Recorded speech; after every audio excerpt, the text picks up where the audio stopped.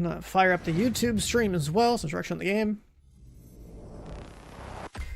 But yeah, today is gonna be like a Incursion day 1 prep. Basically, I need to go and, like, you know, play this game, shoot stuff, make sure my loadouts are set, finish up whatever other stuff I never finished. I think was, I think we never finished getting all the keys, so let's just start with that. I didn't play the Gears beta, but I mean, it's just Gears of War. If you like Gears, I'm sure it's good.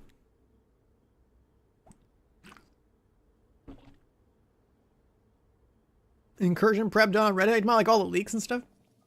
All the leaks ultimately don't even matter.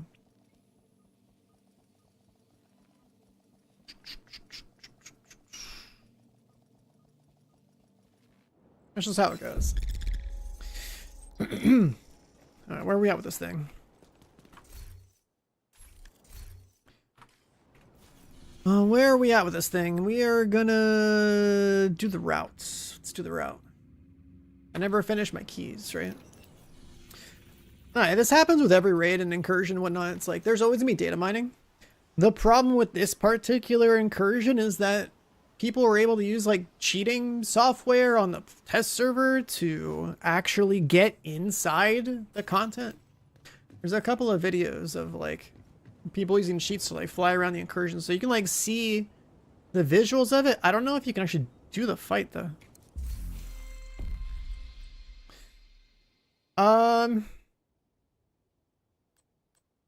Let me see. We're at 150 donated, right?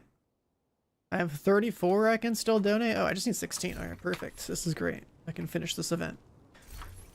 Where's the map? There was like a map I pinned in here, right? Yeah, this guy. I figured this would be a bad way to warm up, get the last couple of keys done. Start with one there. But yeah, there's... I didn't watch the dev stream. I'm seeing, like, people talking about, like, we know there's, like, no official world's first race, but I'm still gonna go for it. And then there's the... I guess, like, they're doing some rebalancing with brand sets and stuff.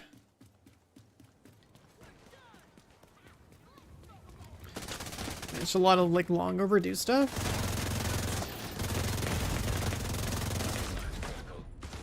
A lot of long overdue stuff. I'm not cooldown yet.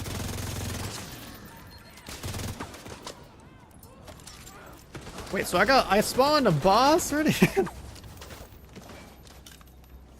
Okay.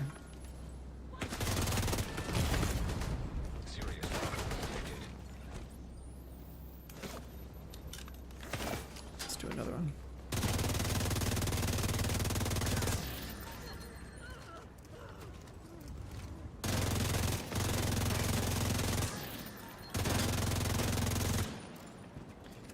What's up, Cuban?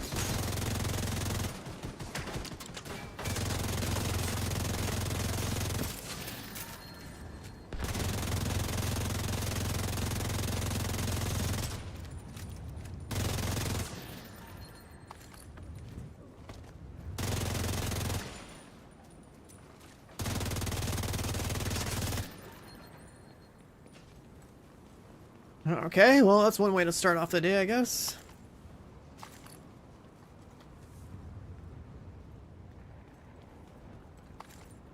What's up, On? Yeah, I missed out on, like, the double token week. I missed out on Striker, apparently. I genuinely lost interest in playing video games last week. I'm, like, just, like, so tired of, like, not having a good game to play. And all the games that come out are kind of, like, mid. Like, I could have forced myself to play Beast of Reincarnation last week.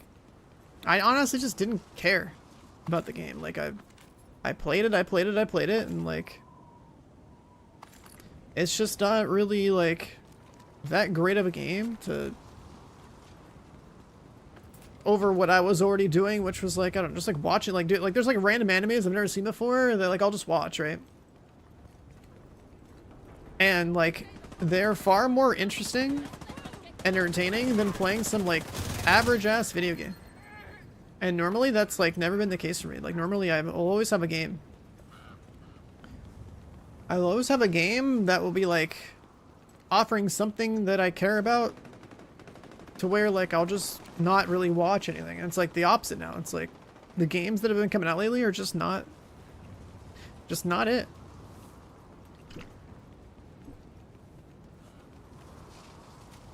Like I legit haven't played a video game since last week. When I was streaming, or this not up. When I was streaming, wait, how is this not up? It's been like a week since I played the game. Try relogging. Are the chests bugged or something? But yeah,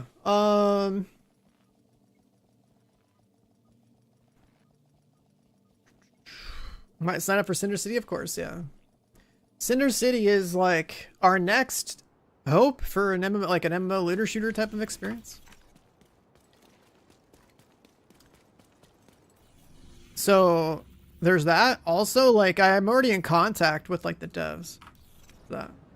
Yeah, I didn't get a haircut. It's like I literally have been in my bed this past week.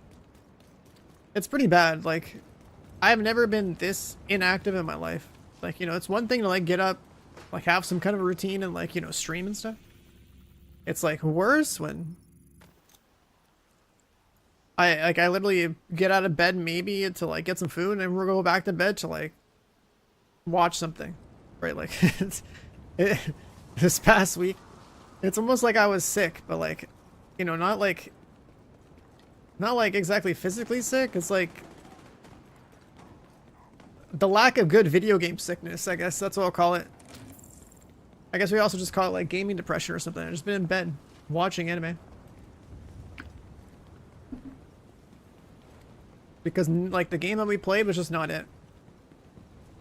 And I had nothing worthwhile to chase. And I mean, I guess like in this game I could have forced myself to just like, you know, play the double token event, play the striker farm, blah blah blah, but like considering striker gear and whatnot, or prototype gear isn't even gonna work in the incursion, like it doesn't really matter. Wait, what's about this? You can undertake greater challenges. Oh, I can do that today? Oh, I mean, I might do some of that.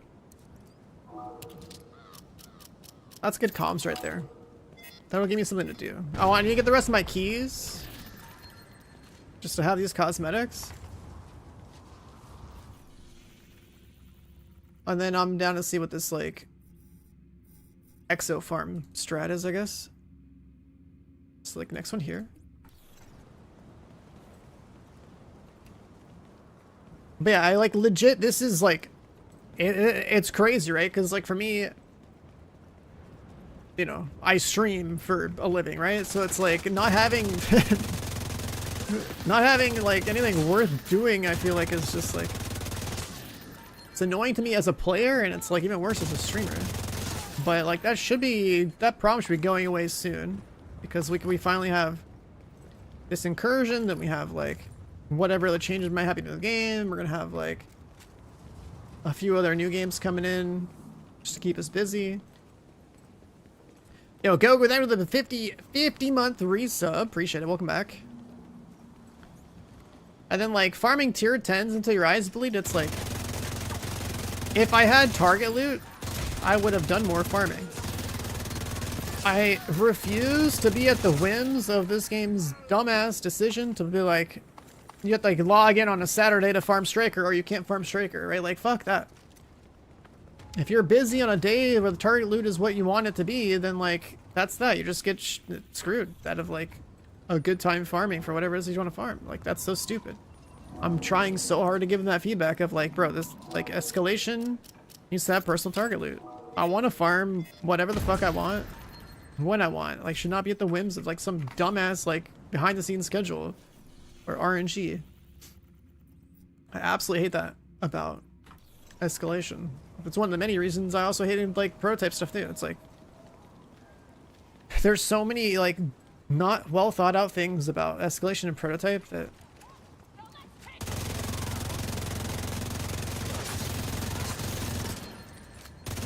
think just straight up ruins the game. I don't know how they're gonna do the recalibration stuff. I don't know what they've announced or like, because I know there's a dev stream, I just didn't watch it. Yeah, there's some kind of like, I don't know, recal or optimization or something happening at some point. I think they say they deleted or something. I don't know. There's supposed to be some kind of like brand set, gear set changes or something. Again, I don't really know the full extent of the details of like what they're actually doing, what they're not doing. Detected. Location guarded by hostiles.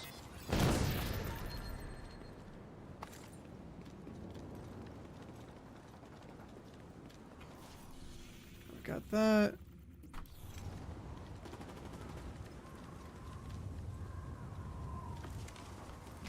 Oh yeah. The only thing that's truly important to me that's happening with the division is like the incursion tomorrow. So basically the goal today is to like, you know, can this button work? Hello? The ability's broken. Pressing T, there we go. 20 presses later, we're...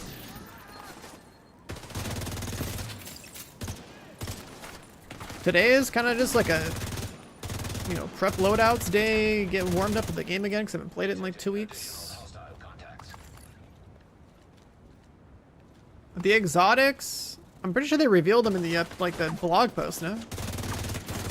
The exotics are terrible. I don't know what they're thinking when it comes to like, you know, like raid and like incursion exclusive items. It's like some kind of ACR that's just like, it's like some garbage version of like some trash talent. What's it called? It's just like, it's an ACR with like a bread basket, but like an exotic version of it. It's like just stupid. It's just stupid. Who the fuck uses bread basket? Like, it's just garbage. You hit the body 3 times to get like amp damage stacks, and then you have to hit a headshot to like consume it for a little bit more amp damage stacks. Like, who the fuck is gonna get value out of that? It's such a waste of an item being added to the game. So like, I don't know. Then I saw there was like this talk about, I don't know, some kind of, I mean, they're finally fixing Determined. So like, that's cool. But then they're adding an exotic that's supposed to be like Determined. But it's in the chest slot, so that also makes it bad. I think that Determined should have been fixed, and like that's essentially what they're trying to do, and that's fine. I think that the exotic should not be in the chest or backpack slot. I think the exotic should be in like the glove slot, so then you have a choice between, are you gonna play with overdogs and actually use your own aim, or are you gonna have like, I don't know, iron wool gloves or whatever it's called to you know, still take advantage of like the free like headshot procs every like couple of seconds. Because if it was gloves, it's like a convenient slot. It doesn't compete for a lot of the other multipliers you might want to play with. It's exotic, so like you can't, you know, you're going to be overdogs for that. And the whole point of like a headshot build is to have Headhunter, exactly, right? So like, if you don't have Headhunter, there's like zero reason to like it's just a wasted exotic. I don't know. What builds for Incursion? I mean, it should definitely just be strikers and like healer players for sure. Just like Escalation, same idea. It's the safest thing you can do. You need people to do damage, so 3 striker gamers, and then you need 1 guy to be your support player, and the most valuable thing a support player is going to do for progression is going to be a healer with like the resurrection backpack and stuff, because like you got to figure out, you got to keep people alive so they can figure out mechanics, and then like you got to pick them up off the floor as soon as possible to get them back in the fight, so the rest of the team doesn't get collapsed on and destroyed. So it's literally the same meta as like playing Escalation, you know, 3 striker, 1 healer.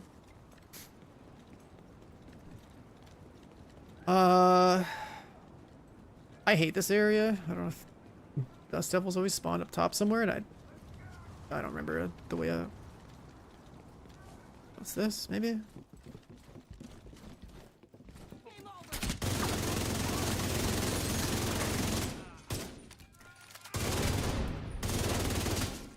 And then, what else is there? There's like a content creator collab event type of thing. There's like a couple of Destiny streamers getting paired up with different content creators. That's pretty cool. I think that's like a pretty good idea for an event. And what's really crazy is going to the comment section on Twitter and stuff and seeing people like bitch that like, hey, why are you guys giving these opportunities to Destiny streamers and all this other stuff? It's like, people have such a weird negative outlook on who gets sponsorships for things. The whole, like, considering it's like a whole, like, the whole point is just marketing. First they're gonna bring in people from like a related community. They bring their people in here to be like, yo, look, our game's pretty cool, check it out. Then there's people spreading misinformation about like Incursion leaks too. Absolute fucking morons. If there's anyone out there that genuinely believes that like the devs would give people or creators or some subset of people who play the game in some fashion like some kind of like guide, they're genuinely fucking stupid. Like, I get that Ubisoft's reputation is dog shit, so like most people just will look for anything as like an excuse to just shit on them. But like, if you just think about it logically, there's like zero value in giving out a guide to like content that, you know, is supposed to be difficult or something. Because like, you know, especially from a stream perspective, like why would you want people who stream the game to finish doing the content and then go do something else? You specifically want them to be in the content, showing it off and like showing that it's a challenge. You want more people to just be in there the whole fucking time. If it's just like a breeze like any other mission, then like the whole point of investing in the content is just like a waste. It's like, okay, you spent like, let's say, I don't know, let's just say a team of like 5 people have to work like a whole year to make that piece of content or something. Like, I don't know, just throw some numbers out. It's like you're gonna spend like, I don't know, like $500,000 making a piece of content like that just so that it's played in 15 minutes, and then like what's the point of the event of like, you know, racing for world's first, or like, you know, promoting it, like promoting like to like, get people to watch it and like see, like make it a cool event and stuff, right? Like it's a waste. Like shortening that by releasing a guide makes absolutely no sense. Like the people who think that that's a thing are just so fucking dumb, man. And of course there's going to be content creators who make a guide like after the fact that they did it on day one, because like once you learn the mechanics, that's that. Like you've solved the homework. Now you just share your homework answers to people who like don't want to play it on day one or don't have the time to, or like, you know, don't have the team for it or whatever. It's just a piece of content, like just like anything else, just like making a build or whatever. But yeah, I don't know. There's like, it's kind of insane. The kind of shit that like gets said in this game's community. And it doesn't help that like Ubisoft has a bad reputation too. Right, so like if the devs or the publisher or whatever didn't have a bad rep, then there would be more trust, right? Because the rep is in shambles, like people can literally say and believe like just about anything because there is zero trust. Like near zero trust. It's like absolutely absurd from where I'm sitting as someone who like plays the game, knows how it goes, also like has had contact with the devs in some way, right? Like it's wild. It's absolutely wild.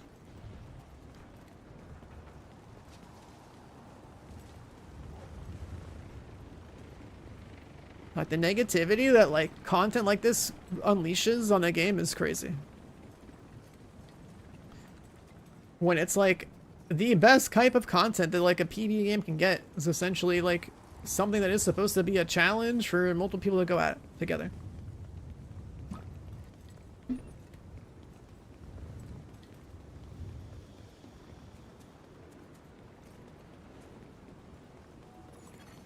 Supply drop nearby.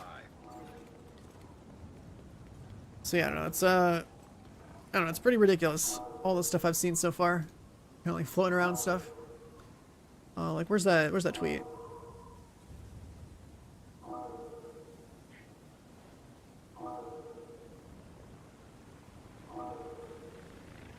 Like this one right here. Hold on. Right, it's like, you know, Wids, DJ Tickle, GC and like Rogue Gold, they're paired up with a couple of Destiny creators. Obviously, like having these pairings of like, you know, Division creators and Destiny creators together makes a lot of sense to like, you know, promote like a new Incursion launch. Something turn this like an event that like, you know, is worth watching and get people of, you know, like a looter shooter background more into the game or whatever. And then there's stuff like this, like, what's all these Destiny content creators on the Division, huh? Why would anyone watch these people play? It's like Supply drop detected. ridiculous.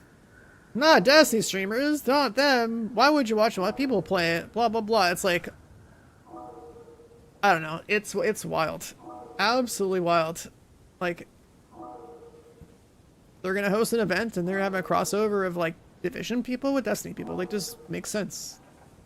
It's like even better than if it was like if there was no Division people involved. If they just like blindly like grabbed a bunch of random ass streamers from like an unrelated genre.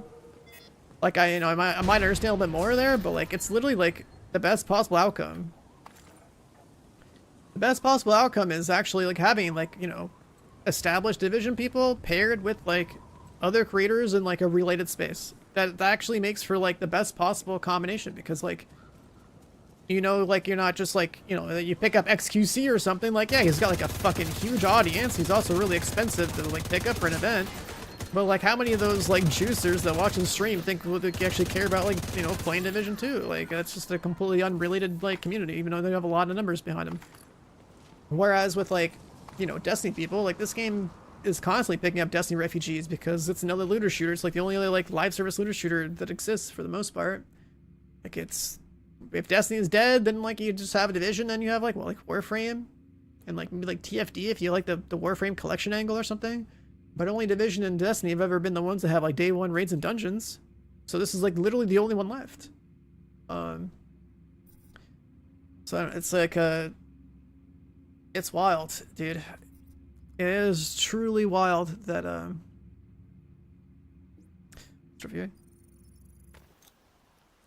that people say what they say and have like opinions they have about it. I have a map on my other screen of like what the boxes are, because I've had to run this before.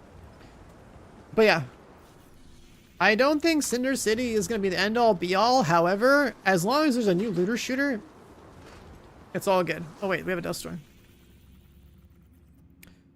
What was the strat here? Oh yeah, over here. I go here now.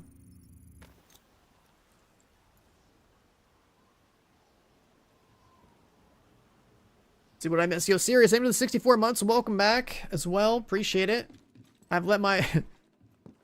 I haven't been gone this much, this frequently in a long time. It's like watching my sub count drop like crazy. It's fine, but like...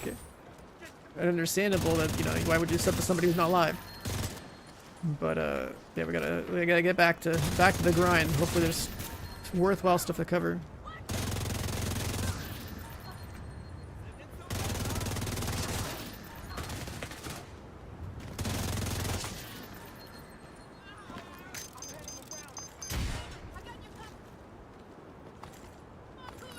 Yeah, like we got tons of shit for doing world's first like every time, right? There's always data mines. Then there's people complaining like, oh, you had like a guide, blah blah blah. There's people thinking like, oh, that stuff came from the devs when it didn't. Like to this day, right? 6 years later after I got world's first, there's still people that spread the misinformation that like there was a raid guide that came from the devs. And like it's just so ridiculous. Like I literally know which data miner created the fucking PDF last like 6 years ago. Like, and you're gonna tell me that that information came from the devs? Like, are you fucking serious? The data miner used to be like a viewer slash sub in my stream, who would just like, you know, he's got like a technical background, so like he knows, he was like pulling all sorts of stuff from the game files to try to like do stuff. But for some fucking reason, he decided that he would make a document that was supposed to be like a raid guide or something with like the Division font. Like I don't know what he was thinking, but all it took was Division font plus like, you know, PDF format plus slapping on little like, I don't know, aesthetic like confidential watermark on there for some reason to like RP that it was something special, and like all it took, and like boom, you convinced like a bunch of like people who have like zero trust in this game and hate the whole like, they're like, oh man, content creators aren't real gamers, and like, you know, fuck the devs, like those type of people, right? And like those people have been like essentially trolled by like one guy who made a PDF, like and it's like 6 years later he's still technically trolling a part of this community that just like wants to believe some like bullshit conspiracy about like how people are able to do raid content day ones, and like how they're, you know, like there's an excuse for like why they weren't the ones to like be world's first or something or other, right? Like it's absolutely ridiculous.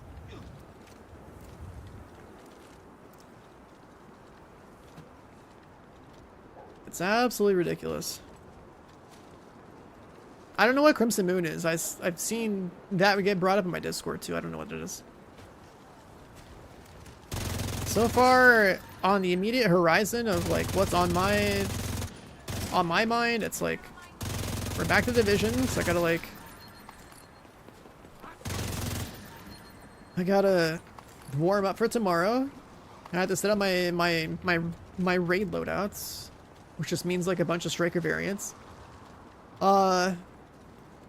And like just finish whatever unfinished business I have, like the Dust Storm and stuff. Yeah, this Crimson Moon game, I have no idea what that is.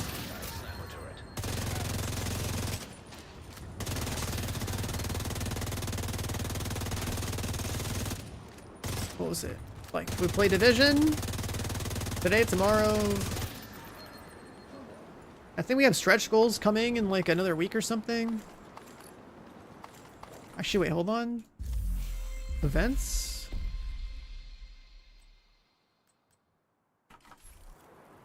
Don't we get like an XP event? There's like seasonal XP events coming tomorrow, and then like another one next week. So if you're not like rank 100 season or whatever, I think you can push to like 100 plus easily next week, or starting tomorrow. I think it's like a 5x, and then like they're doing like a 2x for stretch goals or something.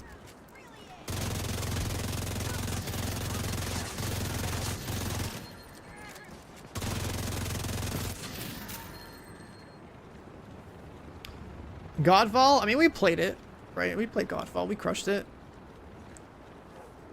It was nice to grind, but like I broke that game really hard.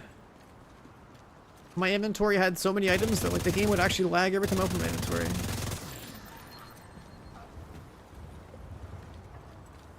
And so you're saying Crimson Moon is like another Godfall, like melee combat looter shooter type of game?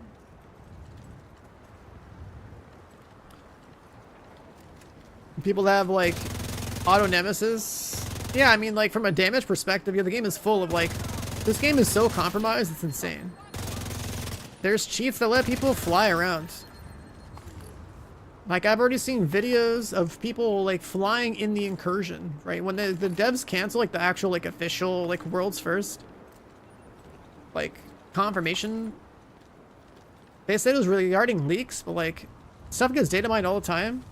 However, like, I've already seen videos of the inside of the Incursion. They didn't do any mechanics, but they basically just like flew around. Like they like opened it up and like literally like no clipped through the entire goddamn map. Like that's how like I don't even know how they accessed it, but I guess like cheats can just like they can connect to like the PTS server. They can like, I don't know, trigger some kind of condition to like, you know, press the button to like, you know, hit the matchmake option or join a server with something that even though if the UI doesn't show it, like I don't know the specifics of how that shit works. You know, make like assumptions, but the fact that they're able to do that is crazy. Like that is like a, this game is very compromised.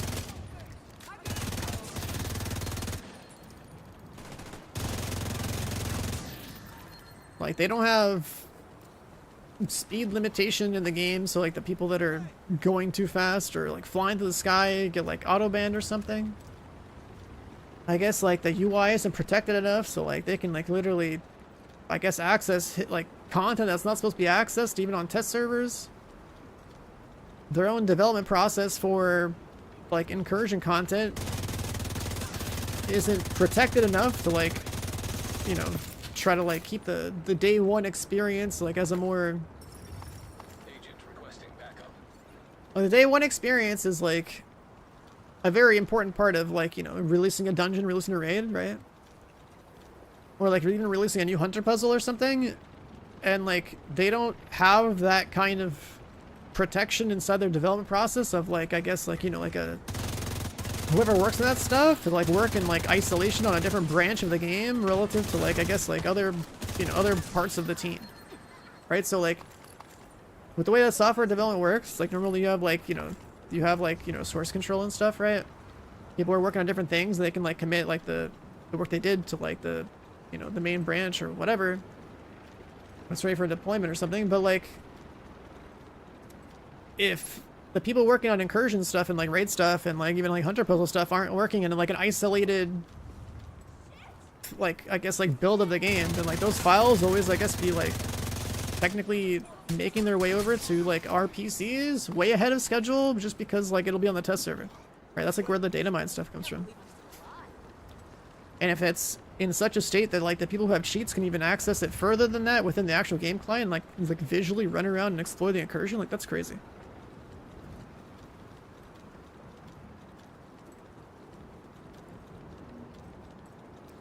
It just comes down to like however the game is coded, I guess, and like whatever like the, you know, the cheating software lets them do. Like as for an example, I guess like, you know, like in your inventory, it's like, I don't know, I guess like, you know, how there's like buttons at the bottom here, right? Like, you know, maybe they decide to just like the functionality of this button existing could still be in the code, but they can like just say, just hide it, don't show it in the UI, right? Maybe like the cheats just let you like flip that and make it so like it shows it again so they can press it. It could be like something like that simple. I don't know. Right, I'm just speculating. But the fact is that like I've seen videos of people flying around the incursion already. Like, not like doing the mechanics. Like I saw a video of like a 3 minutes of like this guy running around and flying in the air and stuff within the incursion, like the one that comes out tomorrow. And that's like how bad the anti-cheat is in this game, I guess. Not to mention, I've seen, you know, we all heard about like auto nemesis and stuff. We also like know that. We also know that you know, on PC we've seen people shoot through walls and like automatically fire like a, I guess like a shotgun that headshots everything. Like, you know what I mean? Like there's a lot of weird just cheats, like legitimate like third-party cheats that like work in the game. The thing is though, regarding worlds first, I mean like, you know, I got worlds first in both both raids, right? It doesn't matter how much damage a cheater can do if they can't get to damage phase by like spawning a boss in by doing mechanics. Right, like you can't kill something if it's not on the screen. You can't kill something and bypass immunity phases if that's how the mechanic is coded, right? So like the people who have that stuff, for the most part, if they don't know how to execute mechanics on top of like actually, if they can't execute mechanics, they're not gonna get worlds first in like the incursion tomorrow. But incursions are pretty simple, so like there wouldn't really be any super hard mechanics. Usually like the way that incursions would work is it's like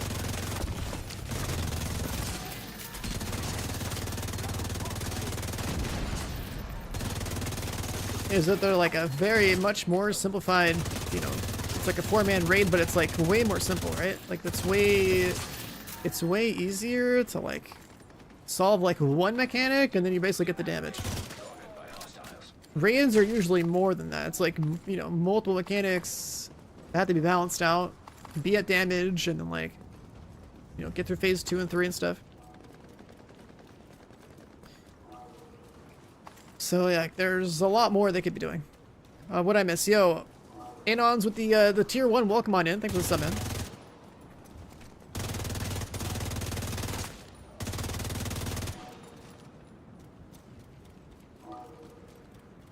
But yeah, I don't know. people play games and like for all sorts of reasons. How did I get that purple light? Oh, you're talking about my cosmetics? The backpack is from the shop, the cash shop. And then like the, what's it called? The purple and pink skin on my gear, that's like from a like one of like the premium shaders from like maybe a couple years ago. Hostiles guarding location nearby. I got like a Resident Evil helmet from like, I don't know, 5 years ago or something. I've got like a some headset around my neck and some like, I don't know, like ramen Korean chest or something with some glowy bits on it. I don't know, if I've been around the game since day one, so like if there was something I wanted, I usually have it.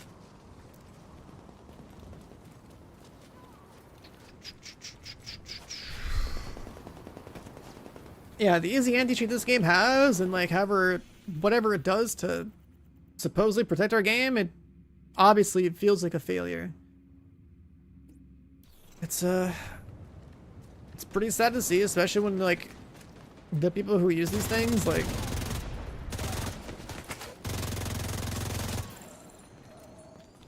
they'll be happy to make like clips or videos and just like post them just for whatever reason. So like you just know it's like it's a pretty bad situation. Hey, what's up, Moxie?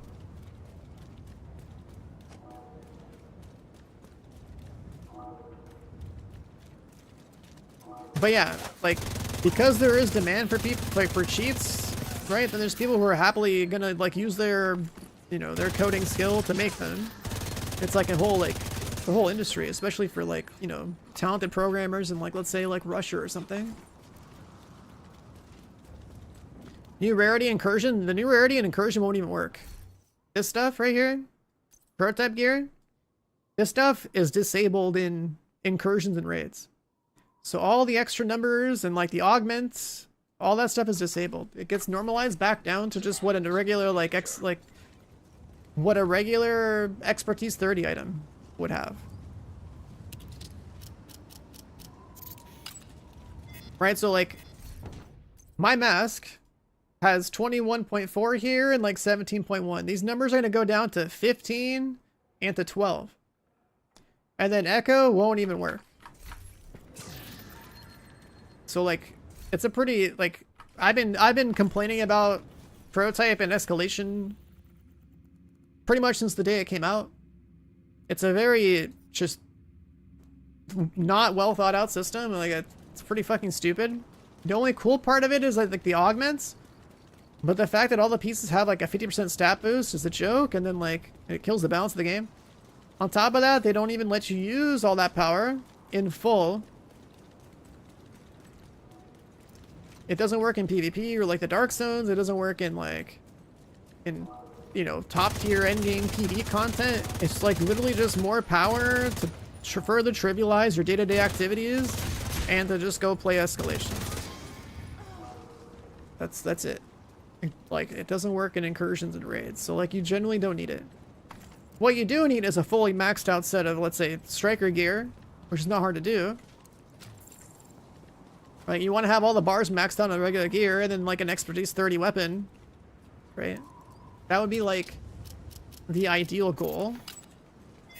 But everything beyond that just doesn't matter. It's also why you don't see me just like I don't have perfect gear. For two reasons. Like one is there's no personal target loot for escalation, and then number two is that like there's zero reason to like sit here and like grind away for perfect prototype gear, because I can't use it in the end game content that actually matters to me, which is like, you know, playing a raid or incursion day one. It's just like a bad system.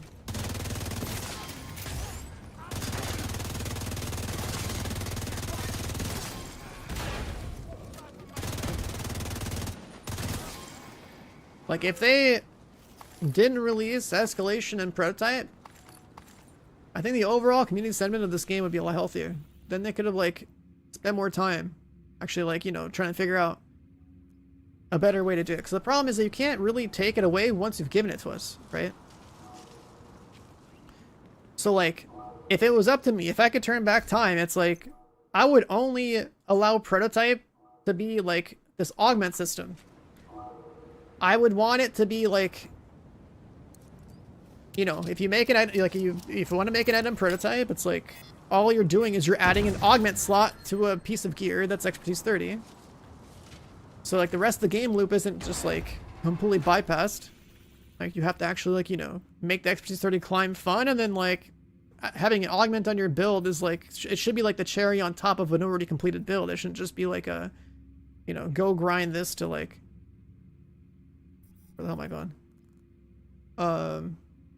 It's number 11, right? Yeah, 12 is down here somewhere.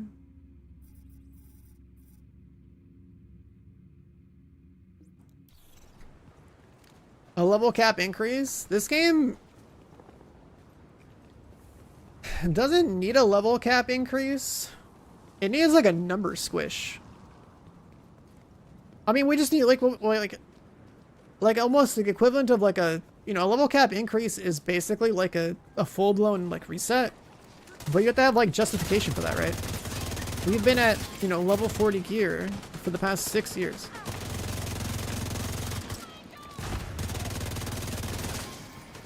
Refarming, I don't know, let's say level 50 striker gear means that instead of hitting for millions, we'd be hitting for like tens of millions. Like, we'd probably go from like, you know, 1 million per bullet to like 10 plus million per bullet on like an average build. Like, you know what I mean? Like the numbers will get out of control. But that's also why like the seasonal idea would have been better too. But the thing is, like, this game's community is conditioned to just want everything maxed out as soon as possible and then never have anything change ever again. It's like a single, like a lot of people like almost treat this game like a single player game. Get like super upset whenever there's any sort of change in the game, and whenever they feel like they no longer have the best stuff and have to like farm again, which is crazy considering like that's like literally the whole point of a game where you make builds and grind. That would have solved our problems. Like if we could have had a number squish back down to like, let's say level 30,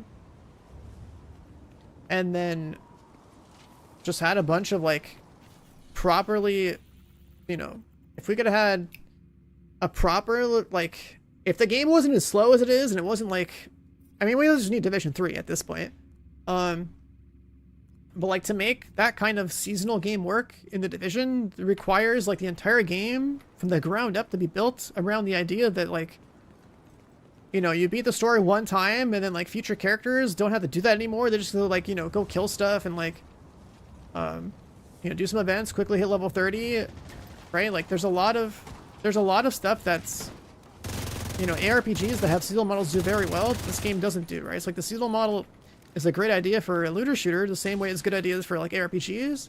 But like this game can't really do that without like a tremendous amount of work.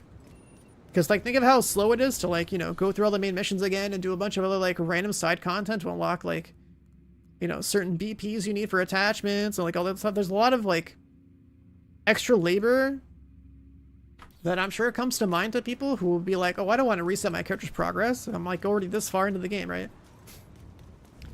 Like you have to like literally build an entire game from the ground up with the idea that like you do the story one time and then you just have like adventure mode or whatever to like for future characters that you're gonna play like 3 months later or something.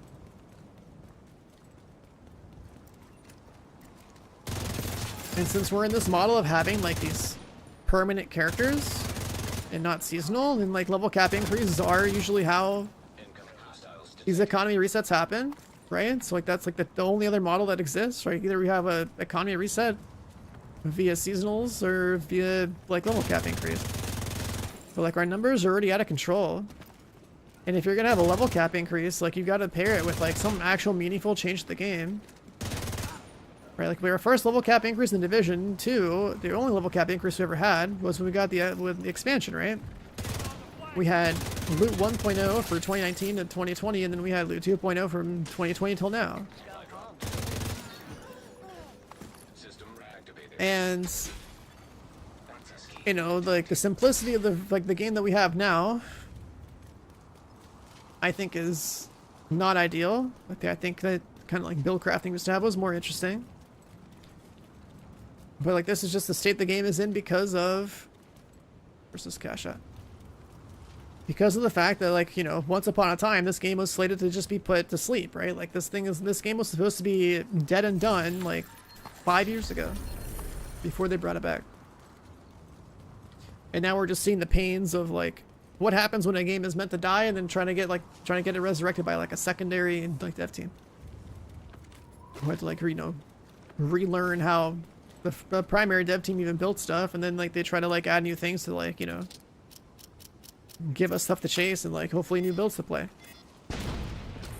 It's also why we're in the situation where like, you know, Striker's just been the best set for like the past like 5 years. Outside of like the one time the Heartbreaker came out. And it was when Heartbreaker used to have like exponentially stacking damage. That was the one time when Striker was worse. I don't know, it's just like there's a lot of problems. There's a lot of problems with picking up where another team left off, with letting a game stagnate for like 5 years. With like, I don't know, whatever other like design decision they're trying to make on like some like limited amount of, I guess, like, I don't know, timetable, right? Because like they do have to push out something interesting for us to do every like 3 to 4 months per season, right? They have to design like a seasonal modifier that gets people to like want to, you know, do the journey and like get the bonus for that season. And then they got to pair that with like some actual like reasonable stuff to go farm that's like interesting to go play with, to like change up the RPG and shake it up, because like, you know, it's stale as fuck to play a game where you acquire one striker set, you max it out, and then you never need another striker set ever again or something, right? Or, like, you never have to play another build because like the best build in the game is the most simple build to play.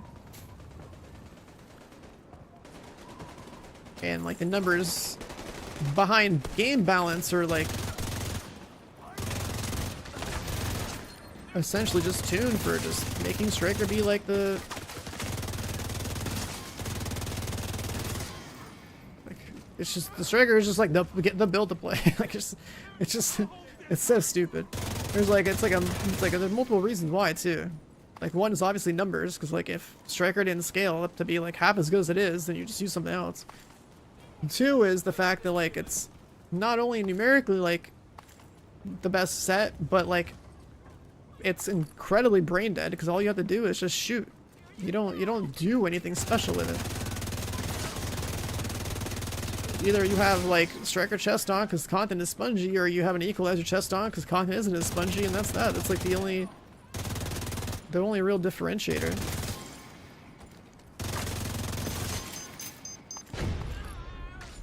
It's basically the number of stacks you have to manage, which are just, you know, how much time did you spend shooting at targets?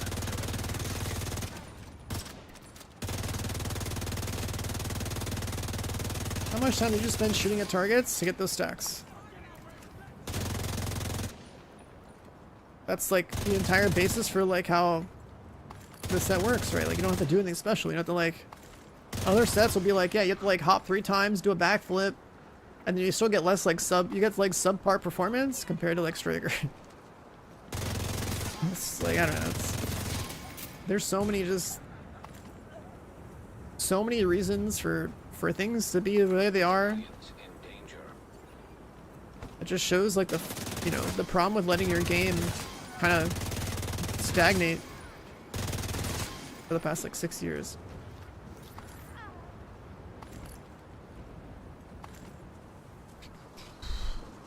And then the only thing we're truly getting is just essentially more numbers to go up with prototype. Like, yeah, like the, what's it called? The augments are actually pretty cool. Like Paradox is pretty interesting. Like I think that's kind of sick, right? Especially the impact it has with the impact that Paradox has on things like the Sheriff. I think that's actually really cool. It makes a gun that normally no one would use, like essentially almost like another meta option if, you know, you do have prototype gear. Like that's the power of adding augments into like our, you know, our build. So essentially an augment is just like another talent, right? Like talents are what define a build. Gear sets are essentially like, you know, so they're like a 4-piece requirement to get a talent. Exotics are like another talent, right? chest and backpack slots are always like where you get your talents, and then like your gun usually has a talent, and then like augments are like a fragmented talent that grows in power based on the number of places you put it on. Right, that adds more build identity. Then for some reason they made prototype also just give you like a 50% stat boost, which is completely unnecessary. If that stat boost wasn't there, I bet they could have justified like actually letting augments be, and prototype gear in general, actually be used in the game. And then like, you can't take that away from people now because it's already been in the game for as long as it has. So you can't like, you can't already fix it. Like sure, a gear 3.0 like level cap increase would work technically, but that's not realistic. That's not. I doubt we're going to see anything like that in like Division 2. They'll just have to add more reasons for prototype to be like a reason to grind and chase stuff, and then you know find some way to like add optimization and recal into the mix as well, and then like that's that. Like I doubt we'll see much more than that before Division 3 comes out. And I look at prototype the same way I look at prototype the same way I look at what was that gear called? Classified sets in Division 1. Everything before their inclusion was actually like reasonable. The state of the balance of the game was reasonable, like the build crafting was like reasonable or whatever. And then when these things got added to the game and like, you know, later into the life cycles, it's just like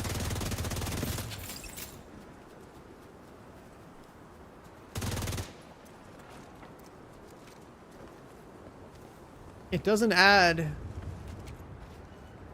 what happened to this guy? It doesn't add depth to the game. It does not really like a healthy choice.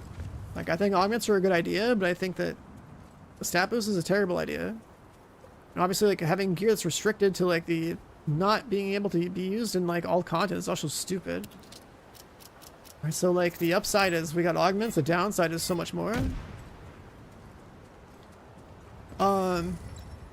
In Division 1, the downside of Classified is that like it was like a 6-piece set, so like you didn't really have a concept of a build anymore. You just had, you were either, you know, you were playing set 1 or set 2 or set 3, and that's it. It's not like you had any further ownership over like how you combine stuff, because there was nothing to combine. It's just a 6-piece that occupied your entire inventory.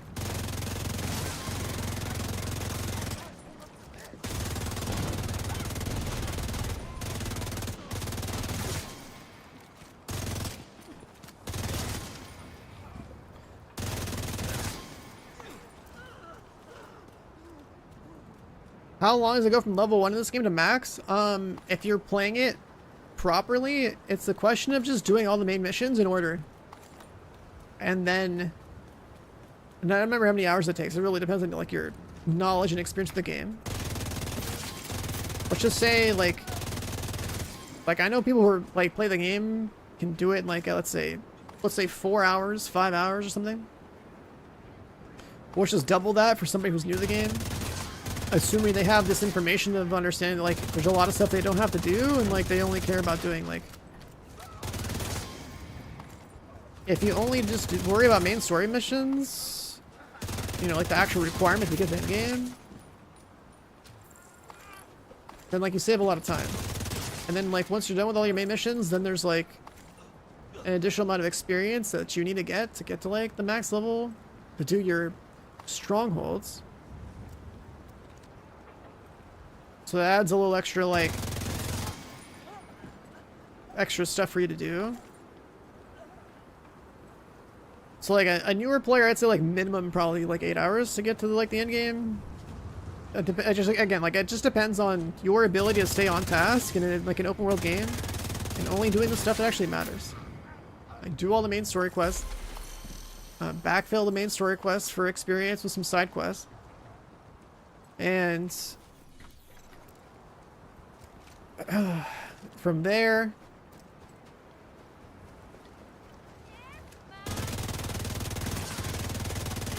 like you have the 1 through 30, which I think that, you know, from an experienced player's perspective, 1 through 30 is supposed to be like, I don't know, like 4 to 5 hours, I think. Then if you want to play the authentic, like, way through the story as well, it's like, on top of doing your 1 through 30 where you do all the strongholds, then you have, like, the invasion part of the game. Which essentially means you're doing, like, all the mission content again, but as invaded. To get to what used to be called World Tier 5. Then you'd want to do Woney after that, right? The world's in New York.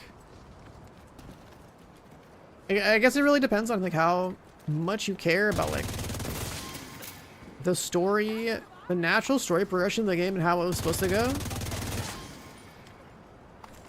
Whereas, like, you could just, like, you know, there's a lot of stuff you could do to just, like, I guess, like, bypass leveling entirely.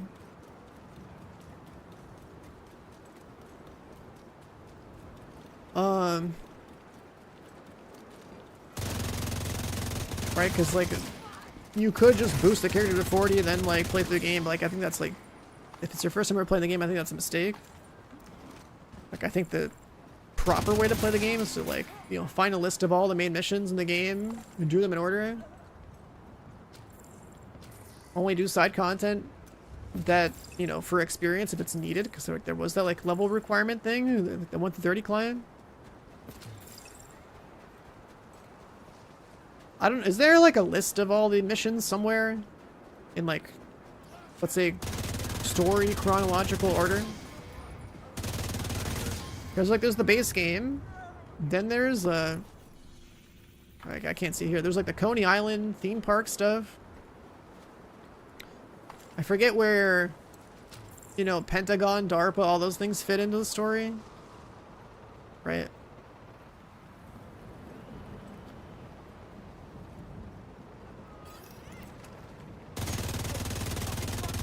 But yeah, if I was somebody completely new to the game, that's the way I would want to go through the game.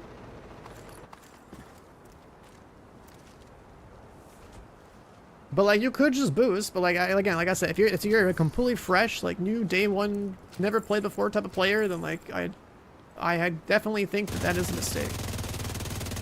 I think that every game like this, you should play through a story, because it's going to introduce mechanics to you in, like, a, you know, an intended way. Whereas if you were just dropped into endgame, you'd probably be, like, hella confused, have to, like, look at gear, have to look at stats. There's, like, a lot of stuff that it's just, like, too much information for, like, the average person that isn't, like, used to, you know, a game like this or whatever.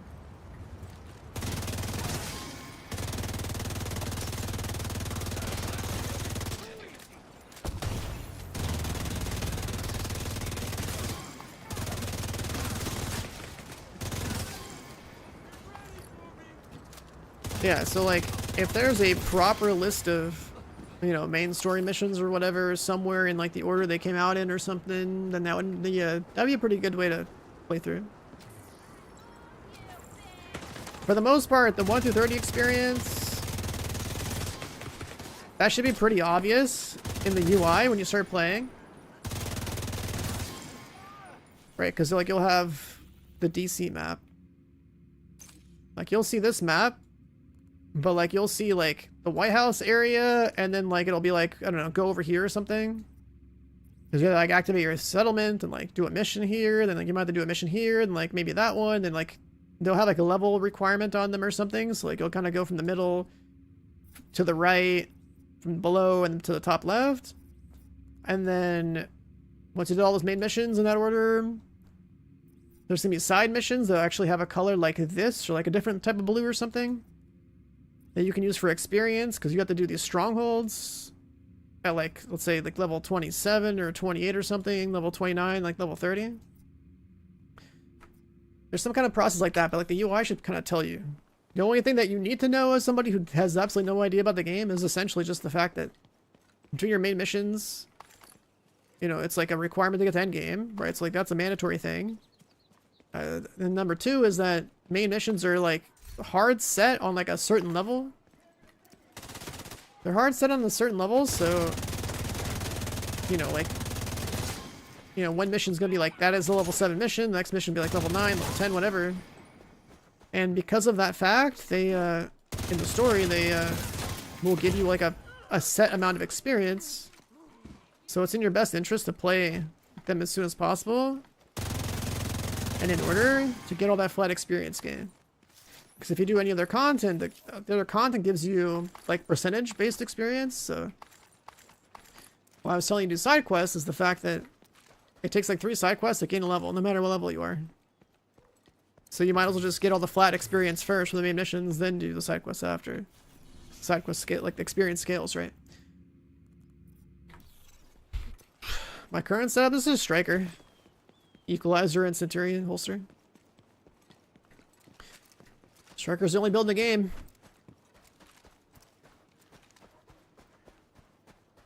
Striker is the only build in the game.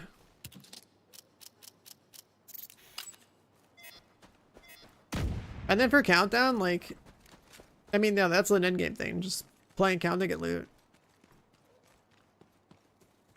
But it doesn't take that long to get a functional loadout from Countdown. And thankfully they also have...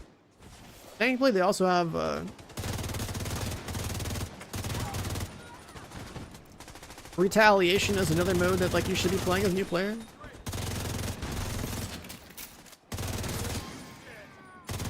Like, I don't know, I have a lot of...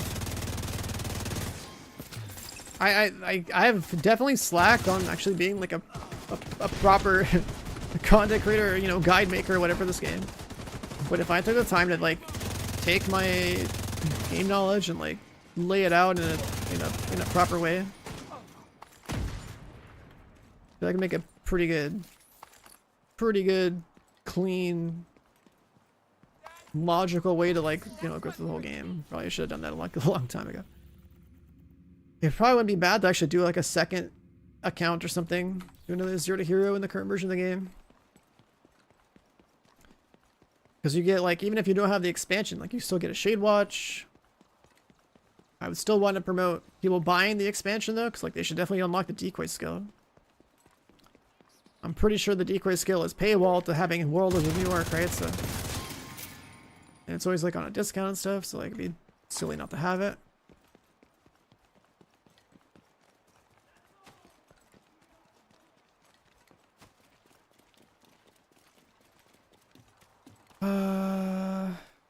Was this thing like over here?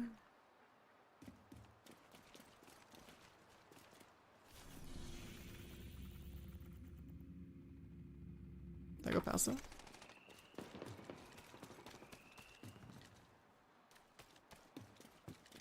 Hardcore, I think hardcore, I mean there's people like it obviously. I think hardcore is a huge waste of time in this game.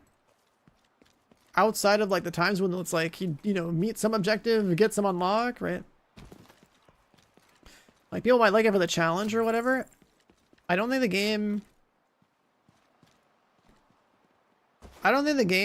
and like looter shooters in general, at least this game in particular, like I don't think like hardcore gameplay really fits the model very well.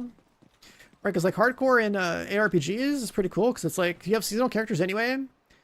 And then they have like, you know, Detected. the seasonal model and with like a leaderboard and stuff of like you leveling up and all that. Like you have kind of more going on there. Those games also have trade too. This looter shooter, it's like, you know, you still have to deal with server problems. Then there's like raids and like, you know, dungeon launches sometimes. And like if you were gonna like, if the game was harder, would you really want to invest in a hardcore character when like, you know, there's like raids and dungeons to do? You did a 0 to hero speedrun, all raid, incursion, exotics, regulus took 7 days. I think it was done like 3 days. Yeah.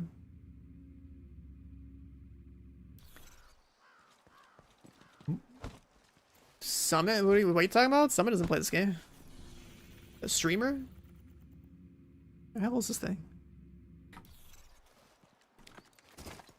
I've been staring this entire time. Like, where's that?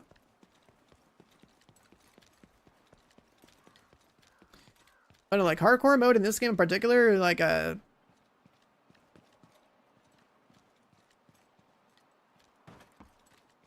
it doesn't have much value from where I'm sitting because of like the existence of, you know, like raid and dungeon content, like doing day ones, and there's not really much support for it besides just the fact I went to the wrong place.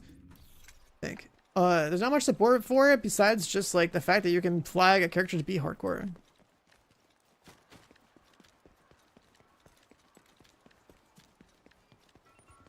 Are you saying that Summit was actually playing Division? I haven't seen him.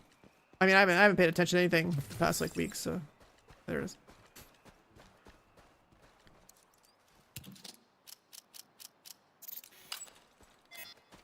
Is he gonna be sponsored to do the Incursion tomorrow? Like, I doubt it. Look, a quick step.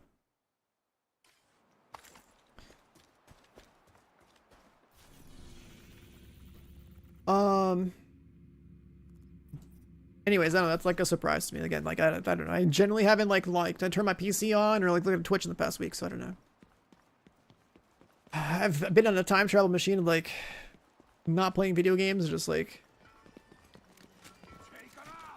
grinding anime instead, dude.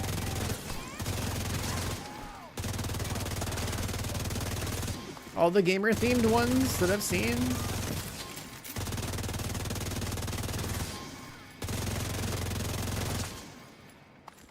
They generally feel like new game launches every time I fire up a new one. I process it like my way of experiencing a new anime is like highly correlated to like how I experience new video games. So, like I just get hooked on a new one and I'm just like binge watching it. Detecting high threat enemy patrol.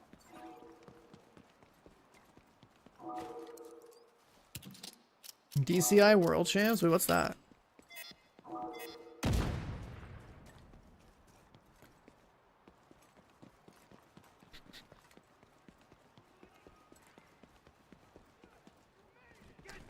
But the main reason I'm taking a break has just been like I generally feel like I haven't had a good game to stream. I haven't had a good game to stream. And I like really don't like feeling like I'm just live to be live. I want to have something to accomplish in a game I might actually like enjoy playing. Because if it's like a miserable time playing a game, then like how the hell am I supposed to even be like, you know, remotely entertaining for anyone watching? Like, so it's like, it feels pretty bad to be gone for as long as I have been though. I think I've taken more time off this year than like, I think like ever in the past like 10 years of streaming.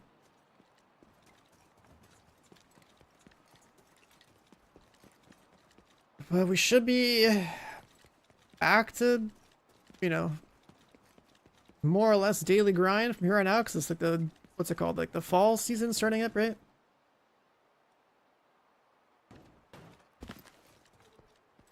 Drum Corps. And the rest of the Wicked, I played it when Early Access first came out. What's the current state of the game? Well, we're finally getting a new, like, day one, like, dungeon to do tomorrow. So, like, that's cool. They're still basically working on the game and adding content. That's the, I guess, like, the best way to summarize it. They're still adding content to the game. People are still playing it. The game constantly going on sales. Lots of new people keep playing the game, checking it out because it's like so much easier to get into. So it's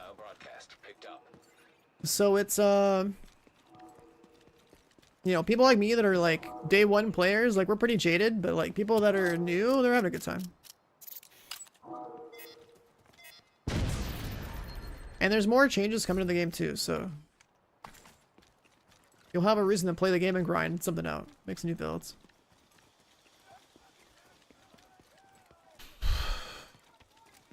There's probably stuff you haven't done in the game if you haven't played it in like a couple of years.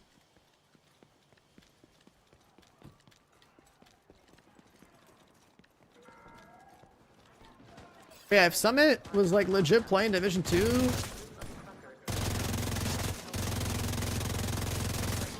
I wonder if he's gonna do like a day one incursion. I wonder if like they would, I mean if he was sponsored to do it, I would imagine they would promote it.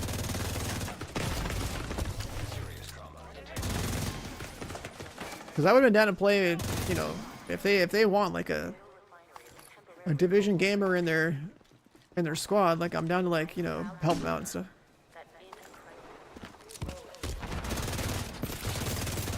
I first met Summit through H1Z1, and then like I remember I remember when he tried Division 1 at launch, like we ran into him in the DZ. He recognized at least like one of our guys from our squad, and it was like, yeah, let's not fuck with these guys. That was a fun little moment in the, you know, through open comms. And then again, I remember at some point he was looking for like, you know, builds to play with. I remember showing him like the super high like RPM like double Alejandro kind of setup or whatever. Lone Star plus, like that was one of the other things I remember. Oh, where am I right now? Here, there. Yeah. If Summit or any of those like these like kind of like, I guess like tourist content creators want to like, you know, do the incursion or whatnot, they need like a, I guess like, cause like, you know, the similar, like I thought it was really cool that these a promotional event tomorrow is basically like, you know, an established division content creator paired up with like however many other creators from, you know, like let's say Destiny or whatever. And that's actually like a really good concept for how they should do, you know, like promotional events for the game.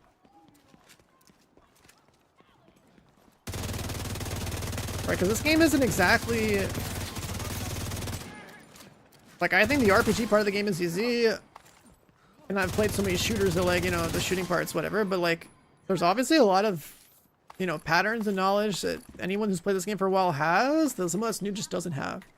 It's very apparent in like how they move around the game, how they like run around, how they position themselves, right?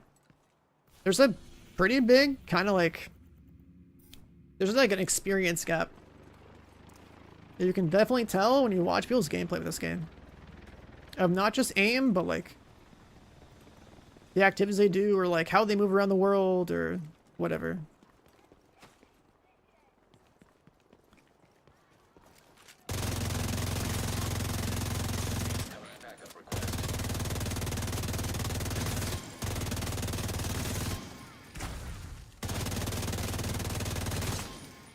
Like when I played tier 10 escalations with like an organized crew, and then I compare it to like certain match-made groups, like even that is like, it's eye-opening, like how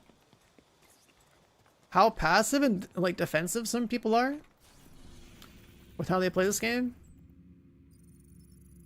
which basically leads to their downfall because they're not clear in their flanks.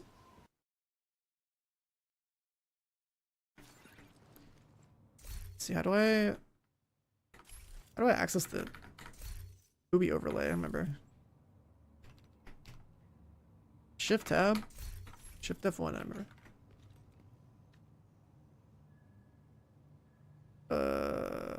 This.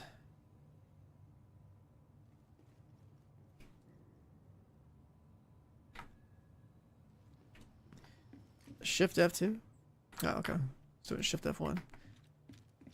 All right. Do we have enough? Oh, we have more than enough. Cool. I was waiting to do this on the last day.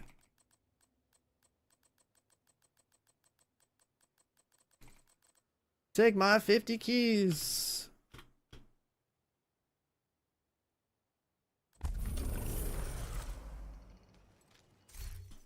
And then that means that I got 2 more skins. What were the rewards?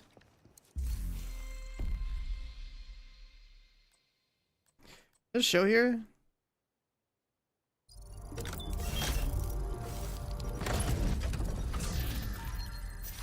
Oh, right, the shoes.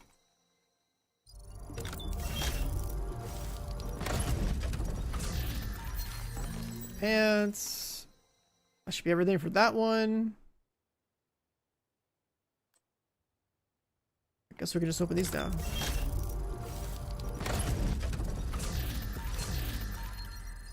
Quick step, hunter killer, mod.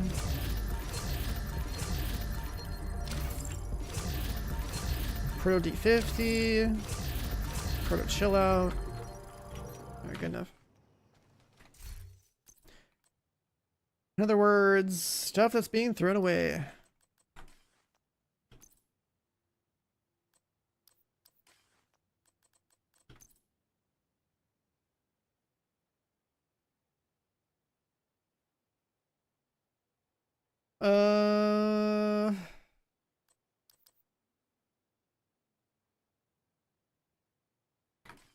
Inventory feels like a mess.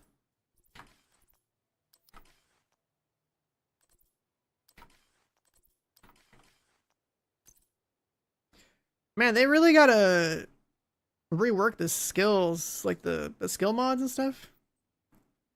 The fact that they take up as much room as they do is kind of silly. First bloom.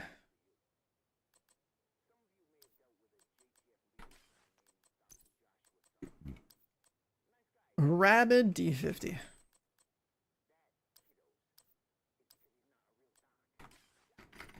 Yo, what's up, Scale? Alright, so finish the key grind. There was like a cosmetic, right? How about that? How about that?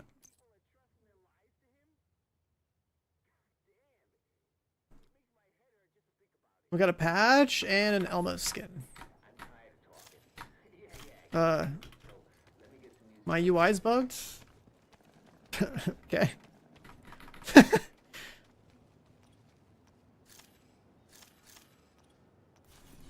Opening the map fixes? Cool.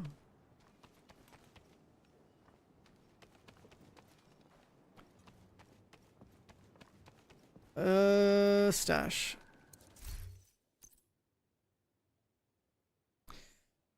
Oh, Curly with the big tier 3 in the 65 months. Welcome back. This is pro tip. Don't die. Dying's fine. We got reviver hives, you know? We got reviver hives. Let's check out the Elmo really fast. Have a team enroll? I do, yeah. The whole, like, getting a team for day one stuff, usually that gets, like, figured out, like, you know, months in advance. Like, when you know something's coming, then, like, you know, you're gonna try to figure out initial interest, and then, like, within, like, let's say 2 weeks of the event, then, like, you also gotta make sure that there's availability and stuff. So, like, I already knew from, like, the last Incursion who I initially wanted to play the game with again. And then 2 of his friends that he, like, trusts and relies on finally became available within, like, the last 2 weeks or whatever. So it was kind of like, okay, well.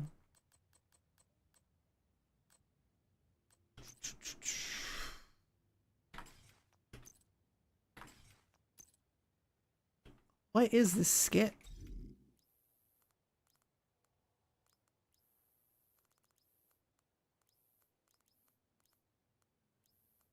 Does it, like, have different colors or something?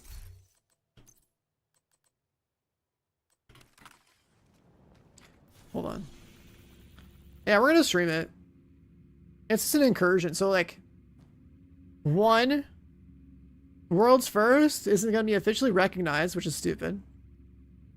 But that's because 2, the game is so goddamn compromised that, like, you know, data mine leaks is one thing, that's not a big deal. And part of this compromise, like, cheaters were able to actually get inside the Incursion on the PTS. So, like, there's already videos of, like, people no-clipping through the Incursion and flying around and showing the territory and stuff. I've already seen what the Incursion looks like on the inside. The videos that I've seen, they don't do any mechanics. They literally just fly. They fly, they, like, no-clip to the fucking map. And, like, they're flying, like, through the dam and, like, you can see the rooms or whatever. You know, imagine, like, a camera just, like, speed running through and being like, oh, here's what the dam looks like, and, like, all this shit.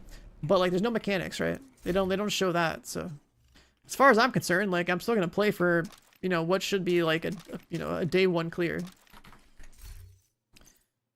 Because that's essentially what makes that content fun, is, you know, playing it for day 1 and trying to be the first to finish it.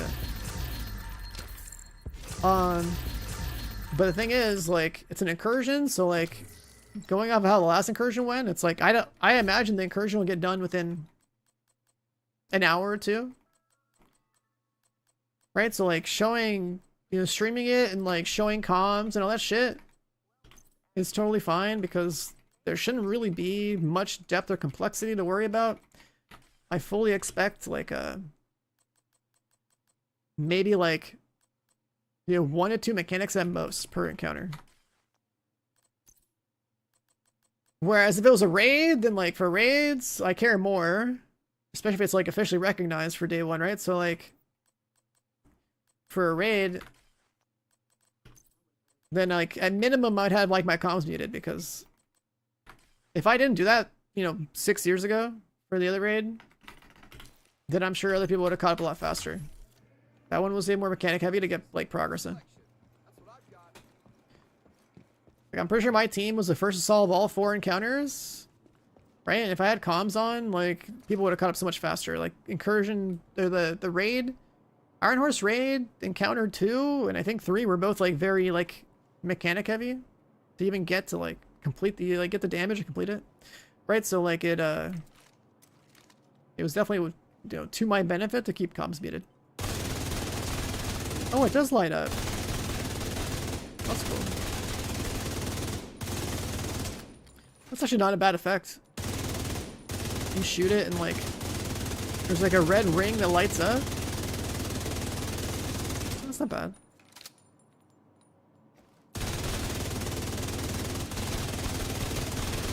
Well, I guess like the one thing I don't like is that it feels like the barrel of the gun might be a little too big. Like, that's about it. It feels a little too...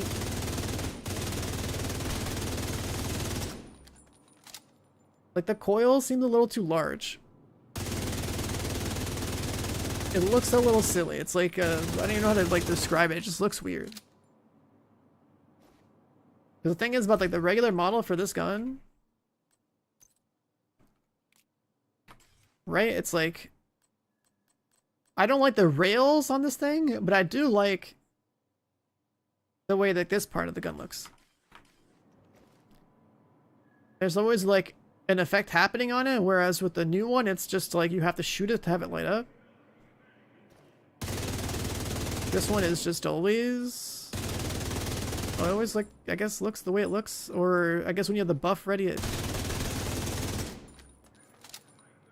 No, I think it just always looks the way it looks. It's like if there was a way for this thing to... I guess lose this, like, maintain this kind of, like, barrel look, but then, like, lose those rails, like, this looks fine. I think this is just, like, too chunky, and I would prefer, like, I prefer, like, this rail with, like, I don't know, some red light up effect or something, or, like, I think that would look cooler. I think that would look cooler. Just like, this is like just a little too thick. Like, maybe you got to make the effect, maybe they did this to make the effect more prominent with this like super thick coil on here. But if that coil was like actually, if that red coil was like, I don't know, within the constraints of like this part of the gun, more tightly wrapped around the barrel or something, that probably would look better. Like, this is too...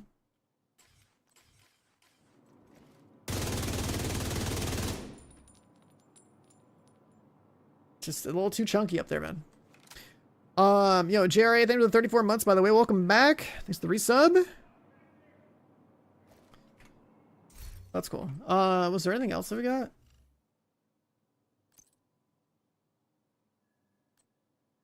Bunch of patches I won't use. Unless I had my own actual, like, logo in the game, I think the only patch I'll ever use is probably gonna be this one. There's so many of these too.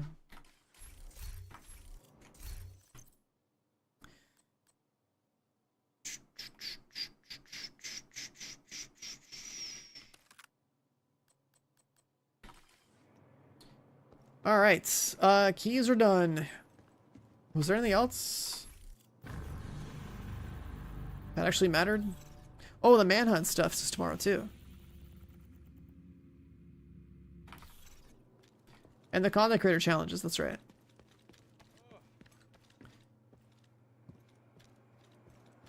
What kind of tactics is for the incursion tomorrow? Well, okay, so as far as builds go, obviously you're just gonna send 3 people as striker and 1 person as a healer. Right, the same meta you would have if you, you know, did escalations. Then, as far as enemies go, it's like, the only other thing to think about is probably just worrying about, like, status effects. Like, that's the only thing they could really leverage to try to, like, fuck people over. I mean, they did add, like, you know, like, those exotic knee pads that give, the whole team, like, what, like, 40 Has Pro or whatever? It's like, that might not be a bad item to have, like, a loadout with. It just depends on how organized your crew is. Like, you know, if you're an individual trying to find a team, then, like... If you're an individual trying to find a team, then you'd have to, like, build for yourself. But if you had an organized crew... If you had an organized crew, then, like... Technically, if your team is, like, really tight-knit, then, like, you'd have 1 guy on the Hasbro knee pads, and then... The other players have like a loadout where they just have enough Hasbro to hit the 100 cap. Our researchers have identified. But that just depends on how your team is. Growing in DC-62 residue. I've never watched this cutscene. I guess the start of it could be a powerful antibiotic. But the hyenas are also harvesting it, and they aren't interested in medicine. A new, unstable spice has hit the streets, making the hyenas more volatile than ever. It's time to go back to the dark zone.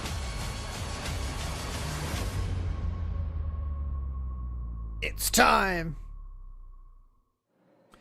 Okay, so when I did the first incursion that this game had a couple years ago, I only had like a 24-hour notice that the incursion was even happening. I quickly scrambled to find a team. I played with Astro and 2 other people he found that I'd never played with before. They're all gamers though. They're all speedrunners and stuff. Right? And we were world second, incursion clear. And that's like without really even having time to play together or like prep or like, you know, I hadn't played the game in like, I don't know, months at the time or something before I like logged on. And we got that that incursion done in like 40 minutes, right?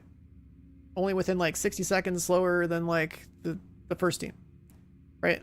And so incursions being content that essentially has matchmaking and is supposed to just be like a max of like 4 encounters for 4 people, I would expect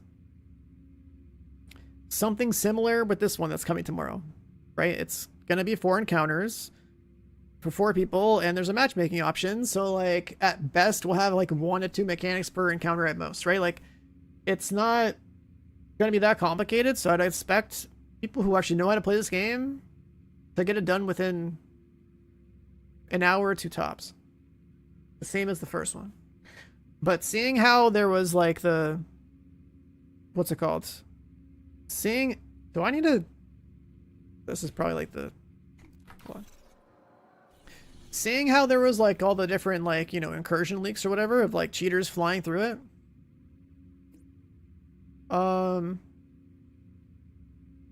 Right, given that that's a thing, the map looked bigger than the first incursion. So that'll probably add some extra runtime. Right, so a quick step obviously is going to be this. To just like go from encounter to encounter. To be able to like, you know, get to like the objectives, to explore, whatever. I don't know about the actual mechanics though. Like there's data mine stuff that, you know, like on your screen when you like usually are playing a mission or something, top left there'll be like some text or whatever. That's the stuff that usually gets data mined pretty early on. Like that's floating around. It doesn't give away really anything super special.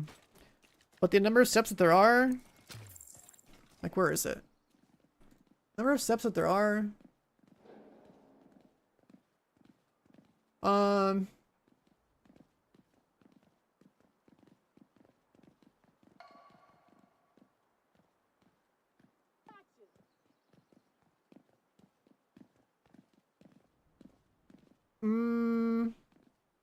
Let me see.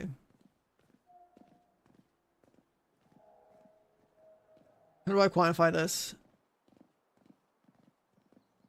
There's always like an opening sequence that like it's just kind of like you just kind of like walk around and kill shit with both raids and incursions. So like in the first raid, it was like you just go up the airport, right, and you just kill a bunch of shit to get into the first room. In the second raid, it was go in, kill some stuff, but you also had like some bosses spawn in. But like those guys were a joke. I remember we killed the first boss of the second raid so fast that like on day one that I was worried that like the whole raid would be over like an hour. Until we got the second encounter and then we're like, what the fuck? And then with the first incursion, I don't know why I'm starting this. With the first incursion, the encounter was basically tied to like, you know, moving forward and killing 2 turrets so that you could progress. But they designed it in like a pretty visually easy to understand way. You can clearly tell that like you either climb up on something to like, you know, manually shoot the generators. We're gonna die twice here. AJ then with the 53, by the way, welcome back. You've returned, I've also returned. My first stream in like a week. So I'm trying to think, like, with the way the first run's gonna go, it's like it's probably gonna be like another similar, pretty quick, you know, one mechanic or something at best, kill a bunch of shit, and then probably have a quick, like, you know, kind of like tank and span kind of boss. I doubt there's gonna be much more than that. What else? Second encounters usually have like a bit more of a mechanic, so you don't just like, you know, DPS your way through it.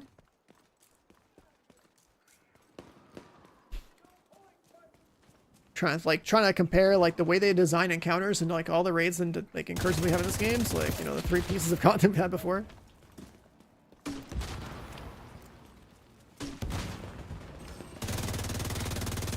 Right, in Dark Hours, what was the second encounter? It was like the team splitting thing with like the airplane buttons.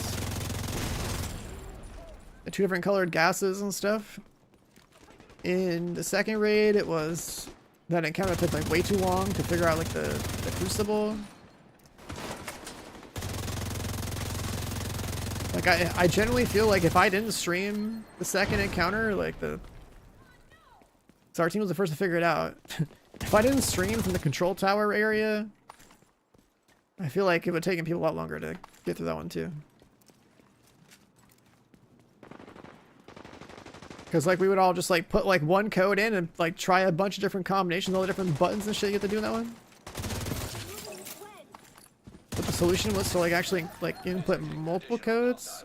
That took a long fucking time to do and figure out.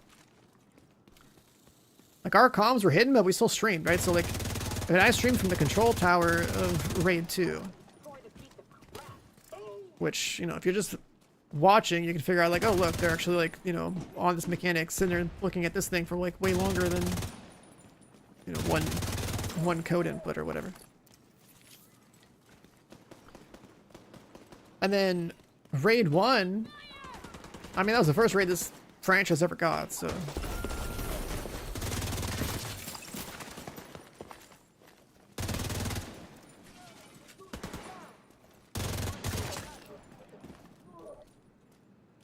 That one, whether or not comms were hidden, I don't think really mattered.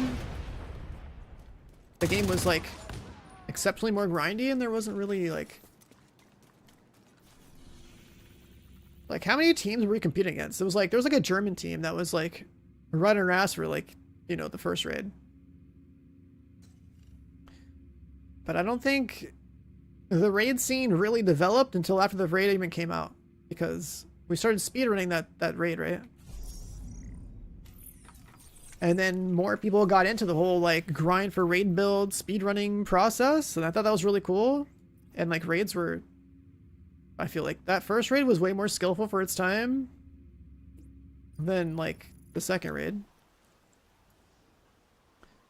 But for raid 1, we almost lost because like we had to do the final encounter with 7 people, right? We were on like the final rotation of like getting the encounter done because one of our players DC'd. So it was like that one, like the first ever raid in Division history. A mostly content creator team full of like yappers. And then the disconnect situation. Like it was like that one was just like we were just kind of like lucky that like the game didn't really have that many like serious players because it was a newer game, and like raiding was a new concept for this like games community. Before like, you know, raid speedrunning became more of a thing and more people got into that. But speedrunning and progression is like completely different. Knowing what to do and executing that is like, you know, optimizing that, executing that, it's not hard. When you don't know what to do and actually like being able to figure that out, figure those patterns out and like, you know, execute them, that's like different experience, especially if you're going for like, you know, world's first, because you got to not only figure it out with your people, but like you gotta be quick about it. You're time pressured and you're like mechanics pressured to solve something. It's like doing a test with like a dynamic like timer of like, oh, I guess like, you know, you're on question 2 and everyone's on question 2, but then like one guy in the room does question 2 before everyone else does, but then like, you know, because of the nature of streaming and everything, that like the answer for question 2 more or less gets passed out, but then you still gotta like execute like question 2. You can't just like, you know, you don't go to question 3 without executing it, right? Like you still have to execute the answer, but like having the answer is a big part of rating day 1. And it doesn't matter if it's like there's some data mines that might hint at like a solution, because it ultimately doesn't matter with like with how like a raid is played, right? Having people like split off, telling them where they should play from, all that information that doesn't show up in a data mine. Like that's like a part of understanding just like positioning and the fuck is this? Positioning and what's this? Understanding positioning, understanding like how your team plays, understanding like builds, like that's something that can't be copy pasted from the game files.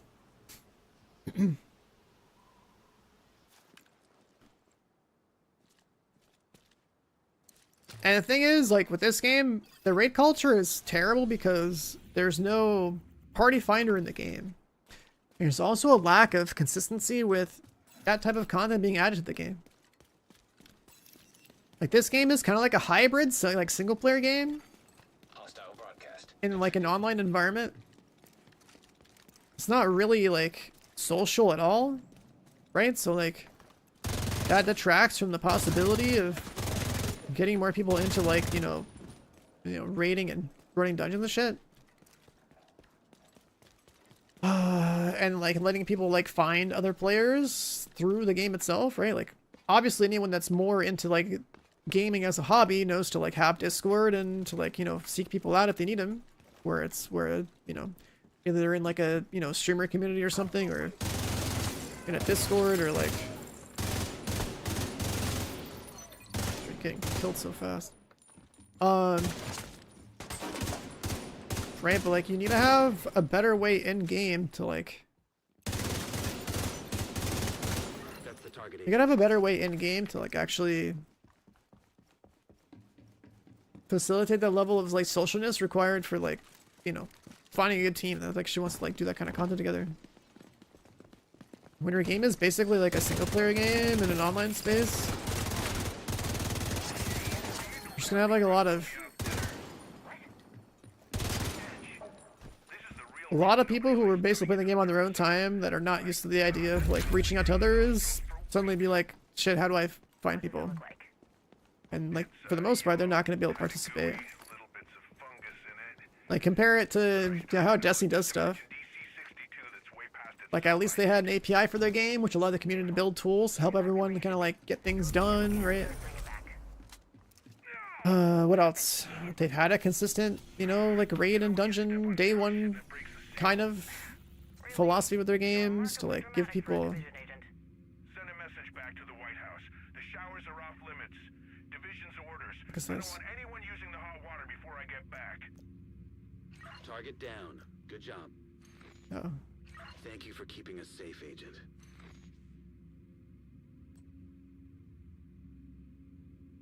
Hyenas in the dark zone? That just mean go here?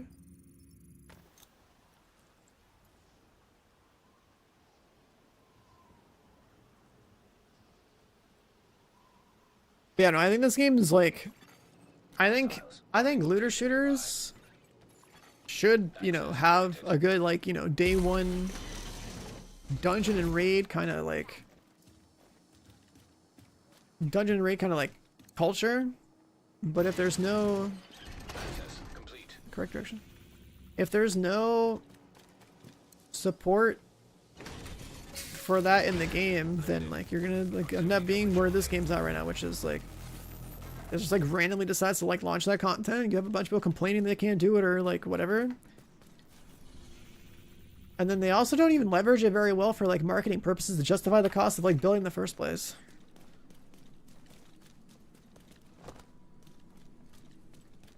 A looter shooter with no endgame? I'm talking about Borderlands.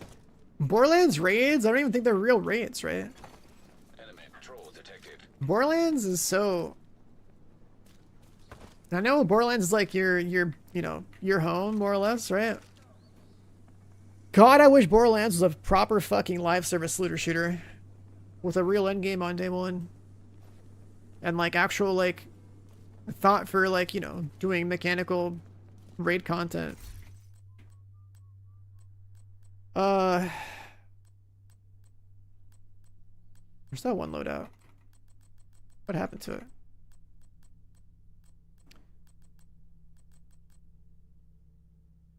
Was it that?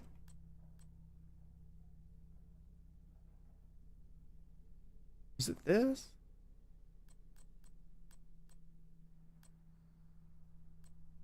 Oh, what happened to my loadout? Whatever.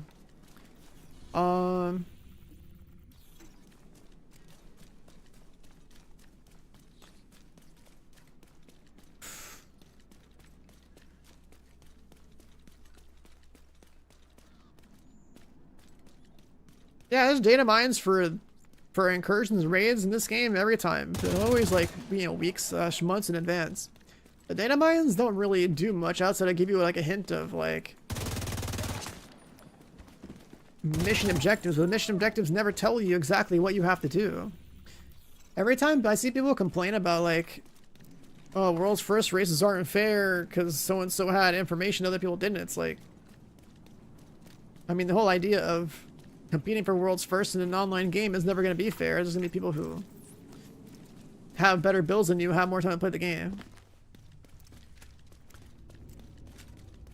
have more friends to play with.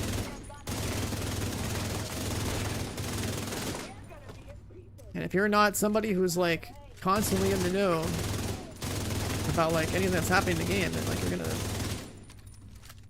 be behind anyway.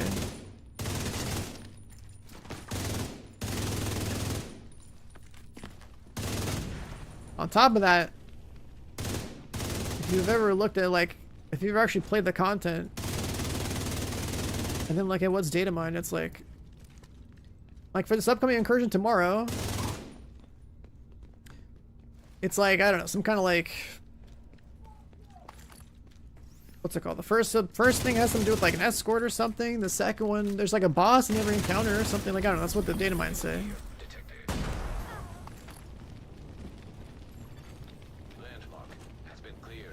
But yeah, like that's no different than a mission, right? a mission that says, hey, go to point A, kill stuff, go to point B, kill stuff, whatever. That's not really a mechanic. That's just like, that's an objective. Right, so like you're saying, locate defector, secure area, initialize Warhound, kill chainsaw boss. That's still very vague, because initializing a Warhound would be on your screen anyways when you do the incursion.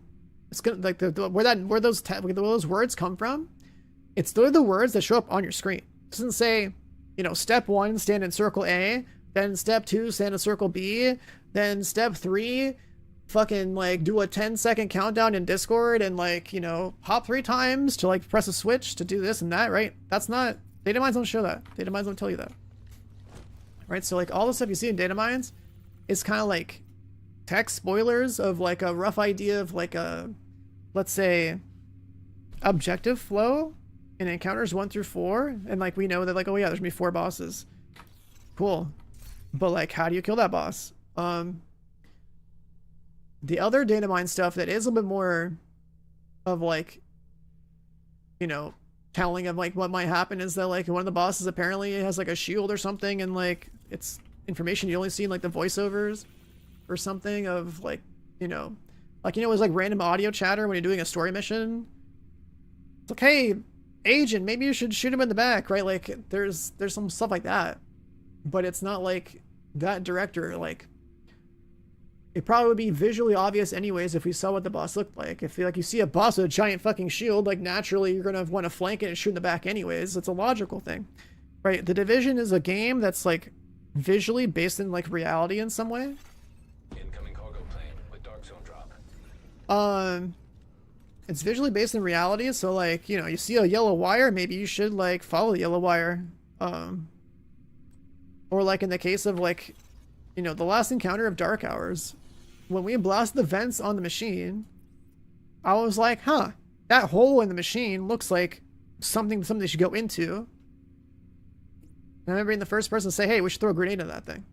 Right? Like, it's like a logical, a lot of mechanics this game tries to do with like raid and dungeon content is like, it's pretty much like there's like a layer of grounded in reality that they had to design their encounters with that, you know, other games usually don't have to do because they're like more fantasy based, right?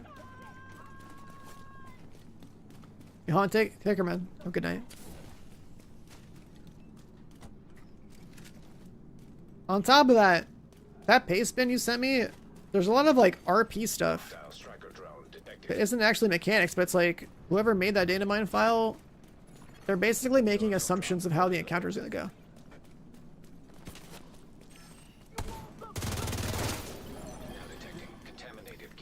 So you also have to look at data mines as potentially just like fake info.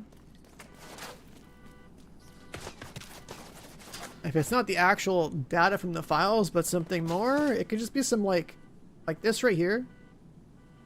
Whatever this is that you just sent me.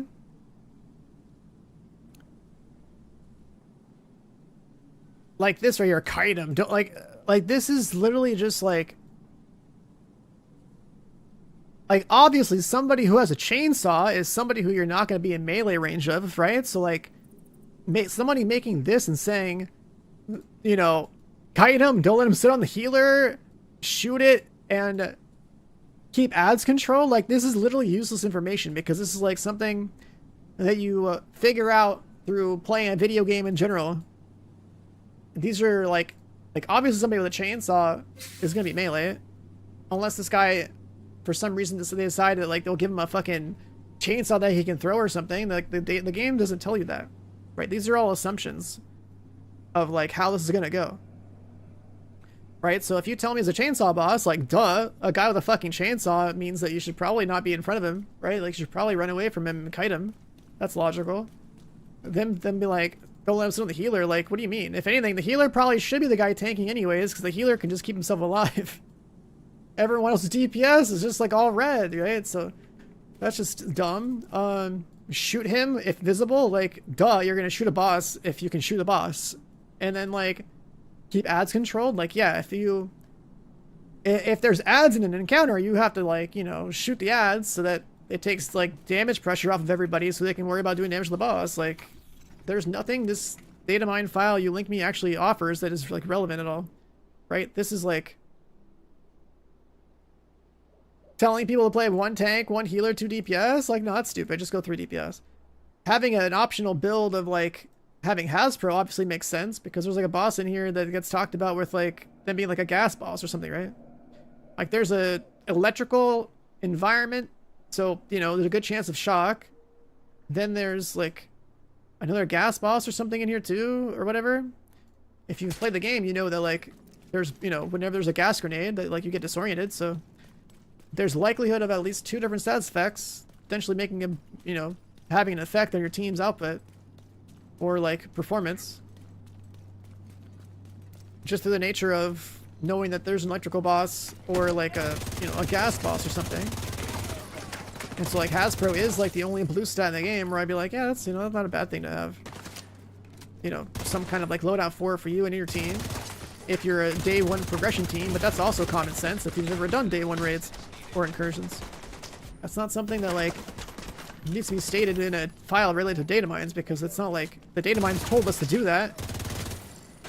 It's something that's like something you would have planned for regardless of whether or not you knew that there was going to be 4 bosses that, you know, may or may not have status effects, right? It's just common sense. Yeah, like what if the chainsaw boss has a gun that shoots chainsaws? What if he's ranged? Because all you really need to know, like, with data mine stuff is like, it's just like, for the most part, it's all, it lets you imagine what the, you know, content could be like, and that's it. But the stuff that like you should already be doing, regardless of the data mines exist, is, you know, make sure you have a team that's all scheduled to play that day. You know, given the meta of the game, you know that like you should have like 3 DPS and 1 healer. If you want to play it safe, yeah, you can do the whole 2 DPS, 1 tank, 1 healer, but a tank in this game is essentially worthless. Anyone that's played the game for longer than a couple hours can, like, you know, figure that out. Because this game is not a tank, healer, DPS trinity game. Anyone who believes otherwise is essentially just, is objectively wrong.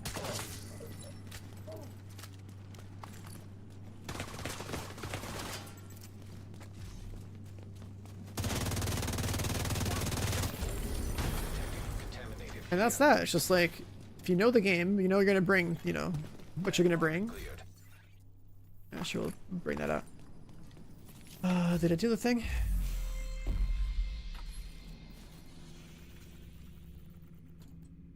I gotta do one more.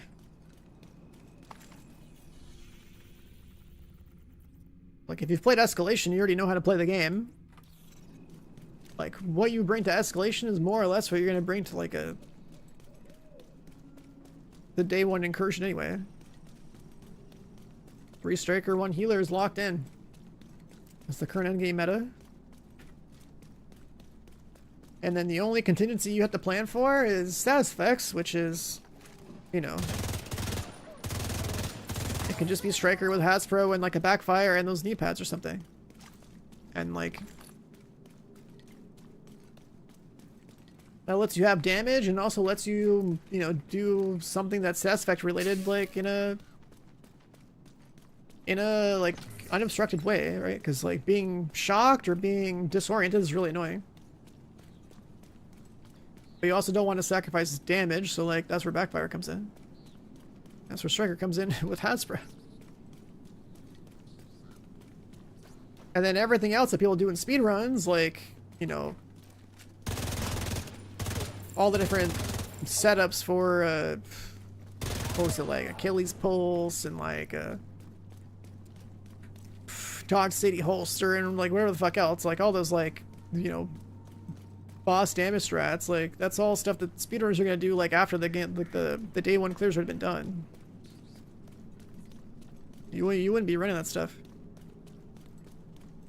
You wouldn't be running that stuff in a blind run. You'd be running that stuff in like a, you know, in a practice run where you know where your position, where you're gonna position yourself, and like where your teammates are positioning themselves, and the exact encounter flow of like what triggers what spawns where.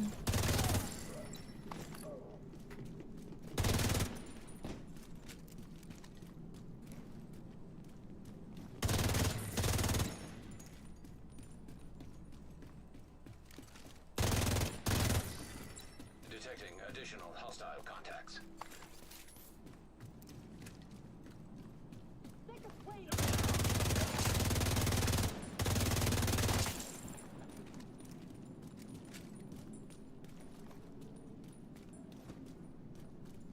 Stuck in the truck. And going worlds first. I mean, we're going for it. It's not gonna be an officially recognized one, but like, if I get it done tomorrow with my team and like, Now detecting contaminated gear. if I get it done tomorrow with my team and like, we're like the only ones on like the leaderboard for completing it, then as far as I'm concerned, I'd call that like legit worlds first. If anyone else on the leaderboard that is like a known speedrunner or whatever, then like, you know, that's their worlds first. If there's 4 people on the leaderboard and they got like random ass name, no one's ever heard of them, and it gets done like in an obviously like illegitimate amount of time. Like if I got it done in 40 minutes and I feel like it was fast for me, and then like some team got it done in 20 minutes, then like I, you know, would call that pretty sus. Right? There's a level of like common sense with, you know, with these games and like who's actually at the forefront of them. Hostile incinerator turret detected. I'm playing with Astro and 2 of his friends. Who also like, you know, are good like competent speedrunner type players.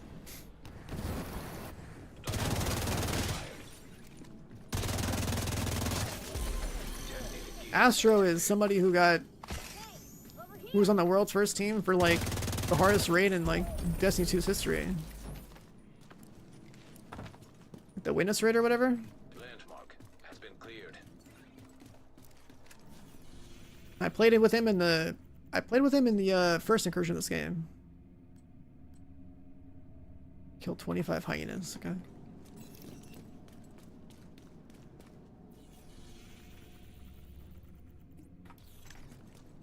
Got your White House leveled up and saw our photos. Yeah, it's like one of my bragging right things from video games. It's like I have my esports backgrounds, and then I have like my world's first. Like those are the 2 things that I point to, I guess, as like far as gaming goes, like gaming accomplishments or whatever. Now it's like, that said, for this game, it's like world's first races in this game are not that competitive, because this game has like a pretty weak like raid culture. It's not like Destiny where it's like, you know, they got like belts every year, they got like straight up special events happening and stuff. Like they don't do it on that level, which is unfortunate, because like I would love to see more looter shooters do raiding the way Destiny did. I think it's the only way to truly justify the cost of making the content in the first place.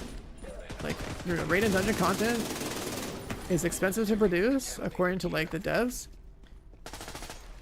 right? So the way to reclaim that is to, you know, treat it as like a form of marketing for the game. Destiny, I think, did a pretty good job of that. Right, you got people all hyped to either, you know, play for day 1 or they're gonna watch it. And you see like the Destiny category climb to be like one of the top on Twitch when like the raids come out and stuff, right? Like that's cool. It's like it's a cool special event.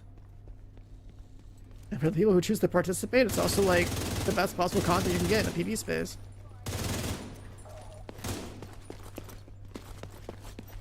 Meanwhile, Division has not really done a very good job of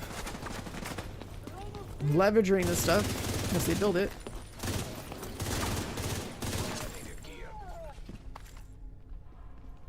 Someone cry about the streamers getting paid to play tomorrow. I mean, people cry about anything in this game. There's people who believe that, you know, those creators being from a different game don't deserve to be paid for something, and that it should be like, you know, the people who have been playing this game since day 1 are like the ones entitled to that. And that's like, that's not really true. Incoming hostiles detected.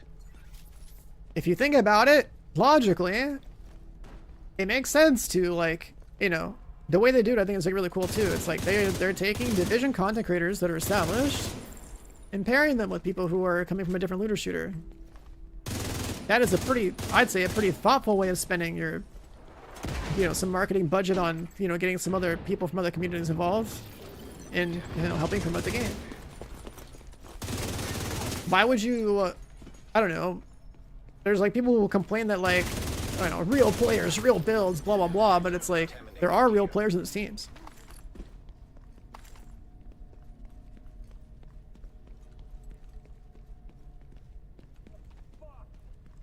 So it's like yeah, like the Destiny guys that are newer to the game, like they're not gonna have the same level of like knowledge and execution as like the people who play this game all the time. They have the capacity to be that, but like, you know, they'll have their, let's say, their equivalent of like a, you know, kind of like a raid Sherpa kind of situation in there a little bit. Except that, you know, they'll have to solve the mechanics together, and that's a good exercise in in what it means to do with COD to day one anyways. One guy who, you know, has an understanding of the game kind of like guide the other three in making better decisions as players in the game. And that's a pretty smart way to pair people up and do like a collaborative thing. There's also this like mentality in the content creator space of like people that like lash out feel entitled to something when they're like, they feel like they've been overlooked for an opportunity, and it's like, it's just kind of, it's like, I don't know, I see it as like a small creator mindset of like, you know, they're used to like having like their, let's say they expect their like loyalty of like, I don't know, streaming to like 10 to 20 people or whatever one game as like an expectation to like they're worth the marketing spend to be involved in an event. And it's also cool that like when a dev team has, you know, people who actually cover the game be kind of rewarded for covering the game, but like at the same time you gotta be realistic. At the end of the day, these events happen because they're marketing events for the game. Why would you exclusively pay only people who already play your game and have audiences that only watch that game or whatever to do the thing they were already going to do?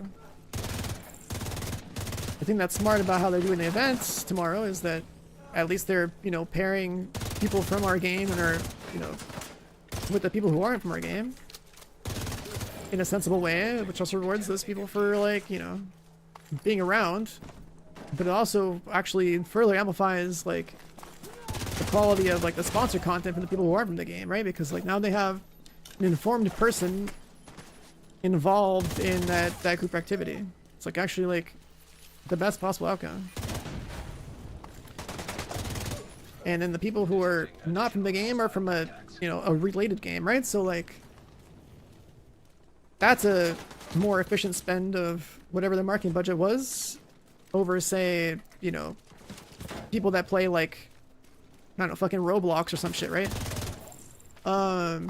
Because like the audiences overlap, right? So out of all the marketing things I've seen this game ever do, I'd say like that the combination that they went with this time around is like the most logical, thoughtful way to go about it. Instead of just throwing marketing money around to like, you know, buy an hour of like XQC's time or something to play this game to an audience that most likely wouldn't care about it, even though he has a ton of reach.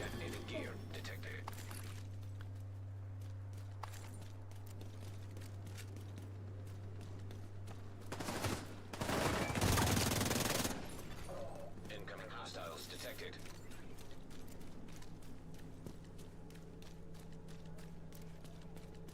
And the thing about earning these opportunities as a content creator is that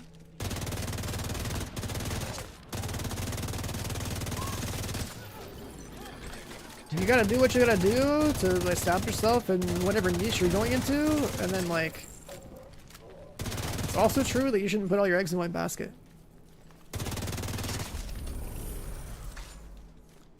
If you can't make it as like something in one particular niche, then maybe you gotta pivot and do somewhere else, something else.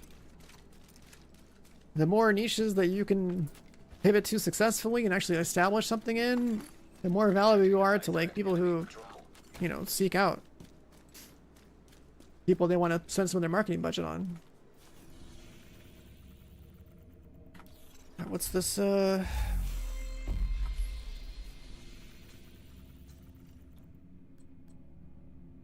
gotta extract and then kill somebody.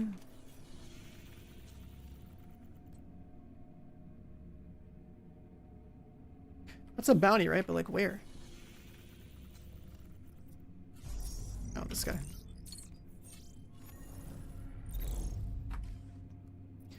Let's see.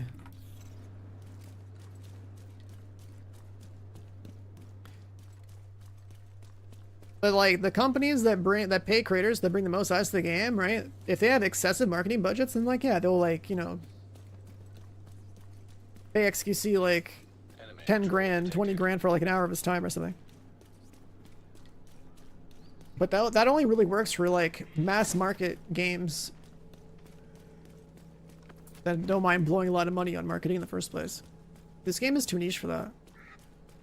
Like this game and Ubisoft games in general might do that for like their day one launches of their games, but it doesn't make any sense to spend that kind of money on this game, you know, 7 years later.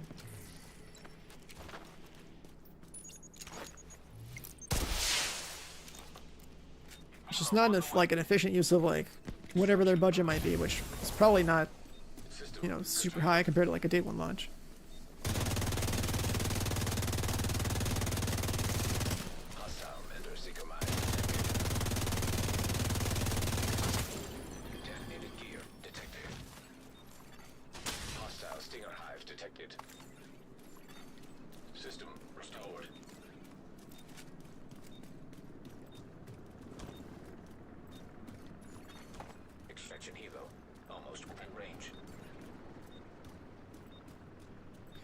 Just gonna extract this.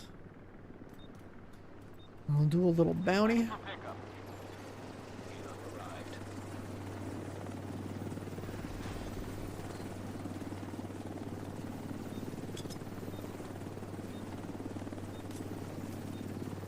Extracting cargo.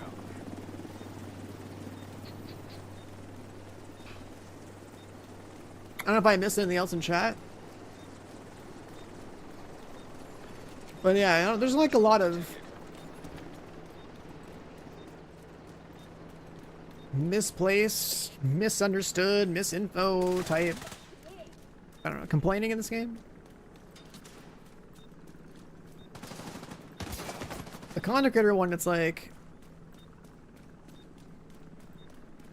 if the people complaining aren't familiar with the content creator space, like I could, you know, clearly see like, oh yeah, you would expect that the main division people would be like the ones involved all the time and only them or something, or like they would hope that like the smaller div guys, whoever they might be, so like I don't really know who's all in the space, would be afforded these opportunities, but it's just like that's not really how, that's not the reality of like content creation. And then for like, you know, like raid leaks, incursion leaks, all that stuff, it's like, I swear people just farm it. You know, it's a very real thing to like, you know, rage bait. And that's like, people farm these topics, which is further abusable by the fact that like Ubisoft as a whole just doesn't really have a whole lot of trust anyways, right? So like, if some random person says, hey, the fucking streamers got guides to raid content, and people take that at face value, and even if like, I guess like the devs said said otherwise, like would people even like trust it, right? Because like that's the thing about like having your like a good or bad reputation. When you have like a very bad rep, then like the amount of trust that people have in anything you say or do just goes down. Civilians in distress.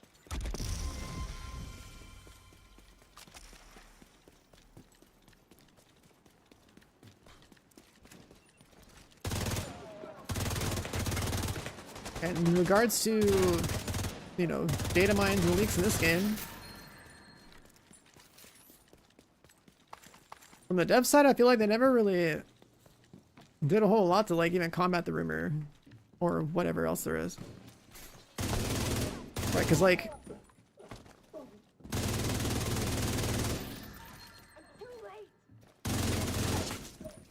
you need people who are in a position of authority to like, you know, say otherwise on a consistent, kind of like a consistent basis. Otherwise, you just have, you have AI from Google reading all of Reddit from 6 years ago, spouting that like the raid guides were given from the devs or whatever as truth. Like, it's like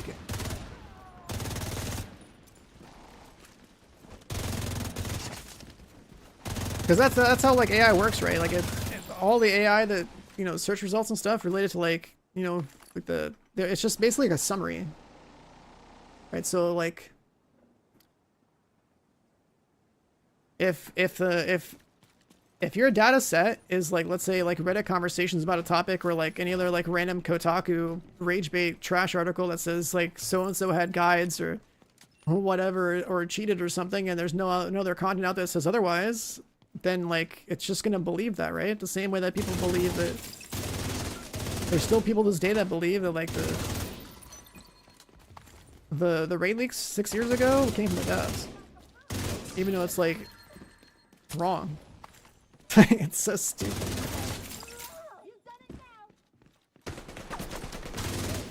It's not even about like it telling you what you want to hear. It's literally just like the downside of misinformation, and then like not enough effort to like counter that misinformation with the actual truth. So then when you know, aggregate all the opinions that are out there to like summarize them, it's not like AI was there to like know the truth, right? So it's just gonna like look at all the data that's out there and be like, well, I guess this is the truth, we'll serve that up. It's like, you get paid? Oh sure. All the spitting and middle fingers count for something. alright, that unlocks tomorrow. Easy up there. So Glad that's done. Okay. manage it. What's up, Void? There's one name that keeps popping up. Zodiac. You got the target. Nice.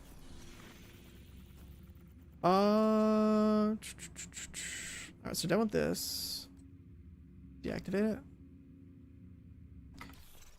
So we got the manhunt prep for tomorrow. Looks like you earned yourself another bounty. Well done. Like, Incursion's gonna come first. We'll do the master mission after that tomorrow. I wonder if, like, the group I'm with is gonna want to, like, even bother speedrunning it, though. I don't know.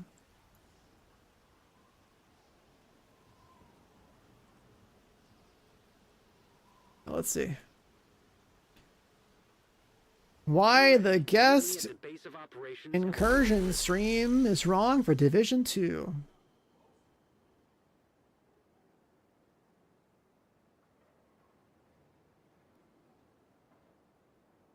I don't care about this. I don't care what game the player comes from. I don't care what skill the player has. I don't care about creators of their content.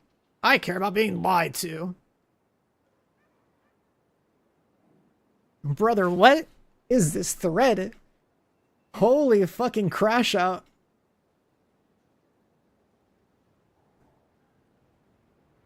When devs are paying creators to push content, those people who follow them are not being treated honestly. I was paid for years to test games. You're a game tester, not a creator. Shut the fuck up. This means nothing. You never paid after launch day? Who gives a fuck? That's your problem. You never stream gameplay outside of for fun? That's your problem. You'll never take time to play the game? I mean, that's again your problem. Promoting a game that like you're happy to promote anyways because it's still within your interest is totally fine. And telling people what's a hashtag ad is all it takes to be FTC compliant. What else is there? You'll never be paid and pretend you're playing for fun. You have a choice as a creator to choose whether or not you want to take a sponsorship. I have turned down plenty of opportunities because those opportunities made no sense for me and the people who watch my stream. That's the choice you have. There's other people who might take any opportunity, and that's that. And like, you know, they can do that, but that's up to whoever it is that's being contracted to do something. That's the nature of the business. And on top of that, it's pretty obvious when someone's not being genuine on stream, because if you watch their streams, then you know like who they are as a person or like what they like and stuff over time, which is why those people stick around in the first place, right? So like, if I'm paid to play any looter shooter, then like, fuck yeah, I was probably gonna cover it anyways. I'd be happy to like also cover it further on with some constraints, or like say whatever it is they need, like whatever talking points that need to be reiterated as far as like a hashtag is concerned, because like it's something I would have played anyways and thrown my own input into anyways.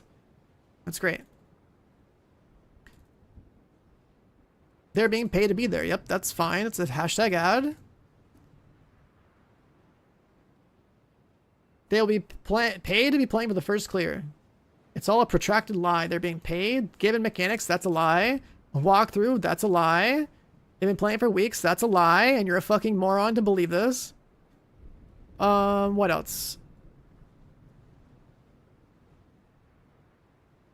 The lie, you're fucking stupid. Known cheaters, you're fucking stupid. What else? Hardest content, no watch, no library, no super proficient. The way sponsorships usually work is if they don't have an account, they'll be given an account. So again, this guy is fucking stupid. Proper examples are not examples. They're literally like personalities that are walking through content that is fresh and being promoted as something, as a challenge for everyone else to either watch and or go do. Okay? Minimize the impact of everyone else? Okay, that's just fucking stupid. How does that have any correlation to everyone else's experience? Huh? Okay.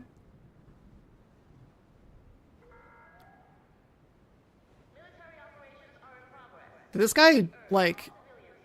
Is this guy real? Is this a real human being? Or is this just like... like, who creates this shit? Who writes like this?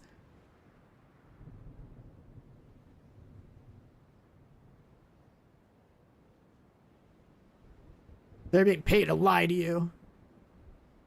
They already killed one game. Oh, this guy must be a Destiny fucking, like... This guy must be a Destiny hate watcher.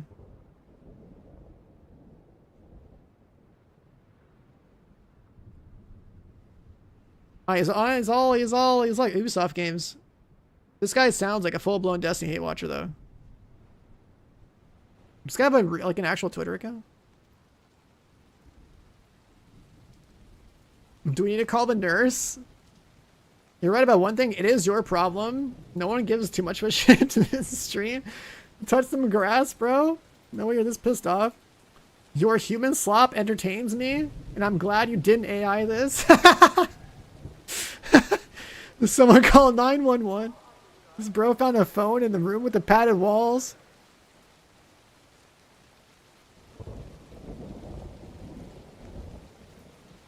I mean, I'm glad there's some, like, normal people in here.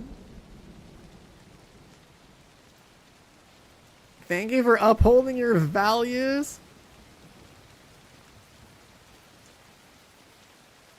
Unbelievable.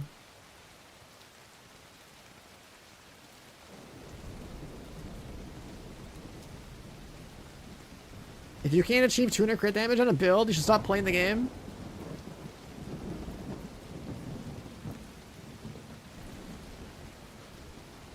If you don't know how to hit 200 crit damage, just probably shut the fuck up and stop talking. This is actually his personality. Jesus Christ.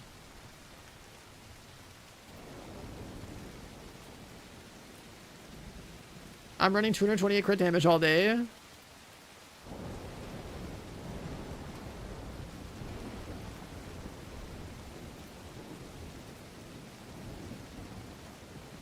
Wow.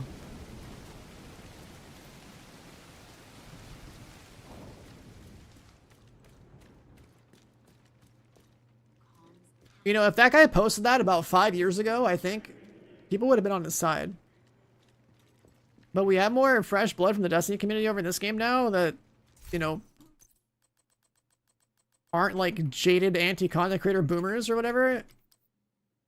So it's like a little bit healthier now, I think, than it was like 6 years ago. It's like the subreddit. Subreddit 6 years ago. Holy shit. There was so many like there was more anti-content creator stuff back then. The meta shifted a little bit.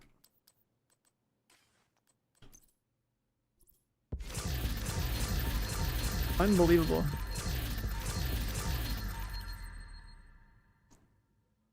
Hold on, that's hilarious.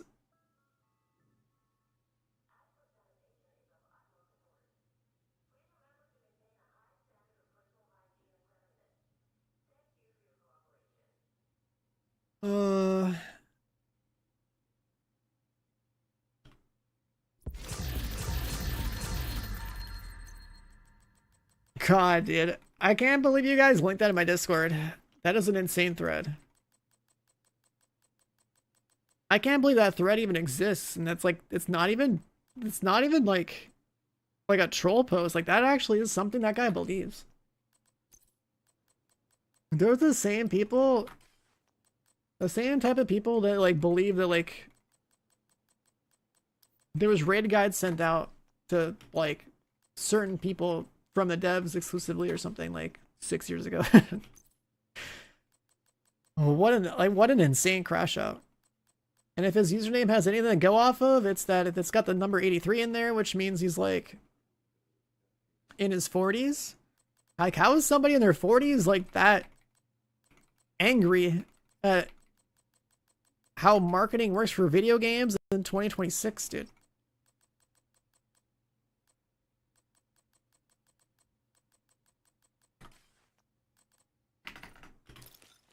Like, if you don't care what streamers do and don't care there's like an event being promoted, then like just don't watch it. And boom, it no longer affects you. It's just crazy.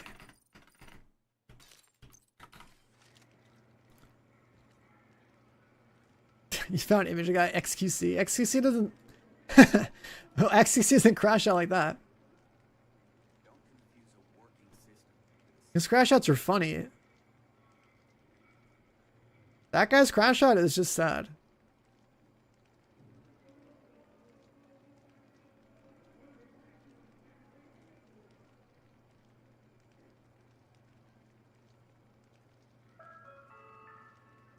Weekly medical checkups are compulsory. Please visit the clinic to book a time slot. Failure to comply can lead to the expulsion from the secure area.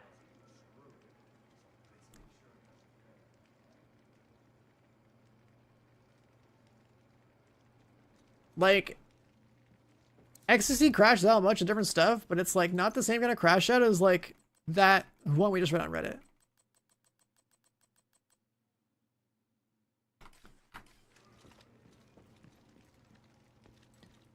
I also wonder what it'd been like if I played with him. There was a sponsored Twitch Rivals type of thing 7 years ago in this game. I had the opportunity of playing with him, but like I already had a team that I was like, they were like, you know, like smaller, like, you know, creators or whatever that I wanted to play with. So I passed up on it.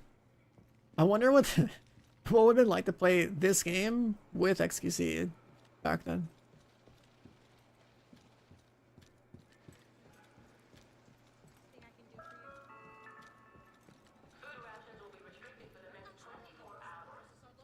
But yeah, I don't think there's a single person that like, whether it's like, let's just say in the content creator space, that like you'll be like 100% like with, or like there's always gonna be something, whether like an opinion or personality flaw or whatever, that's gonna come out in anyone in the public eye, especially in the streaming space, because like as far as streaming goes, it's like pretty much anyone can do it. But the people that are more extreme in certain ways are like gonna float to the top because of the nature of social media.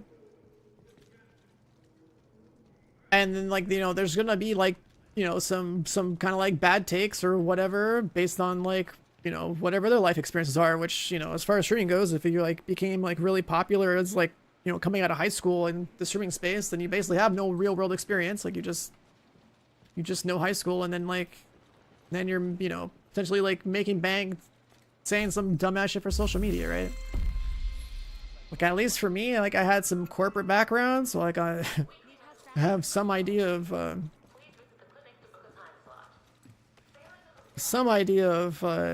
you know, how to act, I guess, in certain scenarios to complement my insanely competitive gaming side. If I was like in the streaming space way younger, then like I'd probably be saying some whack shit too. Good to see you. What's up, Mike? Yeah, I think tomorrow should be fun. I'm expecting probably like a within 2-hour clear. Incursions are usually faster and not as mechanic heavy as raids, right? So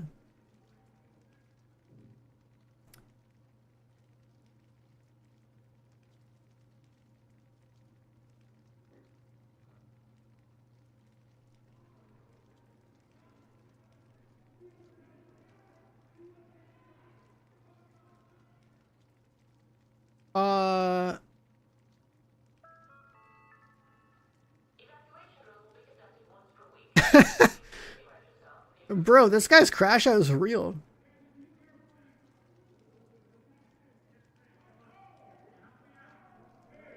This guy's crashed out is actually real.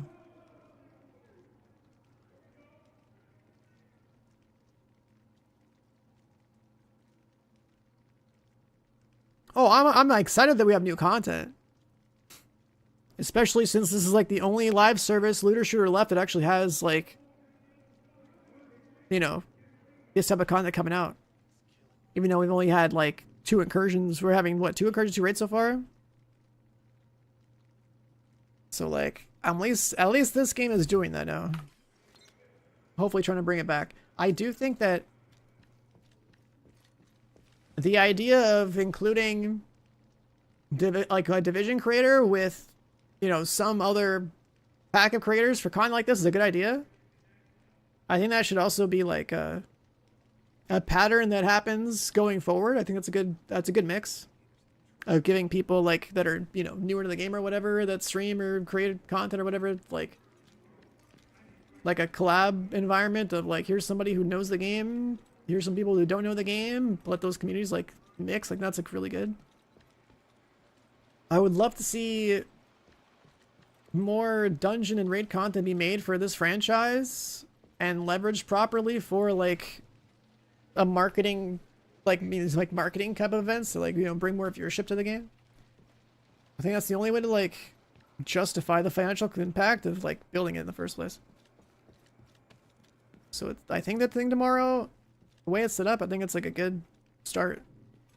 It's just too bad that we haven't had more content like this for the past like 6 years. And on top of that, it'd be also nice if we had an in-game party finder, kind of like help facilitate more actual engagement with that type of content from the average person playing this game complaining they don't have teammates. All right, let me fix loadouts.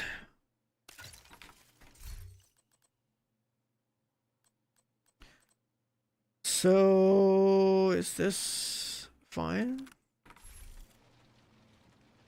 Yeah, there's supposed to be something with like, what's it called? Central Park?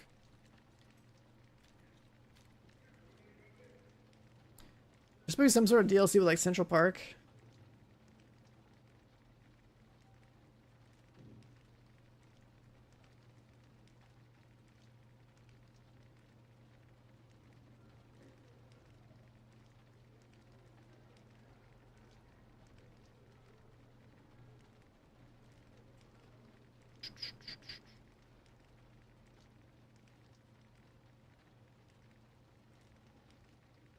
There was something else I was gonna do and I forgot. Chat, what was it? We got Manhunt prep for tomorrow. We got our keys. Is it just like builds now? I think it's just builds now.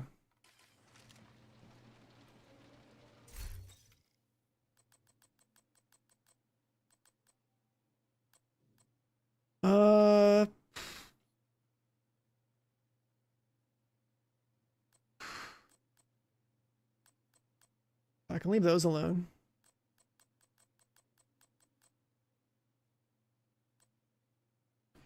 All right, how many versions of the Striker do I need for tomorrow? How many versions of the Striker do I need for tomorrow?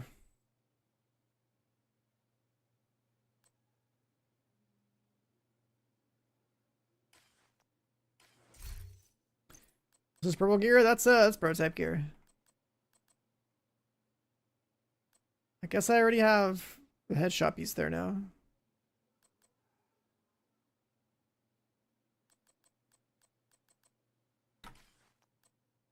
This is all prototype.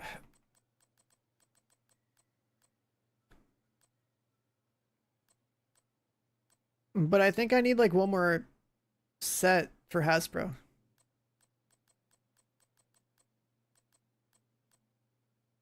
Oh, I guess there's one right there. I guess my Hasbro set is the blue one. Okay, that's fine. Or the, what's it called? It's the, my Hasbro set is the not prototype version. Okay. This prototype doesn't work in the Incursion tomorrow.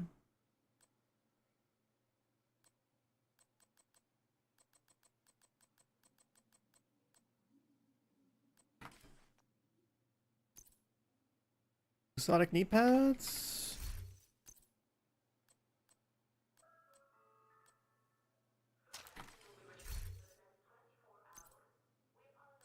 Striker.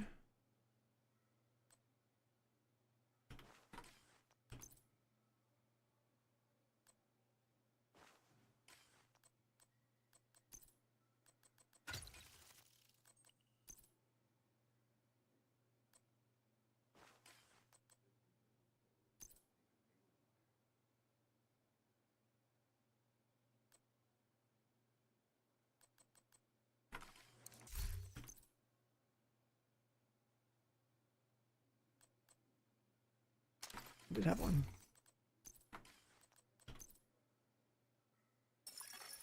Agent in need of backup. Is that fine? No, it's not fine.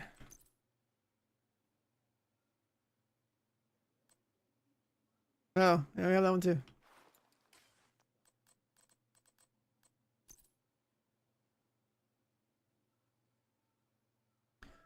Let me see.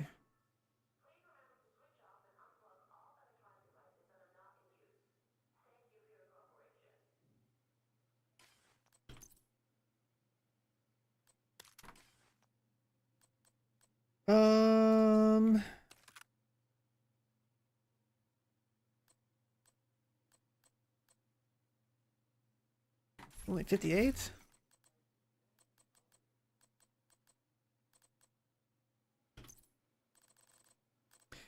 I'm just gonna math out.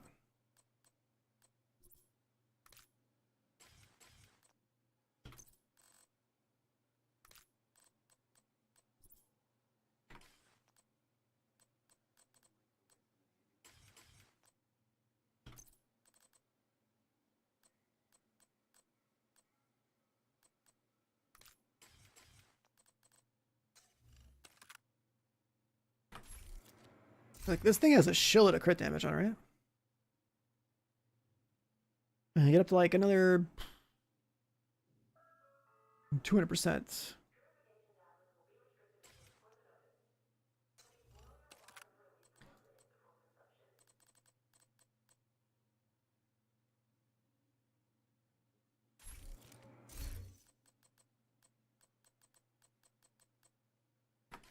Let me see.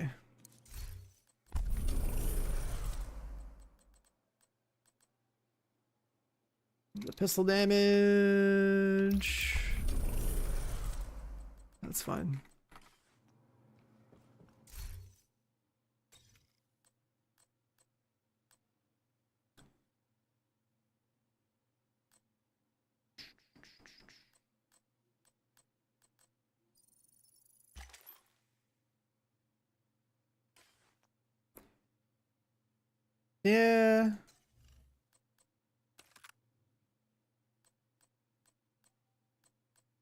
That extra 2% crit chance. Let me see. How does that math out?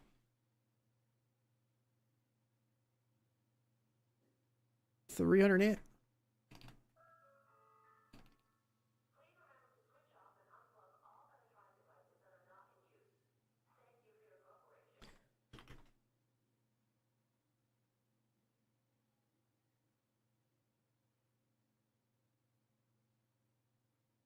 That extra crit chance would be better.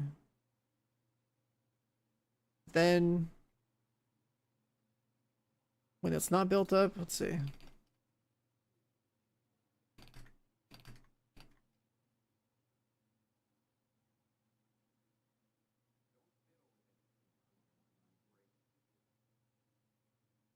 Extra crit damage is better when we're not stacked.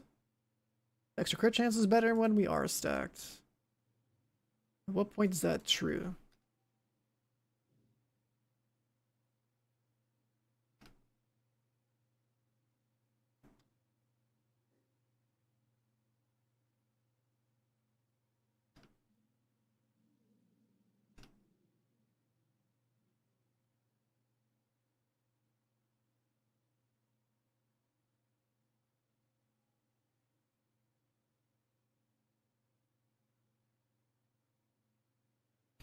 It's true after the first.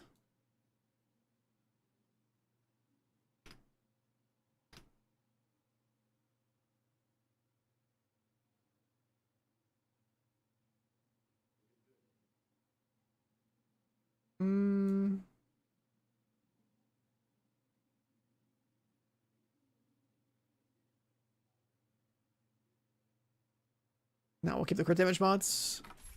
Crit chance overtakes crit damage by like a marginal amount. Alright, so leave that. And then I guess I need a salvo.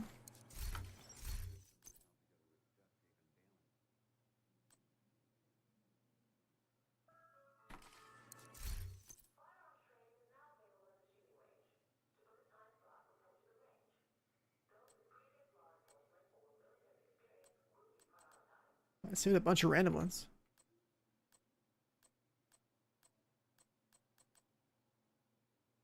Saved a bunch of random ones. We'll take that one, I guess. Do we have a striker chest?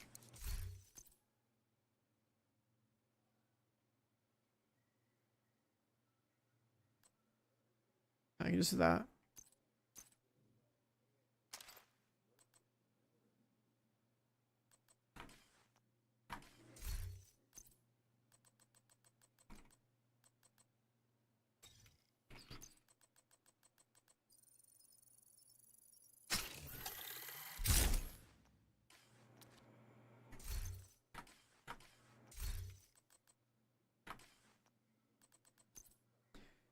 Take our striker chest.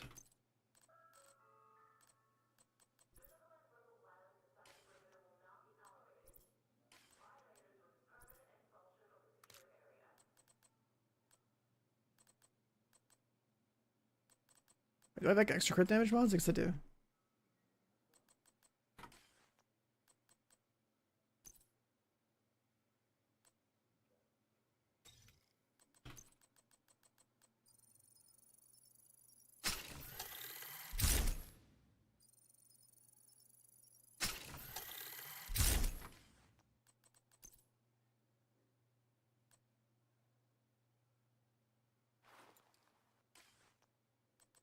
And then make that be number 2.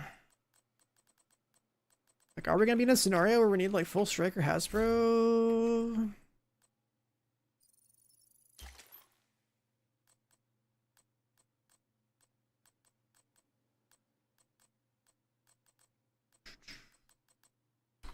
We'll see. Then there's like headshot striker. Where's gear shift? It's like pretty fucking good.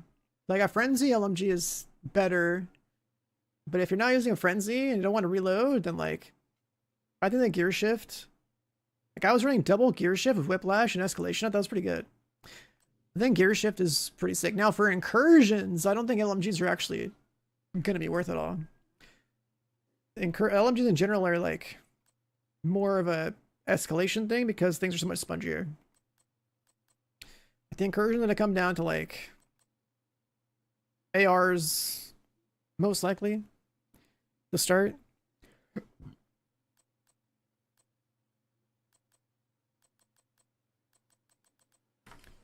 And then you know, backfire technically would also be good. From like a Hasbro perspective. Do I want to use these?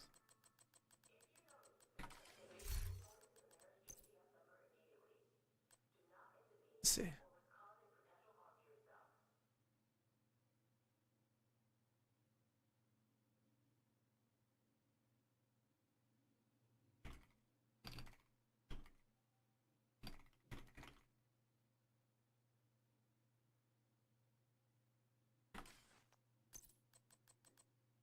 Where's the gun at? 13 PFEs. I found 3 of them pretty easily like last year, but you've had to like go out of your way to farm nothing but mods and like I did heroic countdown with mod target loot. I just sat there and ran that for a while. Like I didn't think it was like that hard to find. I think people call it really rare because I mean it is like kind of hard to get a good perfect mod of the exact set that you want. But I don't think a lot of people really spend a whole lot of time specifically farming mods.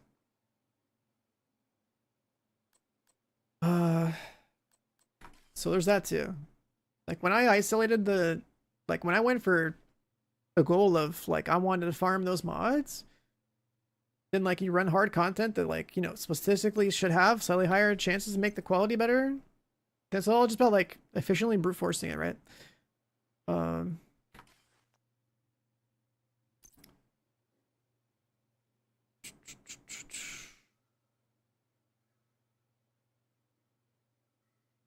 You think here?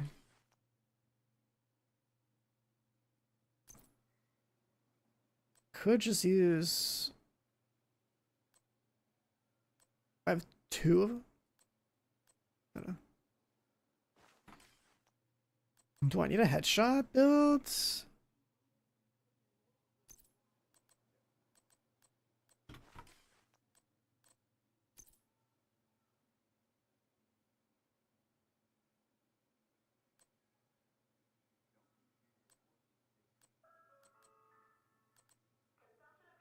Yeah, I mean, these aren't even properly set up, but it's fine.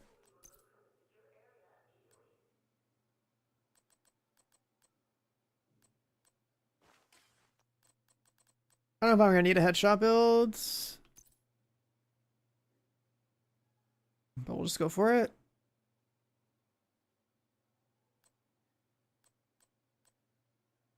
Sure.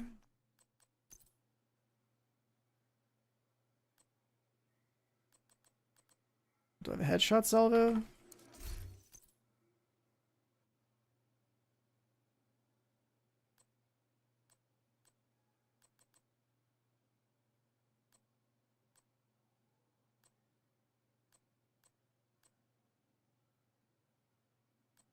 I do, but I waste mats to max it out.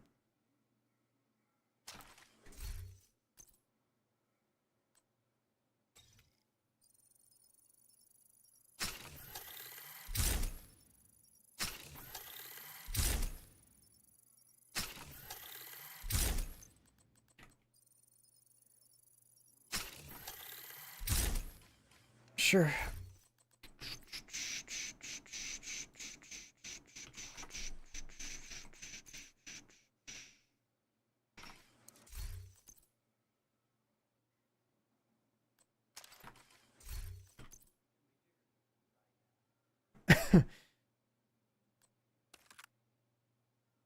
This thing got kind of nerfed though, right?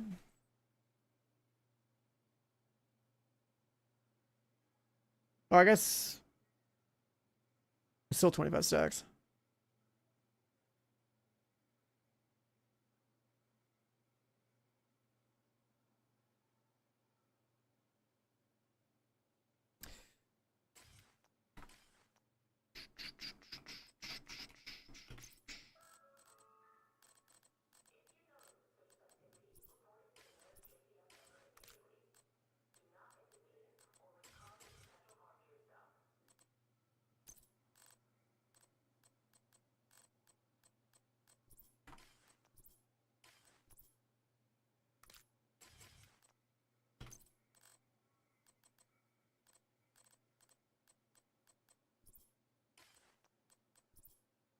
Striker, this.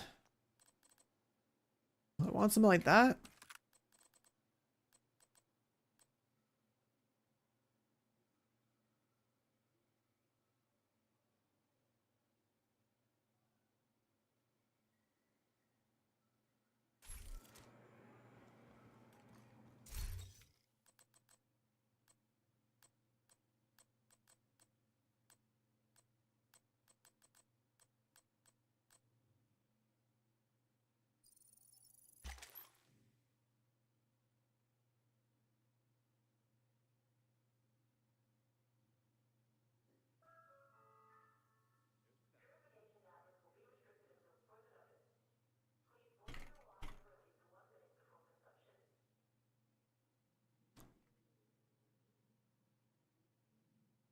I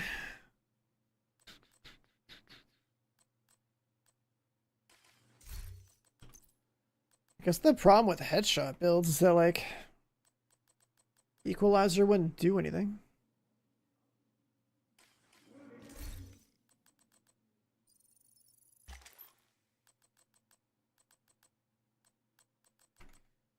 So override all the striker builds.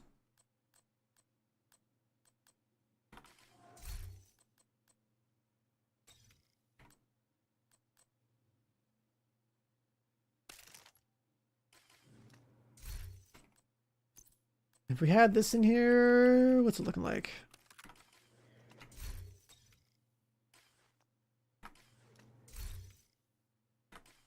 Have I achieved Unk status yet? I mean, if I played with a skill build or some like blue build, sure. What am I looking for? Where's the stats page?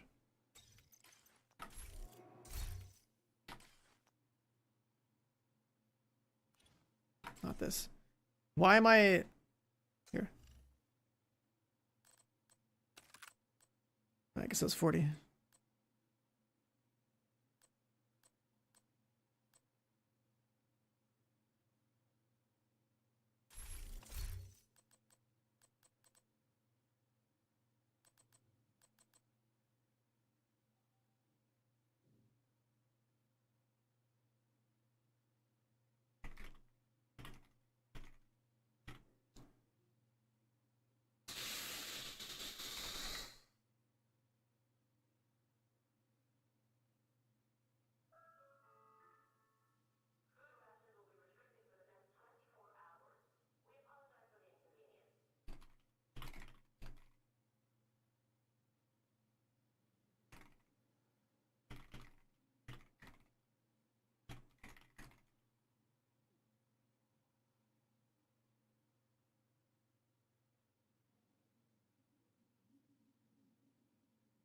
Yeah, I mean, I guess I'll just have this gun on me as well.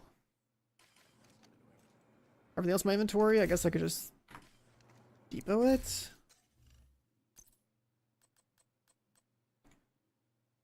Like, I shouldn't need this. I shouldn't need that.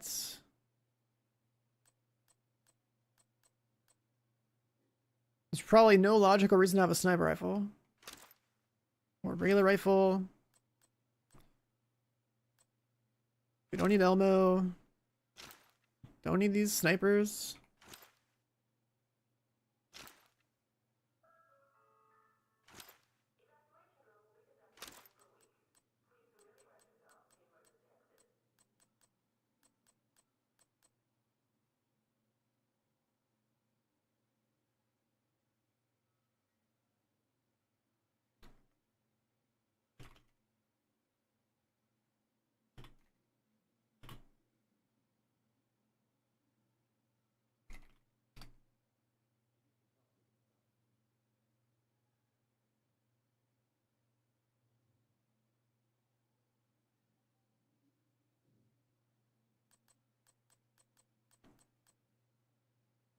We're not using sheriff. What else?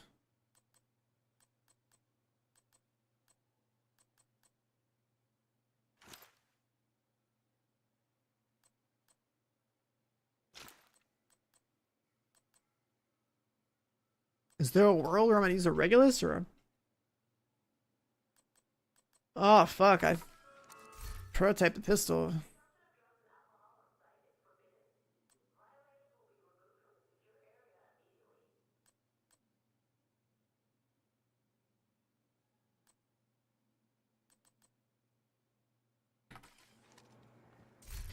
I prototyped the pistol, so I can't, like, move this over to, like, a flatline.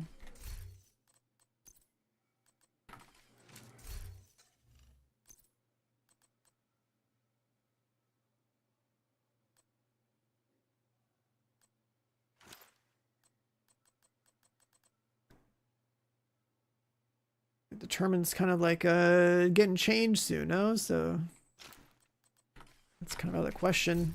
Aren't there like, isn't this thing?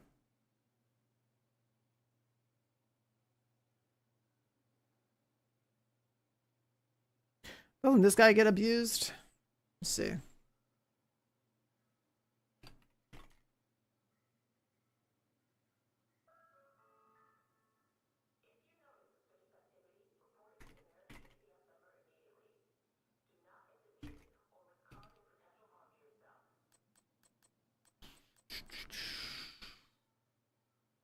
I doubt we're gonna kill that orbit.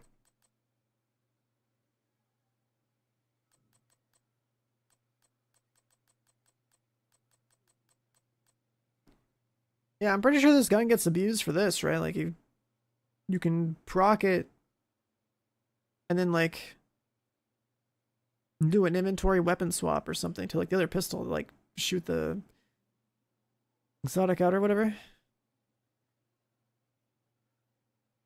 Maybe I'll hold it.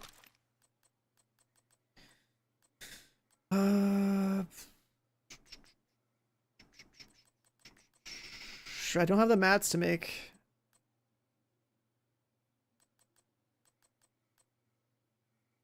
another one of those.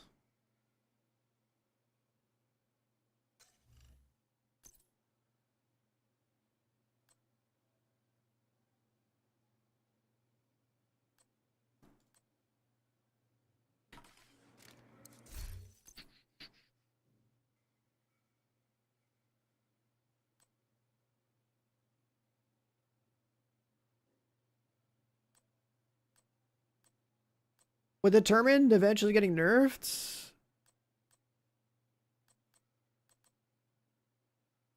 Like, you wouldn't use Determined in the Incursion anyway. But, like, do I want to prep one of those? Like, I don't think we're using Achilles pulls.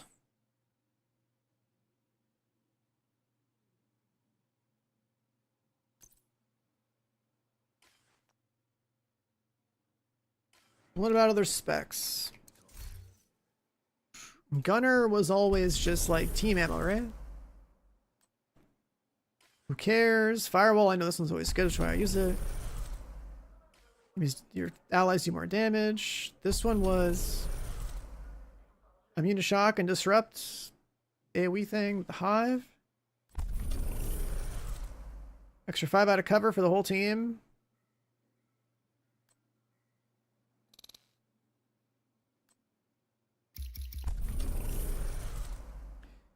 That could be a possibility. Survivalist is stats affect the enemies.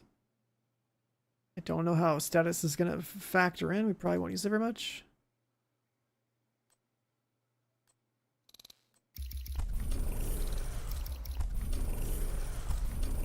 And sharpshooter is just like flat headshot damage, like the one of the worst ones. The healer is usually going to be playing that one. This one's optional.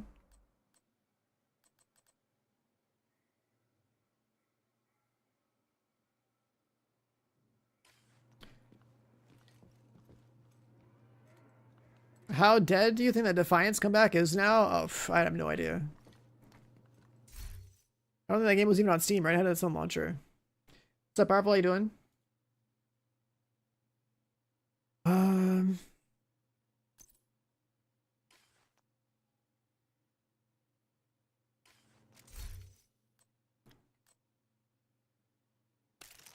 Alright, so we're probably just gonna stick to this one.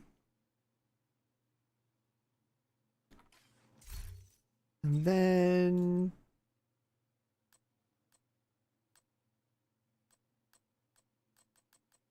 maybe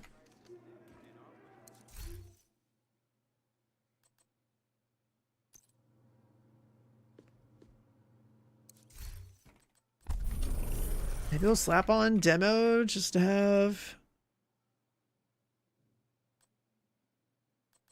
this.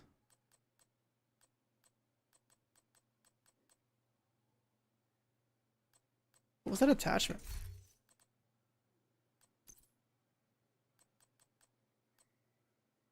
Oh my god, this one's got the 2% more crit chance one. I forgot about that.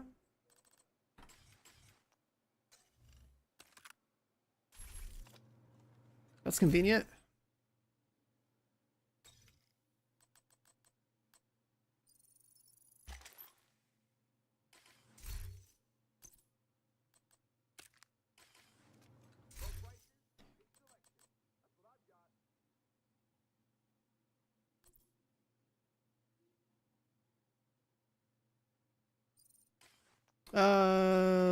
This and this right now.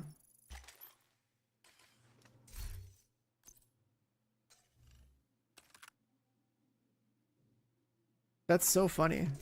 I forgot the laser pointer on demolition was a thing. Extra 2%.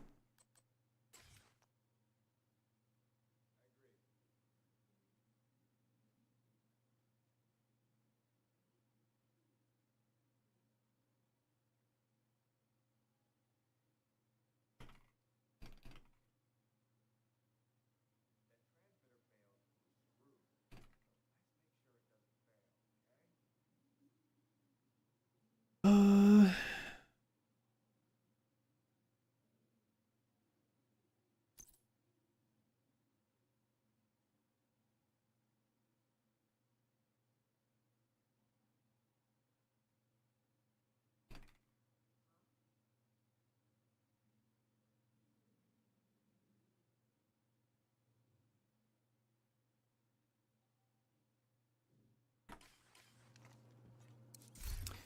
all right, so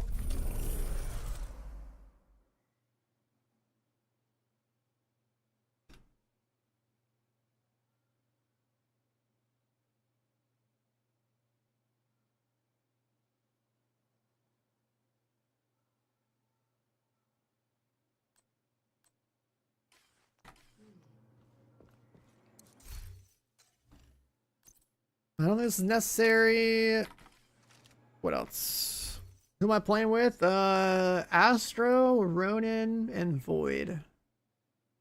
I've never played a Ronin or Void from this Discord, but they're friends, Astro's friends. That you trust and played with before? I've played with Astro before.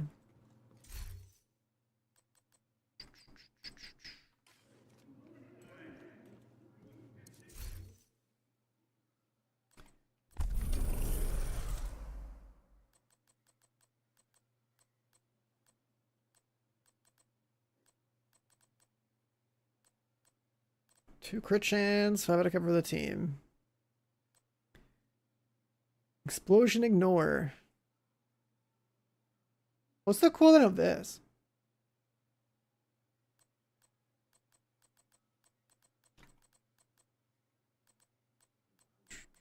I know they added a cooldown for this. I remember Wid's abusing this for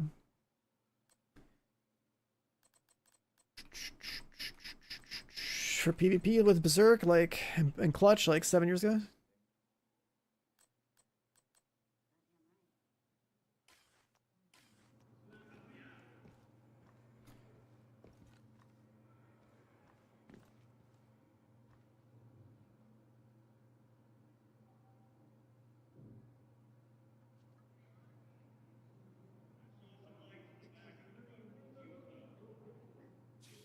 Freaking setbacks. It's like playing whack-a-mole, am I right?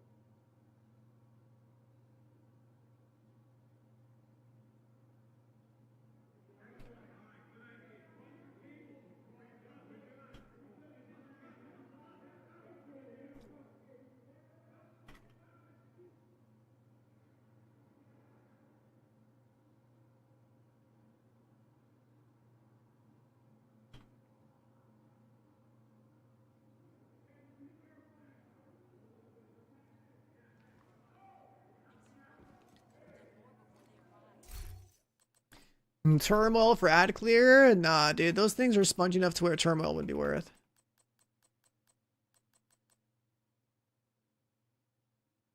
Four-man incursion scaling is like, it's spongy enough to where I don't think turmoil is worth it. I don't think that's me worth.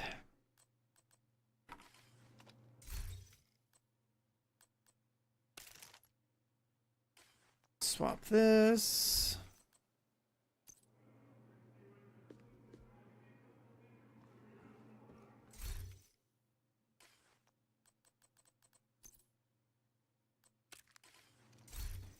Incursion loadouts. They're all striker. They're all striker.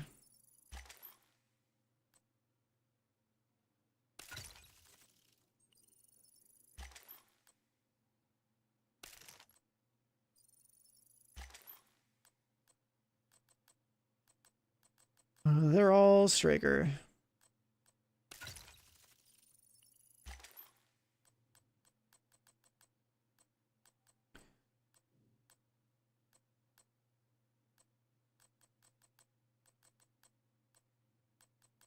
Let me shuffle the order around these.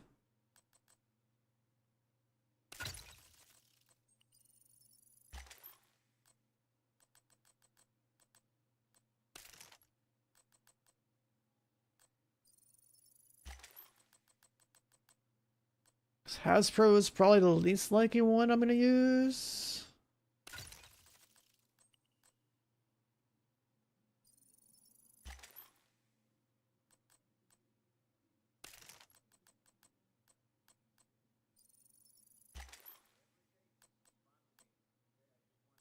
Like, what, firewall?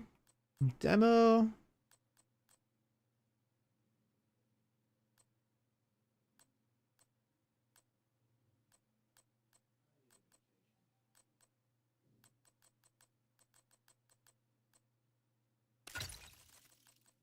Then Hasbro?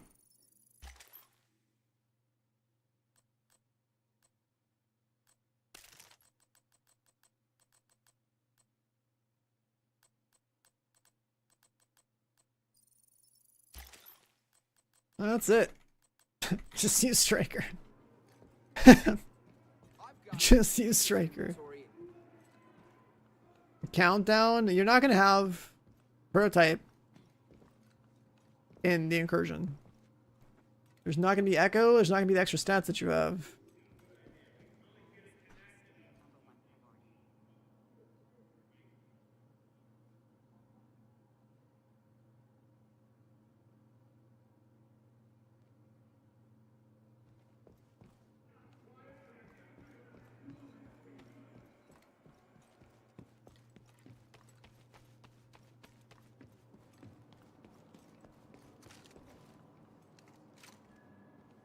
This is on Hasbro.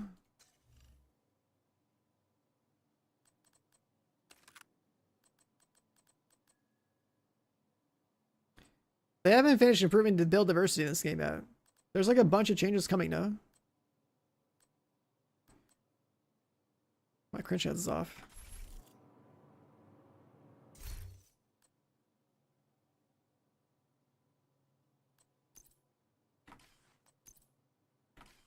Wait a second, what? 52. Why's my crit chance 52?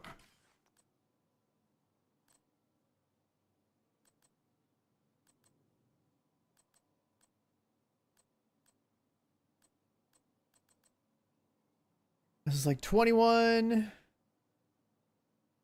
and 36, 46, then you only need 14 more. Oh, right, because the chest.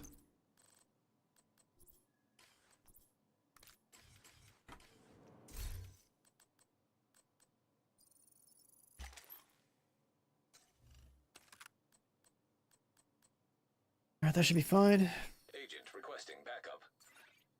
Hasbro is normally 100, it's 130 to the modifier. Modifier doesn't apply to the things, so that's fine.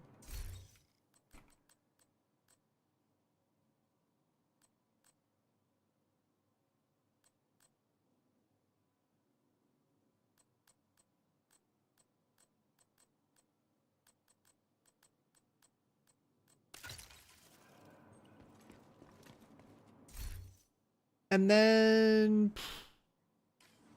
that's it. Just what? I need to keep these on me.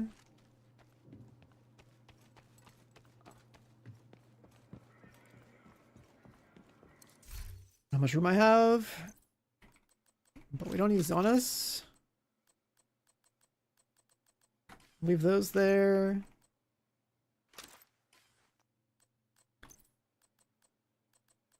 I don't know what to do with Whiplash yet.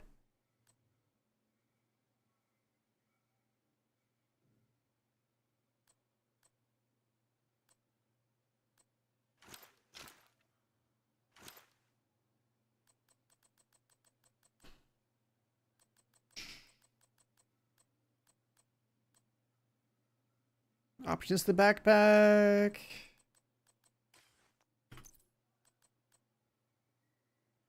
Hot shot, breaking points. A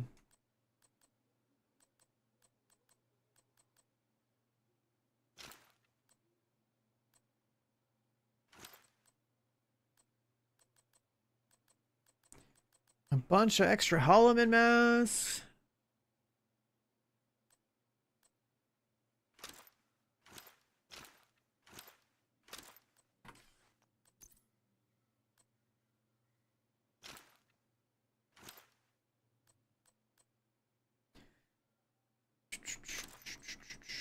Ongoing directive.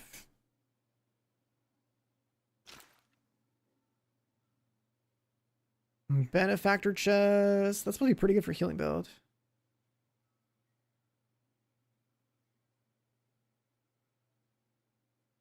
Is that better than this?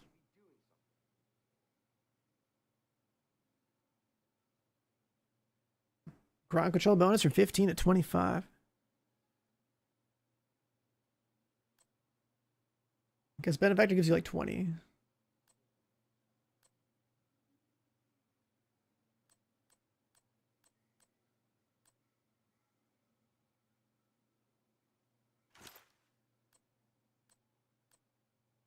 Extra equalizer.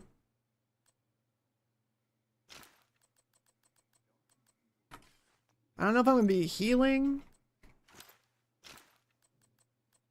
Most likely not.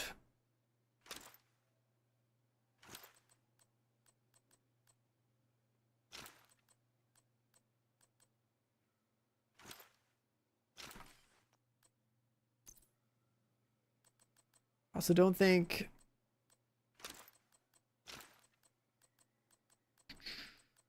we're gonna bother with rifles.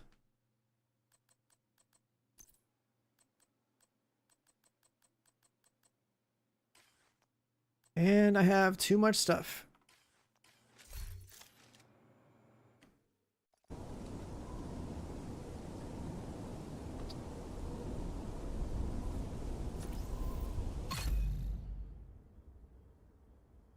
I have too many Lexingtons and Turmoils in storage.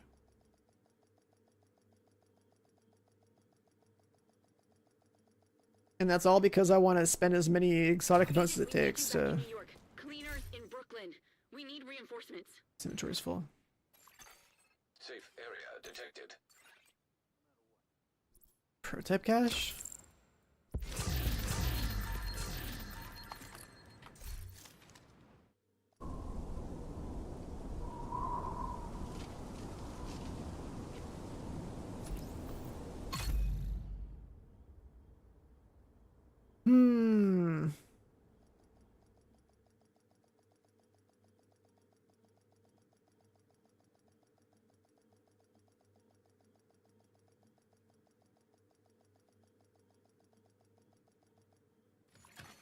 Safe area entered. The room? Barely. Who's character holding? More turmoils?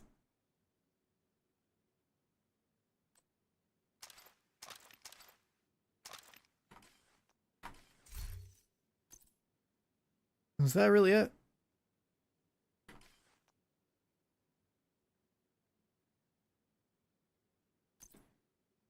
Oh.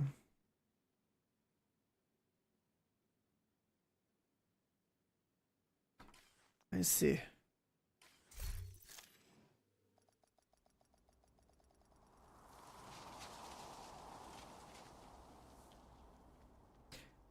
A fourth character? Why did I leave this open? There was a reason for it, right?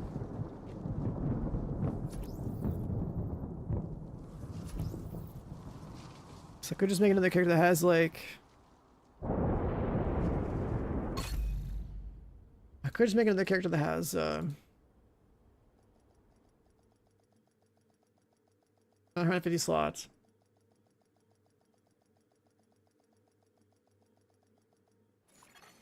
Safe area detected.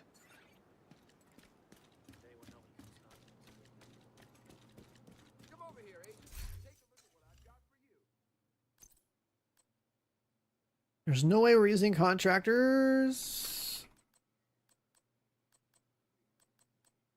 It's for like a Hasbro thing.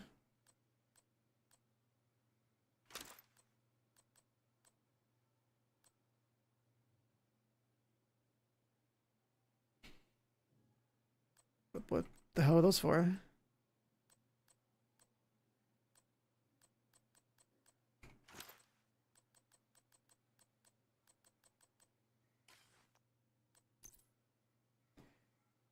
Striker ongoing future initiative.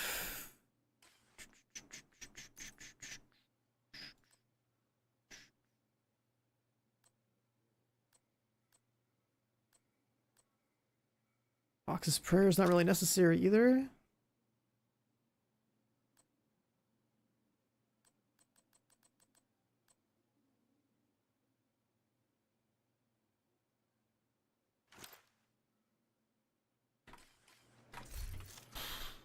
I think we need a new character slot.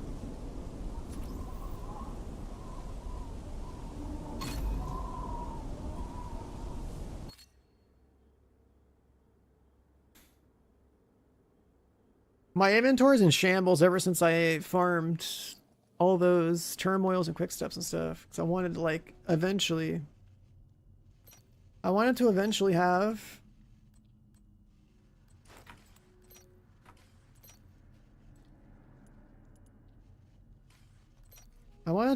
have a fully maxed prototype of like all those random weapons that, you know, FOMO gear. But it would just take like literal thousands of exotic components.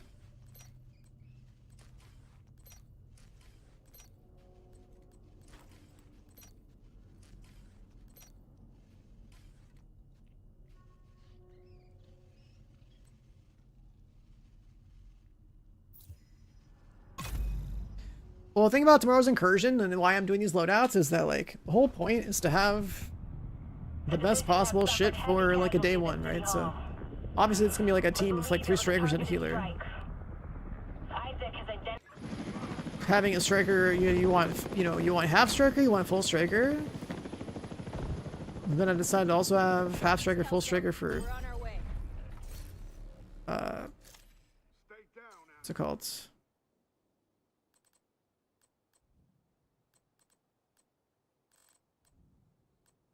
40 boost. I wanted half striker and full striker for firewall, and I wanted half striker, full striker for demolition. And then I wanted half and full striker with Hasbro for backfire. And 3 variations of like basically the same thing. It's like just, you know, best in class DPS builds to cover the group needs and also like environmental hazards, right? It's just slight variations of the same concept, but it's, you know, stuff that you would need for day one. You ever played a game like this before? You're super addicted to it. Looks good. Yeah, if you're entirely fresh to this genre, like I think looter shooters are great. And this game has always been pretty good about. Got an upgrade to your tech. This game is pretty good about delivering very nice looking environments.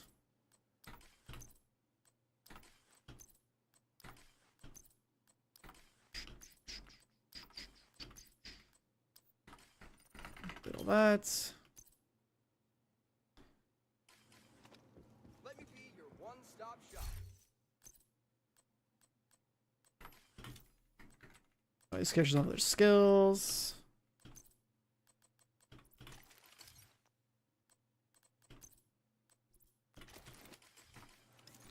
Agent, we got a distress call for an Agent Hoskins.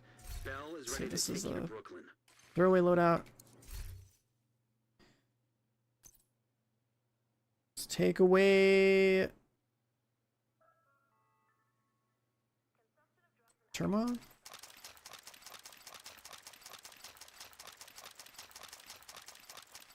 Thoughts on the above? What did I miss? Thoughts on the game? Is there anything else about it? Anything else like? Oh, anything else like? There's not very many looter shooters. Right, games where you have to like, you know, kill enemies to get loot to make a build that are also in this form. It's basically just like, as far as live service ones go that have for like raid content, dungeon content, it's pretty much just this and Destiny 2, but Destiny 2 is a complete game now and no longer have future updates.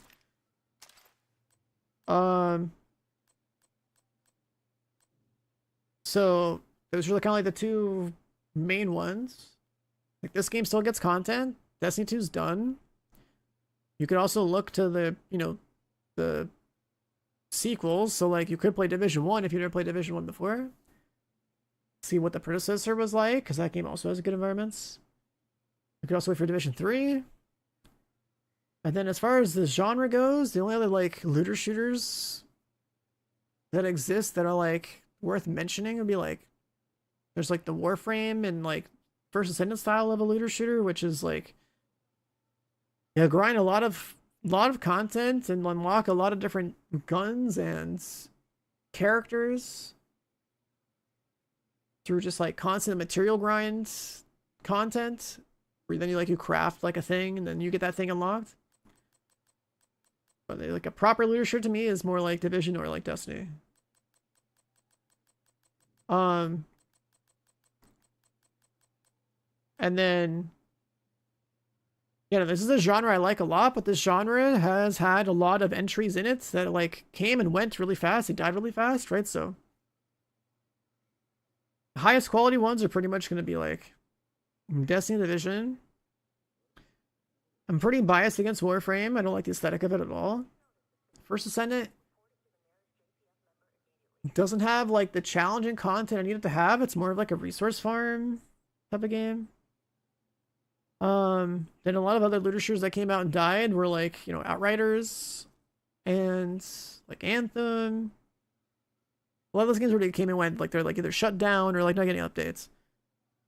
Cinder City is the next game you'll see me on. Like, I like looter shooters a lot. And like, it's funny that like, you know, you're completely new to the game and like it a lot, because like for me it's like, I've been around the Division franchise for the past like 10 years. So you walked into like one of the more dedicated player streams. Considering like my, you know, I got both world's first raids done and I got my name on the wall and stuff. So like, welcome to the game. Yeah, no, this is a genre I care about the most. The problem is that this genre is cursed. You'll hear me say that a lot, because I've played as many of them as I can, and usually what happens is a lot of them just like come out, they have like serious like endgame flaws or something, and then they die. At some point in my life I'll probably make my own. That's like feeling like a, you know, kind of like a long-term like life goal at this point. Is, you know, you always gotta like, you know, playing a shooter to like, you know, position yourself, aim really well, all that stuff is really fun to me. And then you contrast that with like a reason to grind, making builds, right? Trying to figure that out. And then like when you've kind of like done both of those areas really well, then having like raids and dungeons is like endgame like pinnacle PvP content is kind of like what I, you know, the third pillar that needs to happen. Like, it makes a really good game. It's just like, it would only like Destiny and Division really do that, and everything else is like missing some aspect of that list of like the 3 main pillars, I guess. Like Marathon having a PV mode, like I don't treat that type of a game as a looter shooter because there's no actual like build craft. We need reinforcements. Right, so you grind a game, you make builds, you have like randomized stats on stuff. With Marathon, it's not really like that. Like the itemization of the game is more meant for like kind of like a PvP environment, so like it doesn't have like crazy effects, right? It's more subtle. Like, yeah, you're grinding some loot, but like it's not the same. It's not like the loot's very impactful. It doesn't make you feel like you have an insane amount of power when you find like some cool super rare drop that like fits your build the same way. Yeah, like extraction games have you farm loot, but then like you get killed by another player or die, whatever, you lose the loot that you had. Drop on death is fine, but the loot itself is not substantial enough to be like interesting, right? Like imagine you have like, you know, something special like on the level of, I don't know, let's just say like a maxed out exotic, and then you die and drop that. Like that would feel like way worse, but that's also because you know it takes way more effort to get like a maxed out item that like actually has some benefits or something to your build over, you know, the run-of-the-mill type of loot that those type of games usually have. You don't get the lower play account. It's just because like most of this game's audience isn't on Steam, and also this game's been out for like 7 years and hasn't pumped out regular content across all 7 years. So you're kind of catching it in its like resurrection period. Because in 2021, the last update went out, and then they basically said they were gonna like shut the game down. Well, not shut the game down, but like put it on like hibernation, right? So like it wasn't getting anything meaningful for like a good year there. And then they decided to assign some other people to it.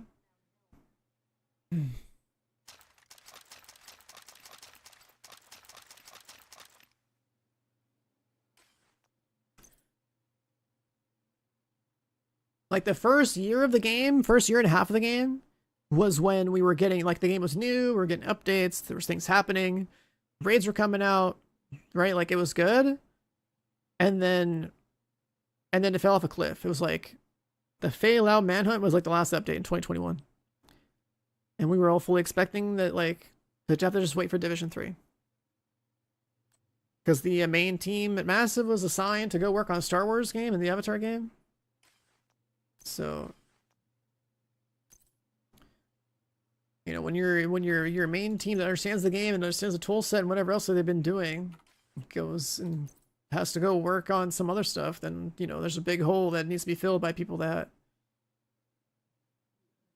have to like learn how things were built, have to like understand the systems, have to, right? That's a pretty big effort to like take over someone else's project, understand it, and like revitalize it, basically. Those games make money back? I don't know. I played both of them. They were fine. They were not like game of the year material, but like the Star Wars game was okay. And, you know, it's pretty much what I would expect out of like a open world game. And then Avatar, I think, visually was really interesting. It was first person, movement options were felt pretty good. Like the Avatar world, like, it looked good. But again, it wasn't like it wasn't a game that was like deep enough to like have me like, you know, rave about it. It was just a decent game, decent open world game. That's usually what Ubisoft games are. It's like most of them are just all like, they usually have, you know, big open worlds. But when you play open world games, it's like, yeah, visually it might look interesting, but like they, you know, they all fall into like the same kind of patterns of like how, you know, you have like open world activities. They're like, might be like dynamic in some way, but like you do enough of them, you've kind of seen it all, right? That's just how, it's how you populate an open world game with content. Slavios, the name of the Prime and the 14, by the way, welcome back. Ubisoft is a publisher. I mean, I think their rep is like fucked up. I think that in general, I think that it's not healthy for video games to be under like you know how like there's, you know, public companies and private companies. Like public companies that answer to shareholders, that's a major reason why we get to the game, that kind of games that we get, right? If they have to worry about profitability and like shareholders above all else, then like you kind of have like this like kind of like run-of-the-mill, less risk taking, less substance type of stuff. They play it safe, right? But then like if you only play it safe, then like you start to go down the route of just making things very formulaic, like in a very like formulaic kind of way. I've played enough Ubisoft like open world games to know like exactly what to expect when I play them. So, you know, if you played a couple of them, then you should kind of know what you get yourself into. Like the pirate ship game, like they just needed to make Black Flag, but like multiplayer essentially.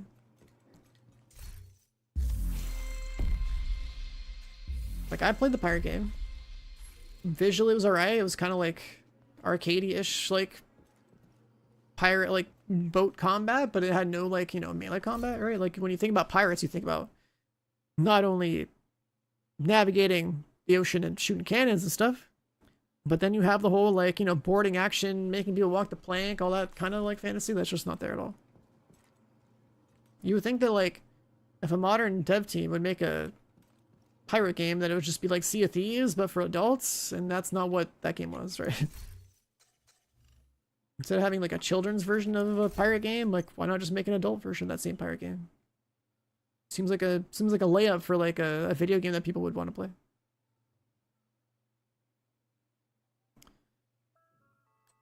Am I keeping all these in here?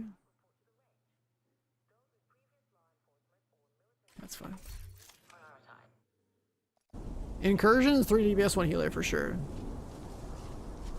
The only other thing to consider is like for a day 1 progression team is to worry about having a DPS build or something for hazard protection. That'd be like the only. That's like an insurance policy type of thing. Or like I have half striker, full striker, and then I have like half and full for like Hasbro. That's like pretty much it. Like striker, like I'm playing DPS, right? So like, just gonna have striker DPS builds, striker DPS build, Hasbro, same shit. Yeah, they're doing a bunch of rework, so like that'll shuffle things around a little bit. At least that'll be interesting to solve. Let's see how to make more room. That'll be interesting to solve, but guns are good.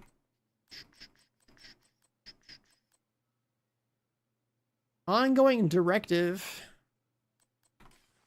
in a team environment. You know, maybe that's not a bad thing. Future initiative.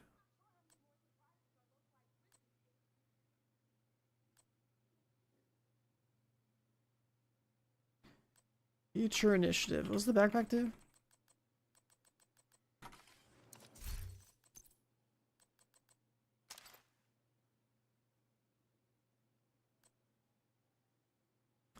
Oh, proximity.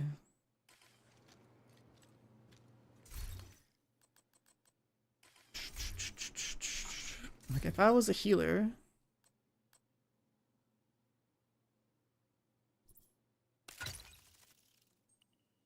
we had something like that for some reason.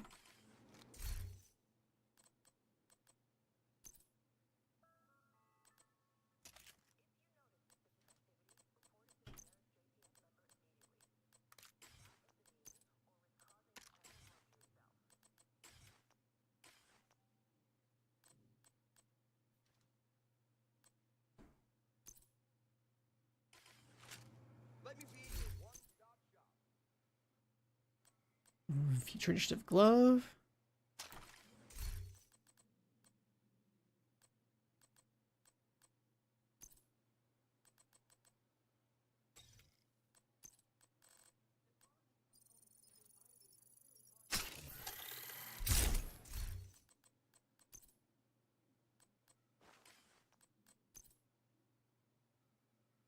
This one is replaced by this, right?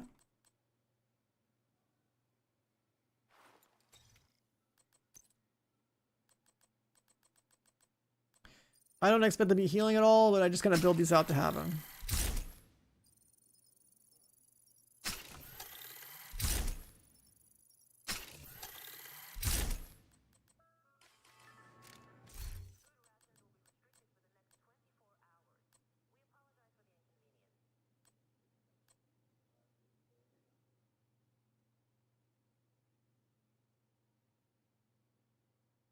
I guess you run that and then you swap backpacks if you need to res somebody.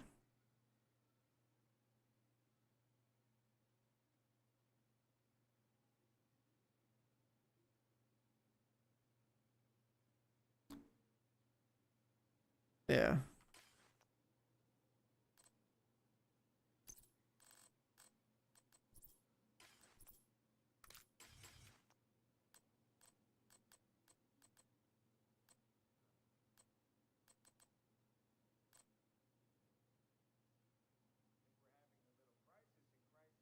%.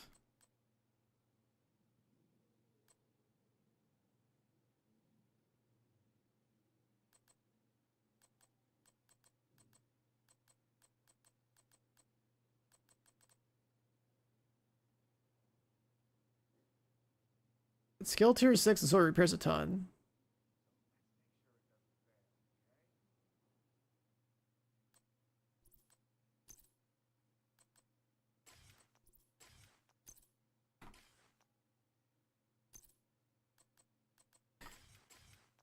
And this one.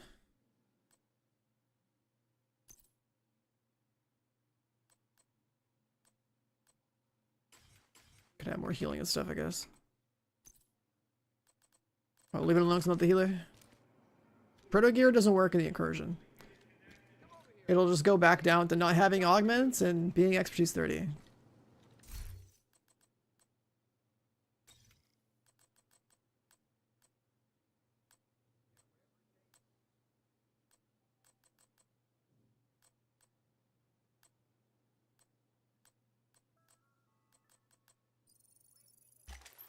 Save that there, I guess.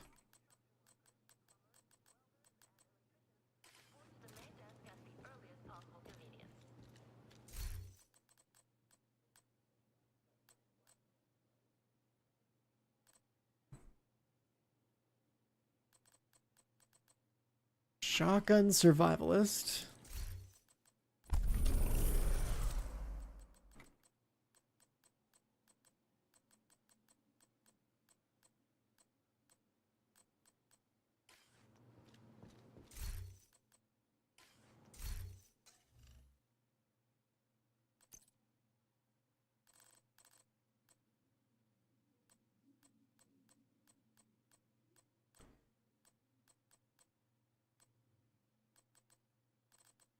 Do I have a good green one?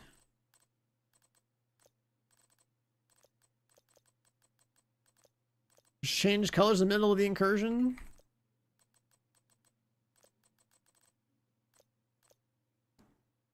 That's pretty green. No, I'm not doing that.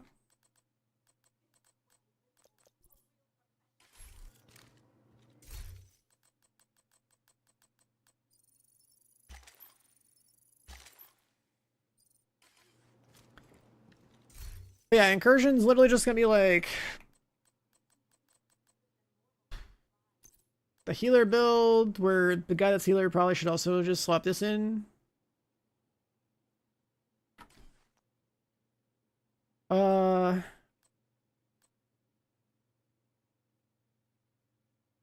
This is probably like one of the easiest builds you could possibly get.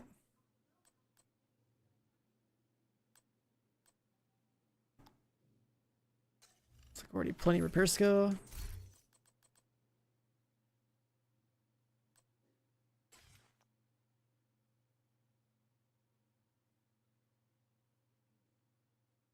Is it really that much? Purification tablets will be restricted until further notice.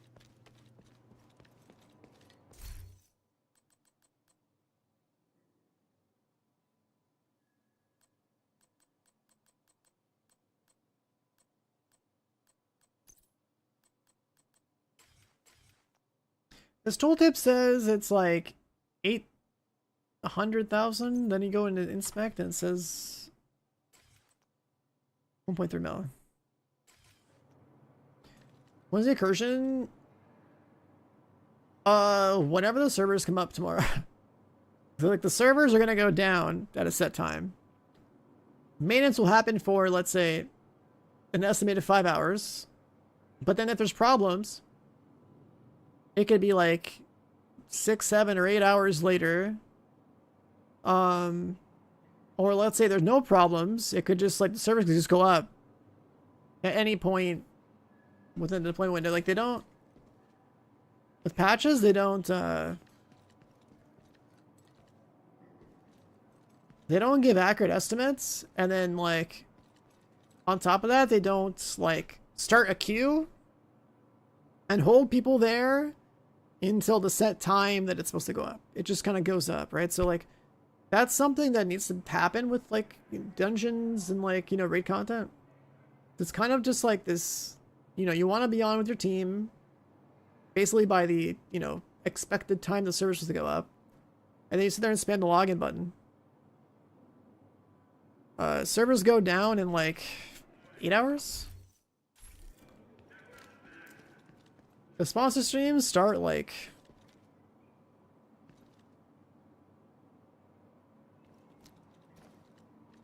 they're not necessarily, the sponsor streams aren't necessarily racing for world's first. There is no official world's first race this time, but like anyone that cares about this content is still gonna go for it. The sponsor streams are starting to promote just the fact that content exists. And I think they're starting them... Like, hold on, where's the thing here? There's supposed to be like a timer or something. I can't see her. I don't see her.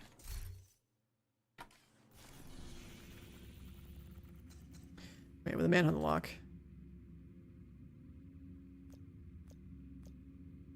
What? Am I not on my main? I'm on my main.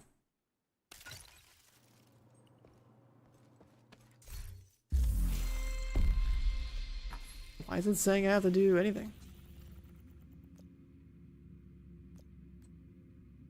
UI's broken? Like this manhunt or the next manhunt locks in like 8 hours, that's probably when the maintenance goes. The maintenance triggers, let me see, where's the Twitter?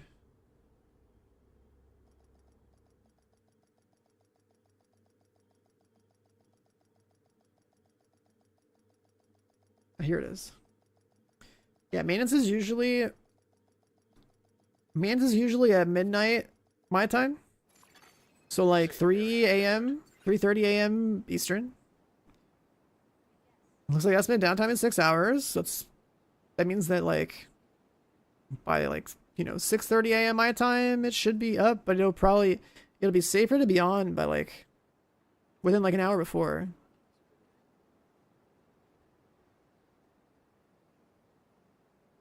How's PvP in this game these days? Eternally bad if you ask me. I could not give this game any credit for its PvP at all.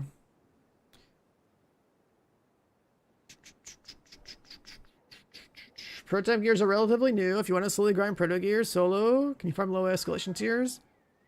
You could, but it'd be way better for you to like matchmake and play with like 4 people. Like find people through like discords that want to do like, let's say tier 10s or something, or matchmake up to like, depending on what your gear is, your experience in the game, like, you know, matchmaking, let's say like tier 5s.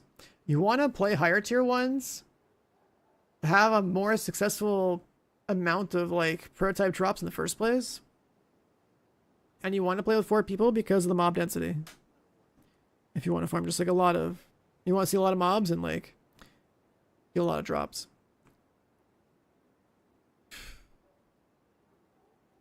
Is Incursion tomorrow? Yeah, it's tomorrow. So tomorrow morning. Yeah, the plan with this. Right, the servers go down at midnight. Obviously, before this point, you want to play the game, finish up whatever else is going on right now, whether it's like keys or set up your loadouts. And for tomorrow,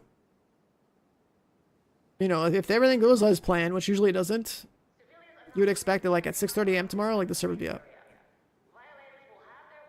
Can you prep right now? I mean, yeah, you just need a striker build, right? Do you have... you just need a striker build, dude. And a team, because I already have one.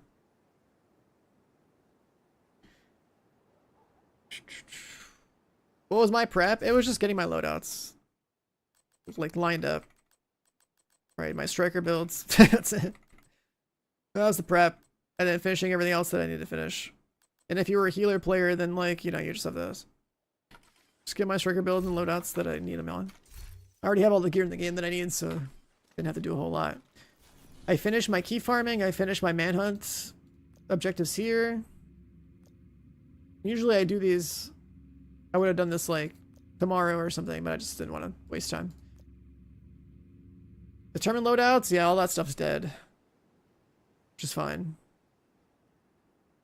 I think that that Iron Will chest piece though, I think that's useless. The one that they've been showing off or whatever.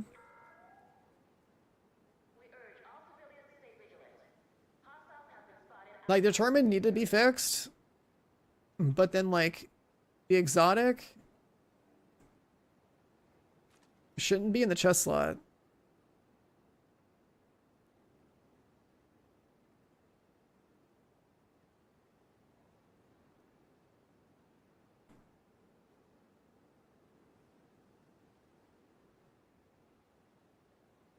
That's a good meme right there.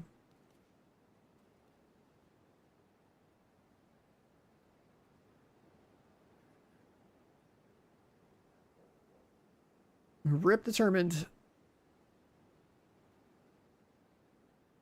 The thing is, like, this should have been fixed a long time ago. That's the problem with, like, not fixing things that are, like this, because when things sit in the game long enough, they become expected behavior. Then people become reliant on it, and then when it does eventually get taken away, then it becomes more of a problem with people. Holy shit, Capo exists? He's alive? Thanks for the 65, bro. Welcome back.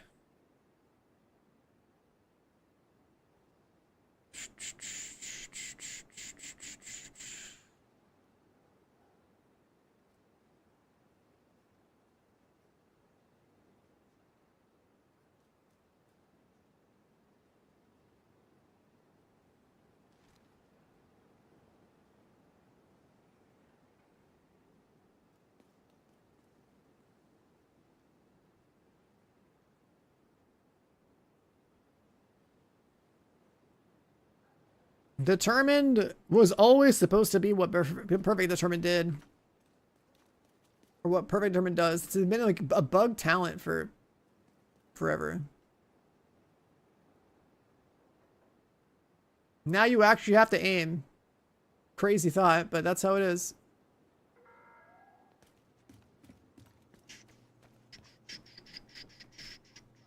Biggest inventory in DC.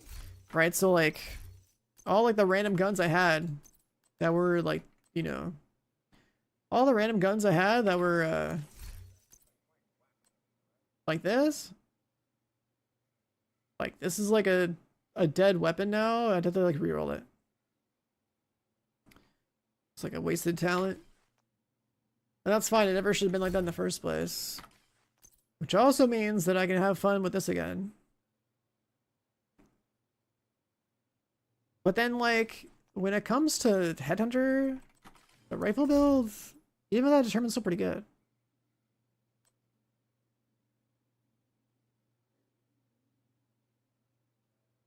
It's like Turmoil still exists too.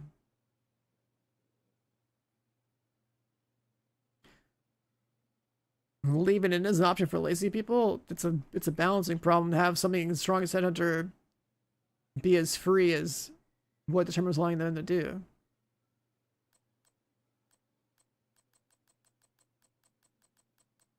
There's other balancing reasons for why headshot damage still sucks in this game. If we're just playing a crit build, but like Determined never need to be in the game. It's like, and honestly, Turmoil is in the same boat. Turmoil also has some really stupid stuff that it does. Like, Headhunter with Turmoil is still busted. Because you one-shot 2 people. And it doesn't even do the damage split. Right? If your Headhunter hits for like 50 million on somebody in single target. But then, like, you would expect that if you had Turmoil equipped that you hit one guy for 25 mil and the other guy for 25 mil, right? But this shit's bugged, so like, because of the way that the order of operations works for however Headhunters got implemented in the game, so you're hitting for 50 million on this guy and 50 million on this guy. You can, yeah, you can add like headshot damage to Turmoil now too. So I went for. They changed that at some point. That's kind of cool.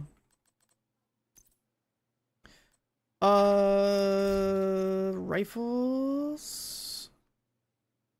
Did I? I did.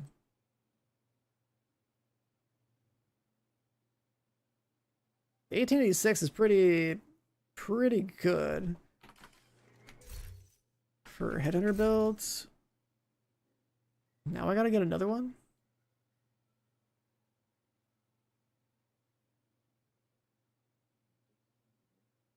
I don't think I have any extras though.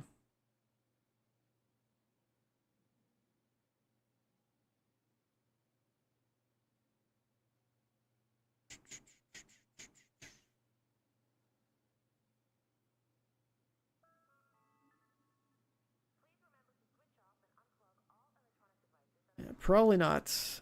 ARs, SMGs, LMGs, snipers, yeah.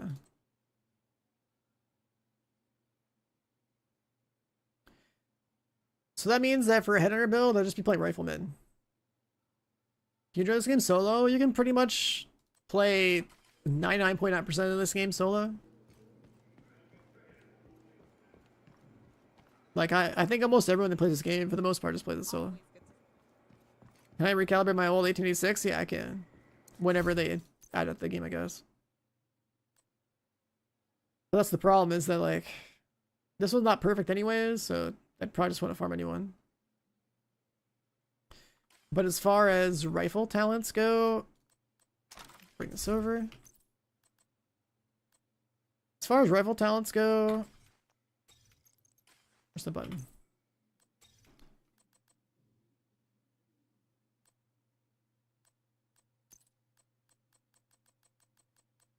With Determined being killed, this just means that on Headhunter build, I mean, we're just going to play Rifleman. 50 weapon damage, still pretty sick.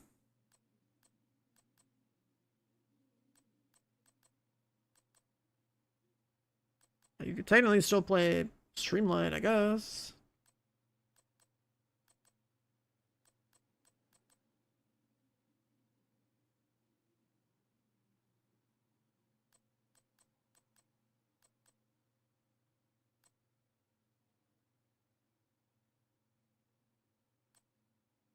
And the Determined still technically would work anyway. Because you have like one guarantee. Basically every other kill. Actually, no. I think you would lose your stacks, right? You could burn your stacks with Determined. Like if you kill the guy with a headshot, and then you body shot the next guy with Determined, then I think you'd be able to alternate, so you'd probably still use it. But use it like a smart way and not in like a brain dead way. I'd have to see when they like the nerf actually goes in. Or the fix rather. So you can still technically use it unless you really need the damage from like Rifleman.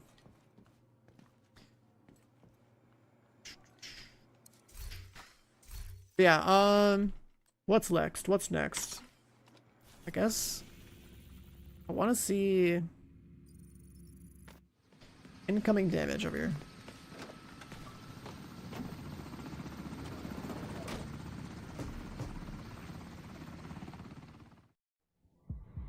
Complain, so there's always plenty. If there's anything that changed in this game, then people will complain. Like you go to the subreddit, devs don't nerf Determined.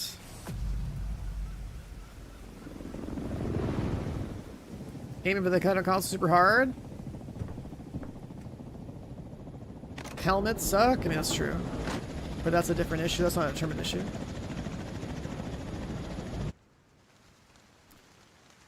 Whereas maybe striker, and I mean, you can still use a headhunter build, just have to aim. That's what the whole point of headhunter has always been, to learn to aim. But you're right that the exotic chest is trash.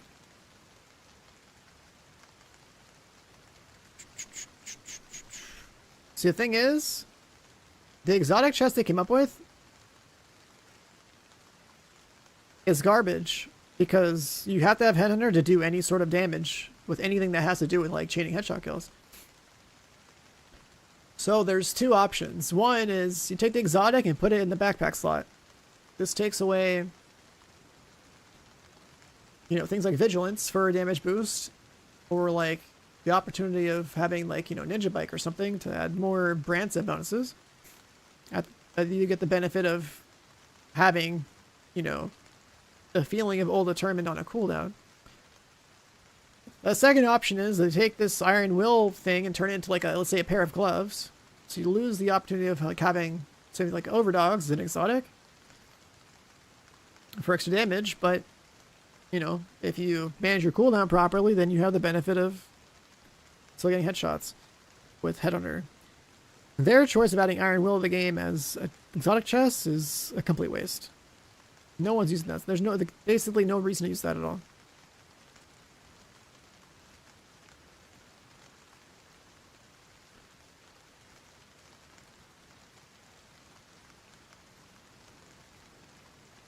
MMRs and rifles are a bad balanced class. You only use the headhunter. You can still use rifles without headhunter. Classic M1A, but yeah.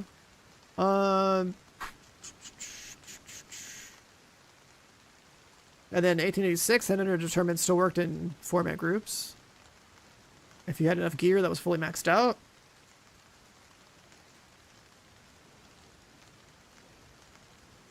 But yeah, like, snipers are pretty pointless in this game otherwise. Determined, though, you don't need to have determined to still get value out of snipers. My West Coast, yeah.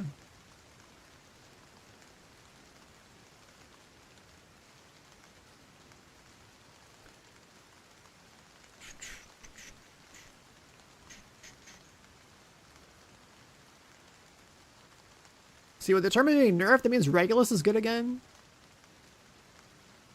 Regulus is good again. Terminal still exists.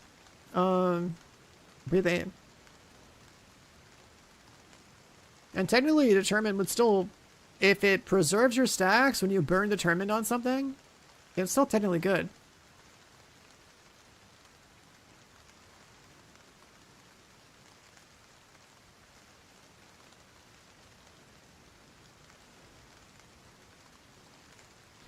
I agree with this though. Helmets are stupid. Helmet should take headshot damage. I also agree with that. The whole helmet concept in this game is dumb. All the robot stuff is dumb. Headshot builds in general are pretty cooked.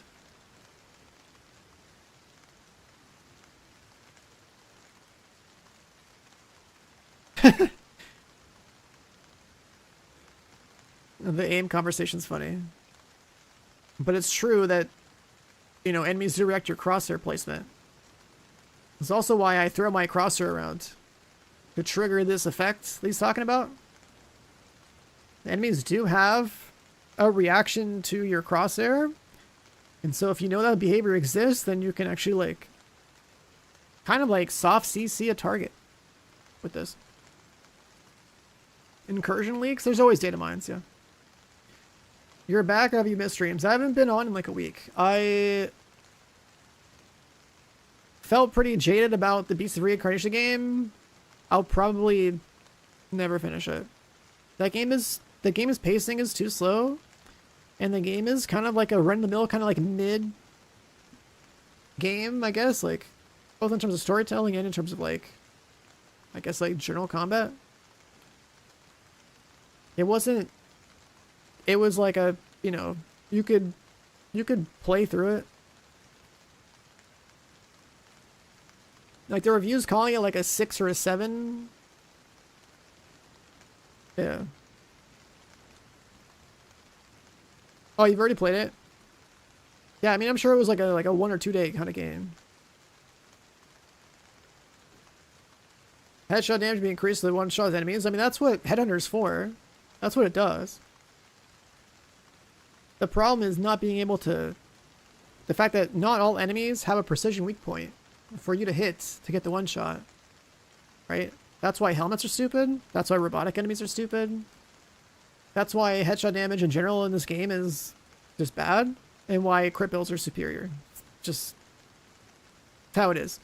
And like I've already kind of mentioned like what I think this game needs to do with headshot damage. And it's basically that like headshot damage needs to become crit damage. Right, so you merge headshot damage into crit damage. That means that when you get a headshot, that's a crit. That also means that when you build for headshot damage on gear, you're just building for crit damage. Right? But because your headshot damage multiplier is also your crit damage multiplier mathematically in this game, like it's in the same bucket, it makes sense to have them be the same thing of like, if you get a headshot, that's just be like a 100% chance to crit. Whereas if you want to get crits on body shots, then you have to build for crit chance. What that also does is it frees up like a red stat slot, right? So like there's only 4 red stats in the game for like your substats, right? Crit chance, crit damage, headshot damage, and handling. Right, so if you didn't have headshot damage there, and like, you know, the current day headshot builds would be like stacking crit damage, and then like, if there's an extra stat, they'd probably just go handling. But like the devs could add another, you know, damage stat, like say damage to release or something. In the 4th slot. You could do something like that with the substats. Also, like a headshot focus build would stack crit damage as high as it could go. But then like you can backfill that with crit chance too, so that you don't feel useless against the enemies that have no heads, right? So like the 60% chance to proc your multiplier instead of the guaranteed 100% chance, which would help with like, you know, one-shotting things that through like an RNG method or something. But I think it's also like an enemy design problem because, you know, relying on RNG to like one-shot something is stupid. There should be some smaller noticeable thing on every enemy type in this game that like either it's their head or if it's like a robot, like some kind of reason to like aim more precisely at something to like get bonus damage, right? If not all enemies have that weak point, then like that's another reason why headshot damage is it's also a reason why like headshot damage is just like a weaker choice. In Division 1, headshot damage used to be a separate multiplier to crit damage. But that didn't last very long before they eventually merge it together, because people who could hit headshots were hitting like like, you know, doing double the DPS of people who couldn't. So we know from Div 1 that headshot damage and crit damage can't coexist as separate multipliers. We know from Division 2 that headshot damage and crit damage can't coexist as the same bucket. They might as well just merge the two stats together.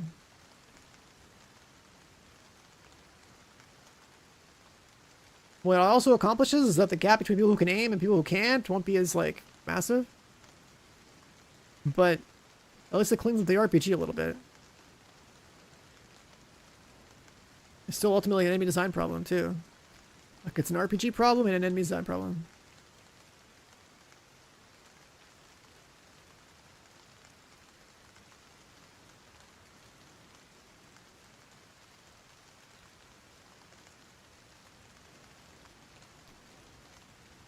Everyone who knows this is OP.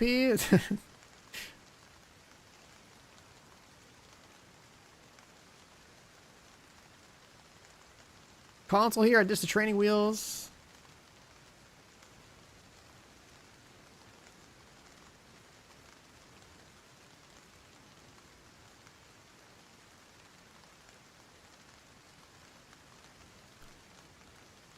So the thing about Determined is that it should never have been an infinitely chaining talent.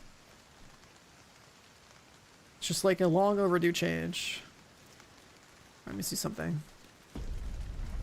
We'll send a helo for extraction when you're done. We haven't been able to get a hold of Agent Barker. We don't know what you're What does it feel like? So Bell dropped you outside the estate's gardens. You'll need to find a way onto the grounds to secure the site. To kill incursion level mobs? Hostiles detected. Heads up, Agent. Cleaners on site. Take out those hostiles and secure the...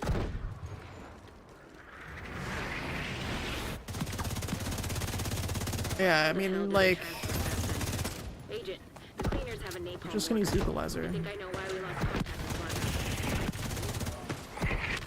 Immediate medical assistance needed. You can just use equalizer. Looks like things are not. Heads up, Agent. These cleaners must have These aren't really that developed a spongy. fueling system. They're not wearing their regular gear. So if you were planning on blowing their tank, you're gonna need to find a new way to handle this threat.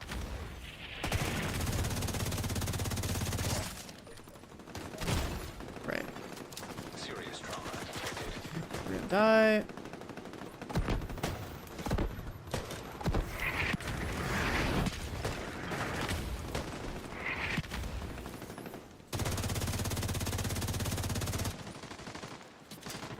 Yeah, for like the initial, what's it called? Immediate medical assistance needed. Like in terms of like time to kill in an incursion, it's always scaled like 4-man. Starting with equalizer is probably the way.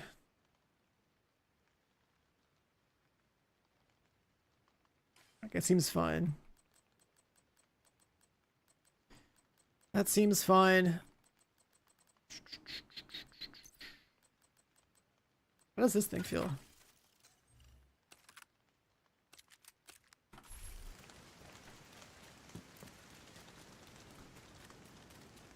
Out of curiosity. Hostiles detected. Heads up, Agent. Cleaners on site. Take out those hostiles and secure the garden.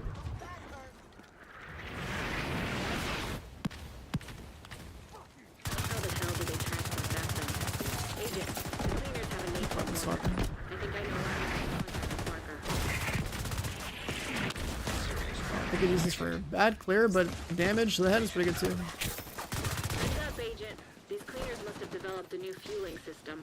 They're not wearing their regular gear. So if you were planning on blowing their tanks, you're gonna need to find a new way to handle this.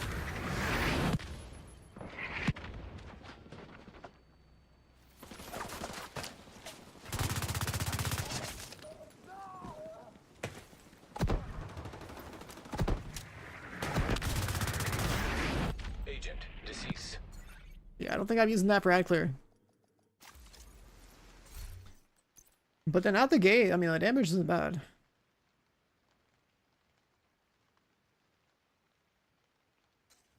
It does kind of actually have like a lot. Is the UI's bugged?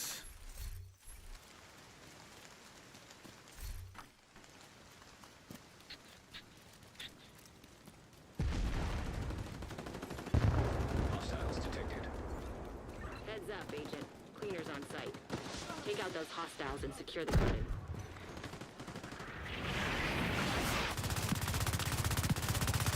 How the hell did they transport that thing?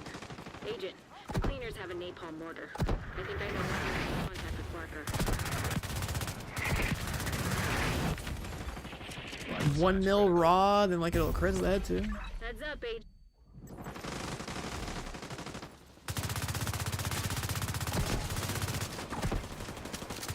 The mag size I don't like. Serious trauma detected.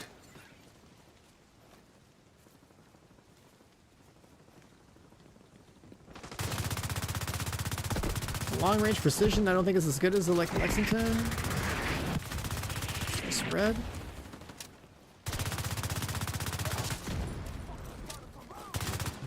I mean, if there's no helmets to worry about in the counter though, Medical assistance needed. the damage is pretty good. What I wanted to see, what I'm testing right now, is just seeing like Deceased. what a typical striker build looks like in an incursion, and I was looking at like the health scaling of stuff, and that was like a bighorn. Because bighorn gets like, what is that? Like 150 headshot damage. 190 headshot damage. Like, you just basically, if you can aim and there's no helmets or something like that, it's pretty good.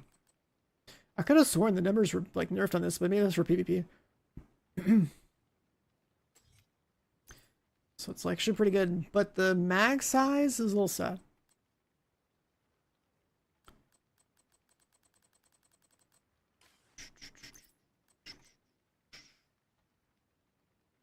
And like Stack Broker.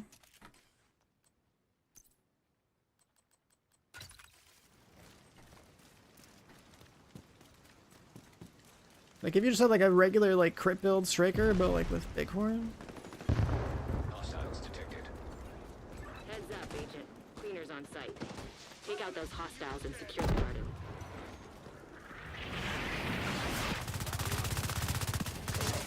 How the hell did they transport that thing? Agent, the cleaners have a napalm mortar. I think I know what to do. The mag size is a little sad, like I said.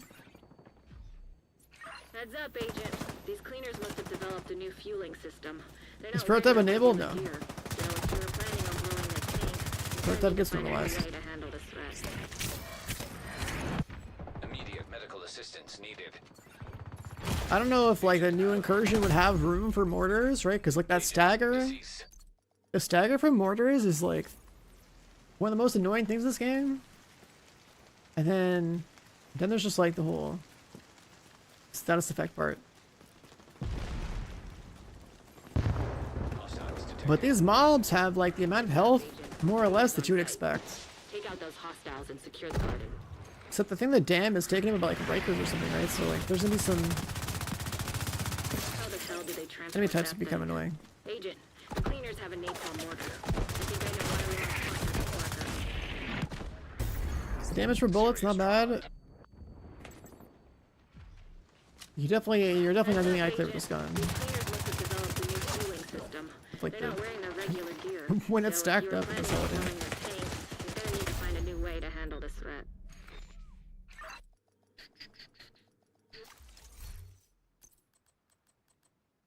So yeah. I'm gonna be running the typical Lex the whole time. We'll probably use this for like boss damage.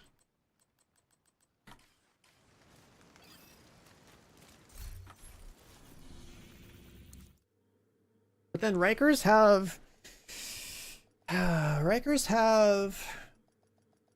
enemies that give overheal. Let's see. Safe area detected.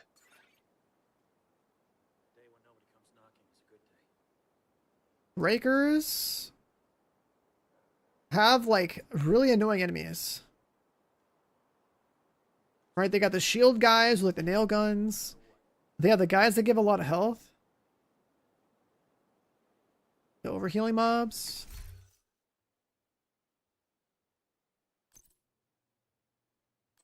So then like even this has a chance of being useful in there.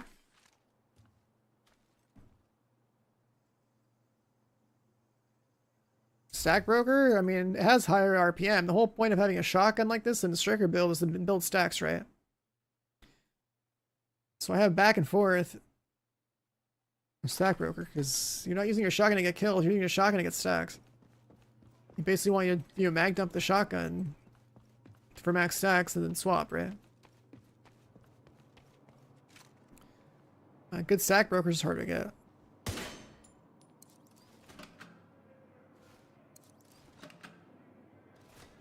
I mean, as long as you have any ACS, it's fine.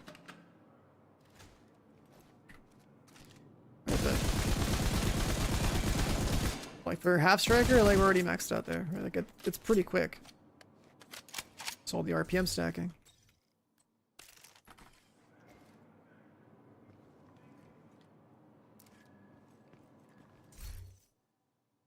And then, so wait for stacks to decay. Like even for like full striker.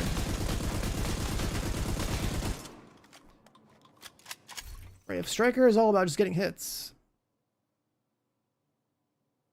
It's like however fast you can get, you know, what, 200 divided by 8. So you gotta like basically shoot a guy like 25 times with the shotgun.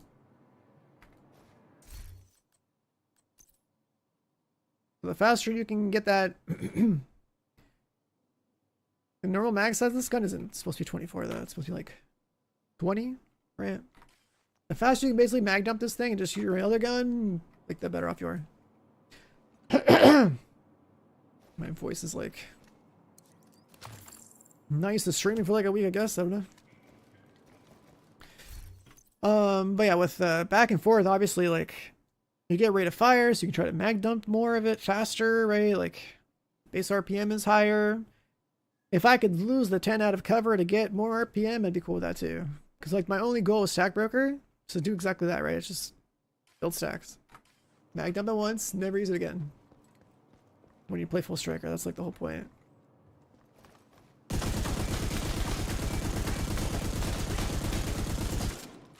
We had way more than 20 shots there though, because we had what? Paradox? Paradox is kind of insane on a shotgun.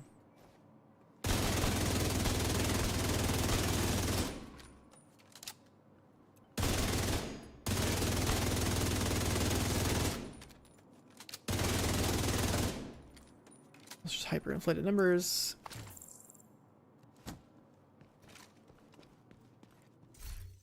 What's up, Mojo? How you doing?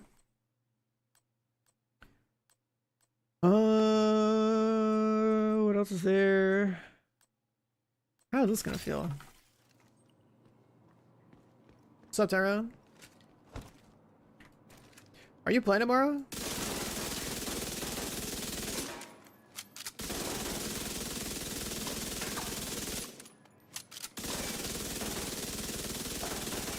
It's just half striker, backfire.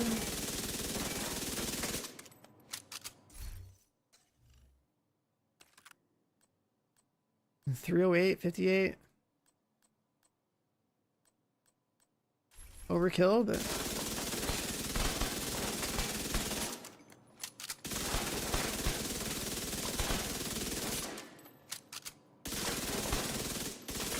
that's not bad for half striker.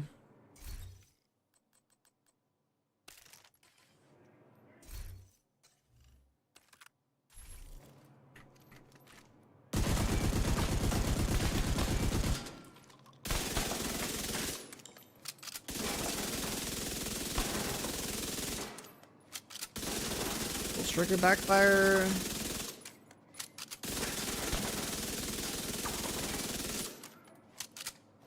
That's not bad.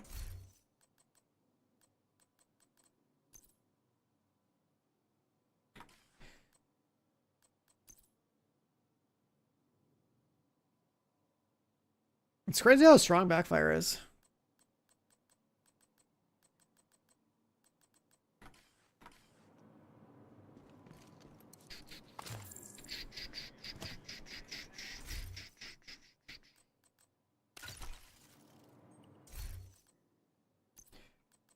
If I just force myself to use this for a bit. Guess we go New York.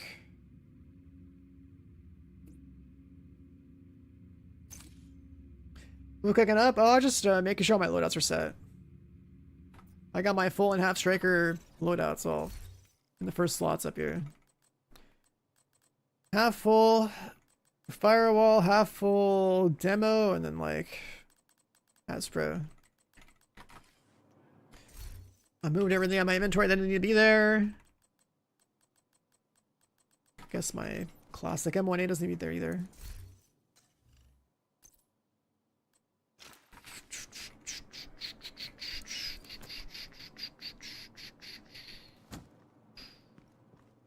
Birdie, that's there.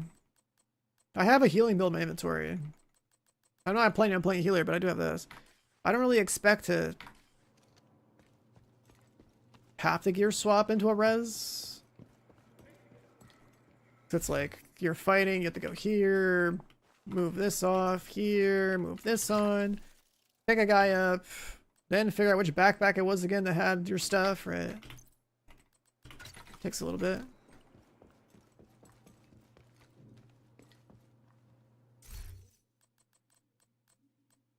I mean, to make like the gear swapping easier, that's true.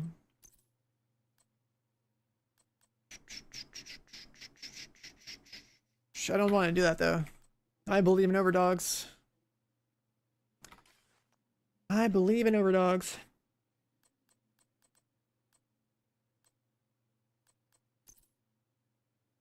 Also, I mentioned this earlier, but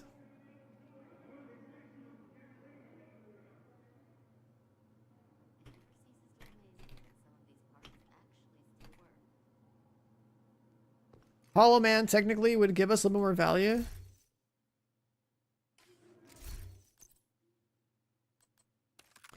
Hollow Man would technically give us more value. Let's just try this anyway. In like a Riker scenario, I mean, it won't be this much, but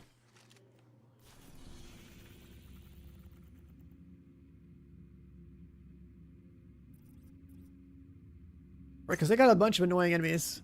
Yeah, I know we already have like the AR health damage on there, but what's a little more?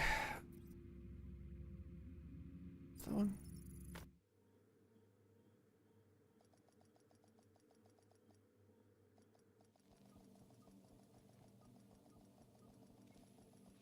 Like the leaders that give over health,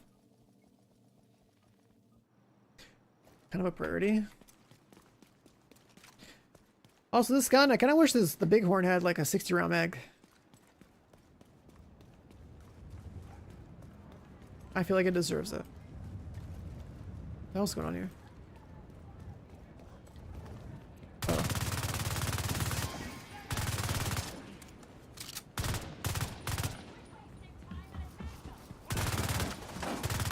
You're not going to run an LMG in the Incursion because nothing is that spongy.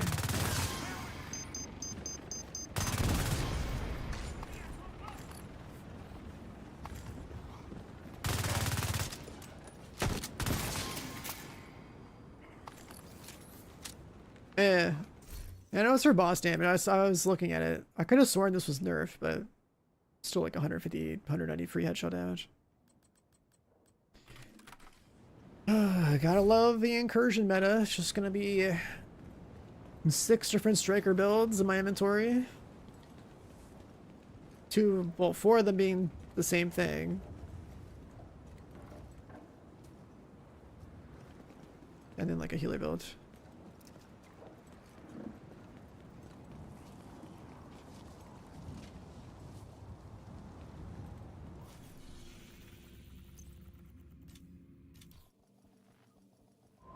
You're coming up on Dragov's outer perimeter. Remember, you're only here for Dragov. But if you find his supply depot, raid it. Hurry up! Dragov in that stockpile will It's too bad I can't force like. I still don't like the idea of throwing them on roofs, no matter how much Dragov first one in the city will attack. Yo, Astro, how do you feel about Centurion holster? For like the damage buffs and like the instant reload, 'cause I like that one a lot.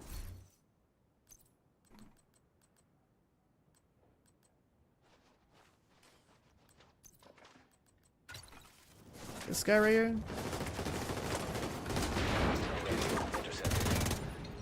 I hear gunfire. Report. Loading area by Broadstreet is under attack. Sell the gate. The APC. Do not let them raid the stockpile. I like Centurion for reload a lot.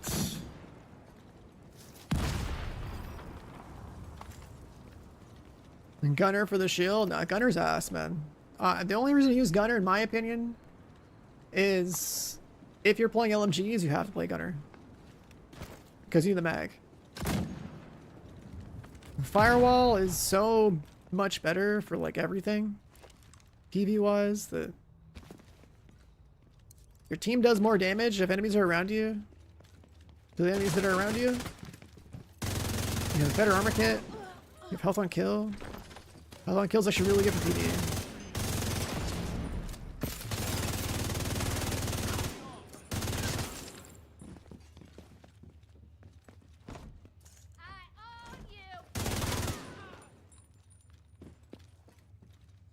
Stuck on.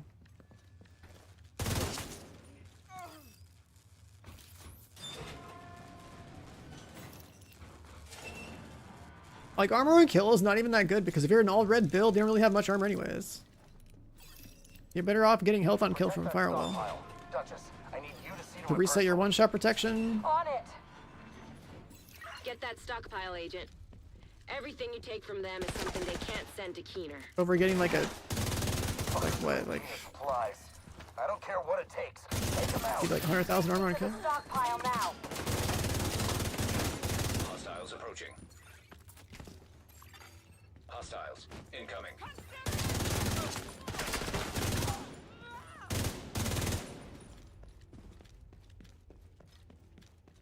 Here's my specialty.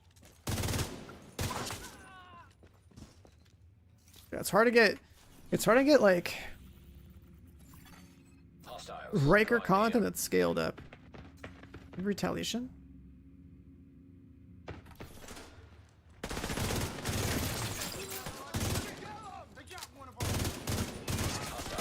Incoming. At the very least, ARs are gonna be pretty good.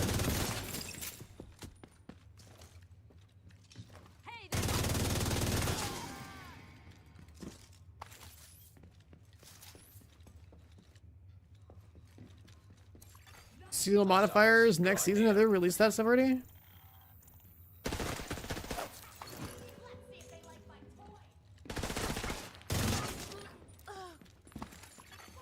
Hostiles approaching.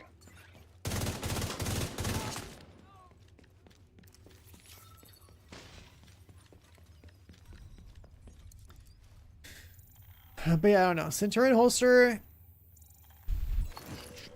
is pretty good. I've been a huge fan of it.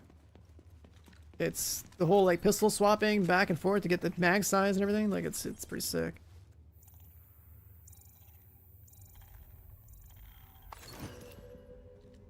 The survival speed run from back then, that one was pretty cool.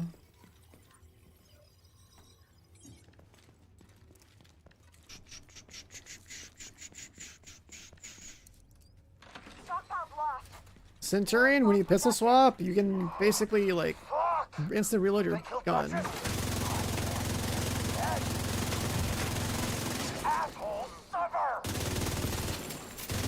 Like I don't know, instead of manually reloading, I think it's sick. Forces incoming. The downside is that when you weapon swap, you're losing the buff, right? So if I swap, I lost killer. You're losing the buff on your gun. So like, Hostiles nearby. it might be a good idea to have something like measured instead.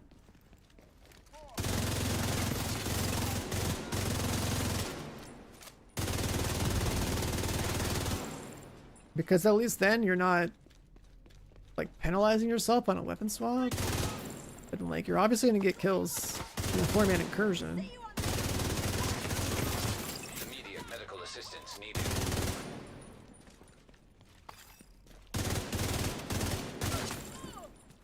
Regroup at the APC and load it up. But I don't think I have any Lexingtons with whatever. Careful, Agent. Bloody Take your knuckles? time.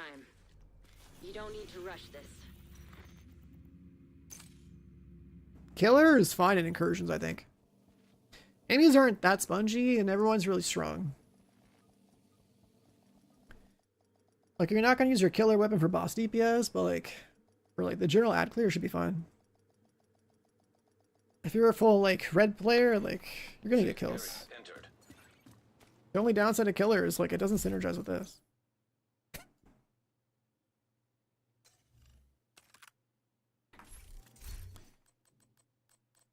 It doesn't synergize with this, that's it. And then I guess like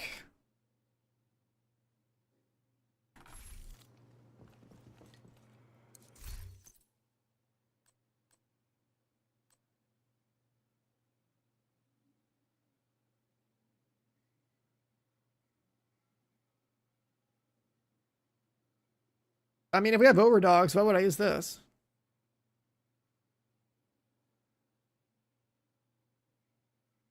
Like, we have overdogs. We don't need this anymore.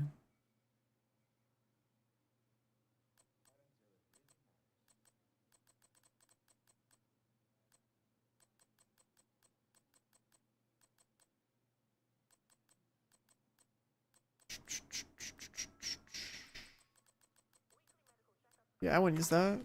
Please visit the clinic to book a time slot. It counts the total weapon damage. Yeah, but that's like not as good as having amp damage from overdogs.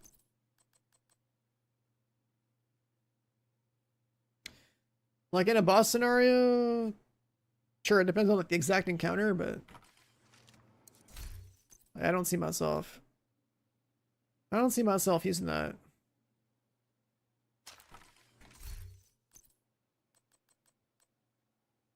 I guess in the current incursion, there's probably too many ads. So. From that perspective, let me at least have it in my inventory. But I doubt that I'm going to swap to it. Iron Welsh gloves or holster? Yeah, that's what I said too. I think it makes sense for it to be in the glove slot.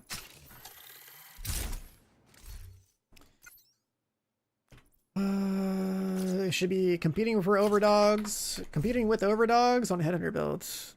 Because the only time a headshot build is any good in this game is with Headhunter.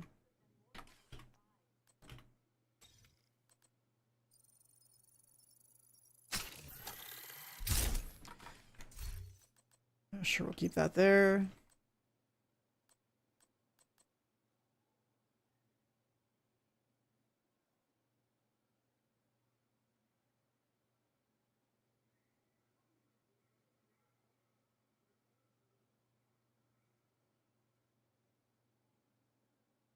Yeah, you're not going to use Killer for boss DPS. You have two actual good options for boss DPS. It's like either have Bighorn if you're headshotting it, or Backfire if like you need to crit it. It's both like a close range battle. I guess they're pretty strong. Centurion. I value this exotic a lot.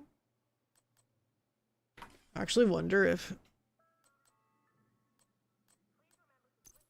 I wonder if I'd even want to play with overdogs equipped in like a loadout. It's like right out the gate. Right out the gate.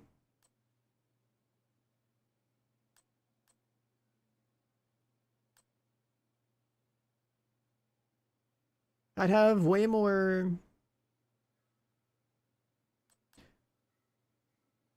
I get way more value out of Centurion, but like all the guns that are good for damage are stack based. It's like Centurion wouldn't be worth it for Bighorn. Centurion wouldn't be worth it for Backfire. They don't preserve their stacks. And so you can't use Centurion in those scenarios. Centurion would be like a measured Lexington, which I don't have.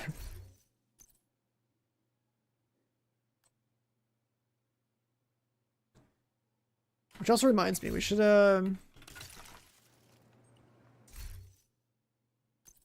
stitch this again.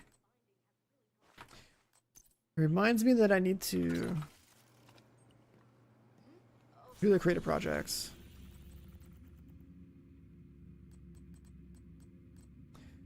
Optimal... Does the optimal thing matter? No, because it's not a fresh character. Let's go back.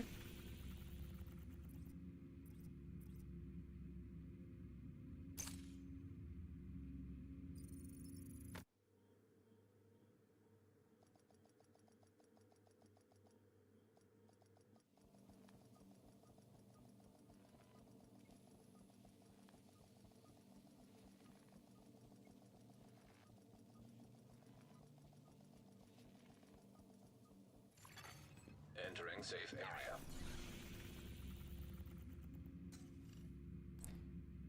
Two Bridges, Battery Park, Civic Center.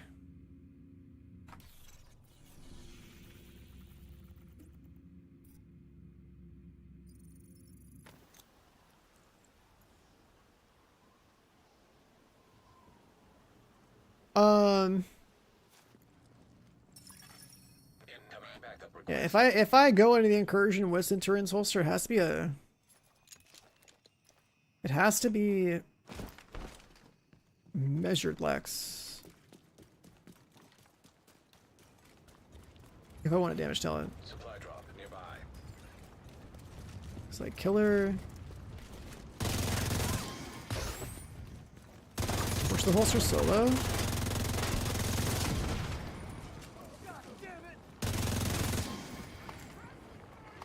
But it wouldn't work.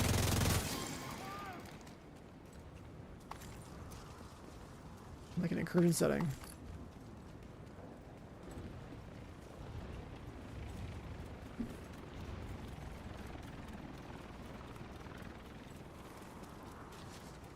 Go measure Lex into Whiplash.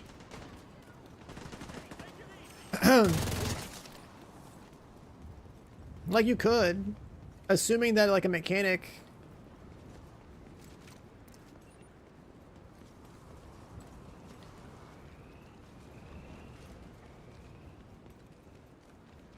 If the mechanic of like encounter doesn't require a whole lot of movement and you don't care about the speed, sure. You could just like... You could just whiplash your guns. But do you need to have two of the same? I don't think so. The only reason I have two of the same gun is like a single mechanic for escalation. Because escalation has that thing where like you have to swap guns to not get damage penalties, right? But that doesn't matter for incursion. Detecting additional hostile contacts.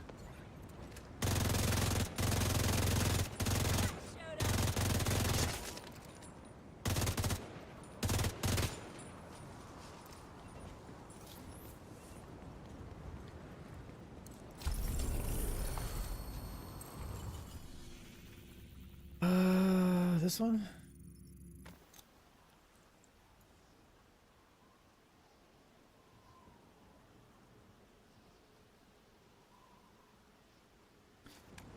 Whiplash is 5 seconds. Oh yeah, you probably need two of the same gun.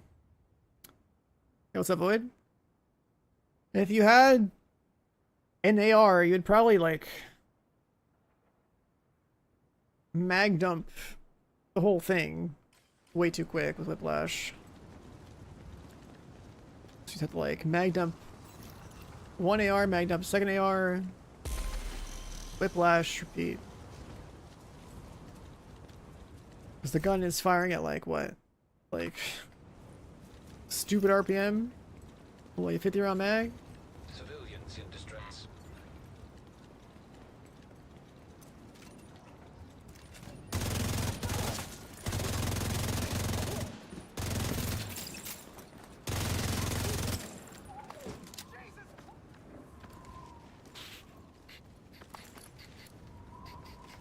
What is this landmark?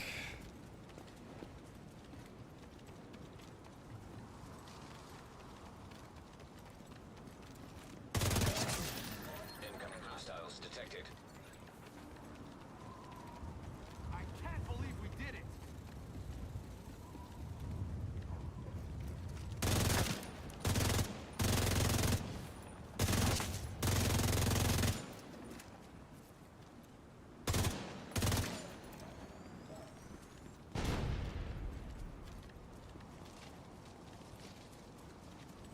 What's going on here? Stuck in a closet?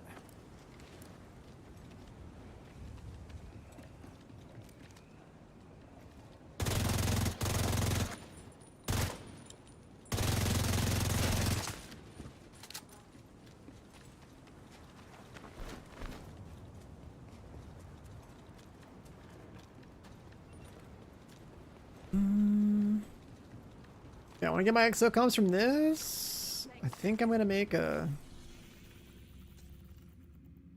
scout condition.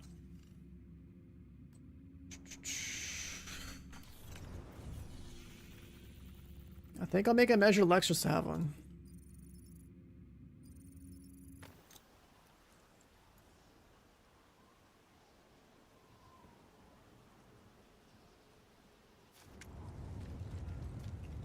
If I had measured Lex, though, I want to use it with Centurion.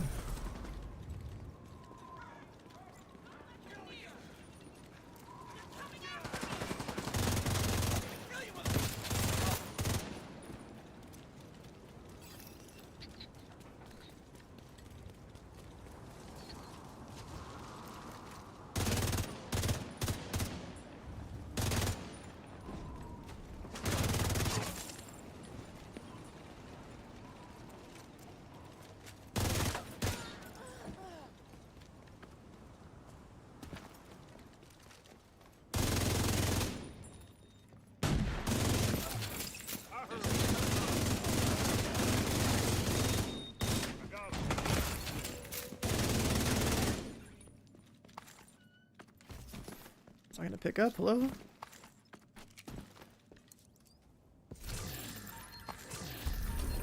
I'm done.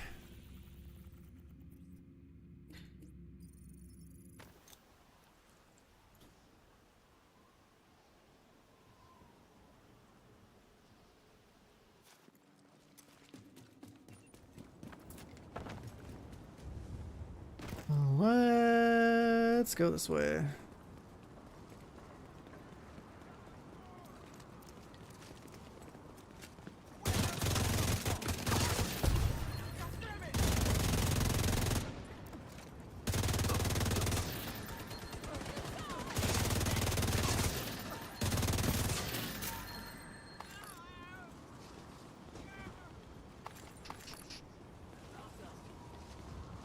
Do we need the materials? Yeah, I guess we do.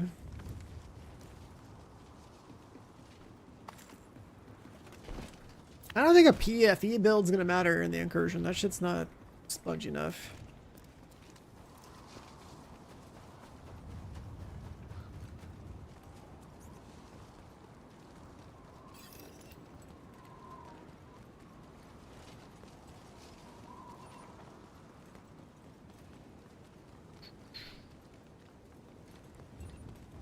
Having...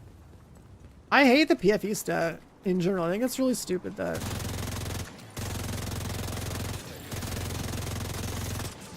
the game has a mix of red, blues, and or red, purples, and golds, right? But like, the stat only applies to the yellows or golds or whatever.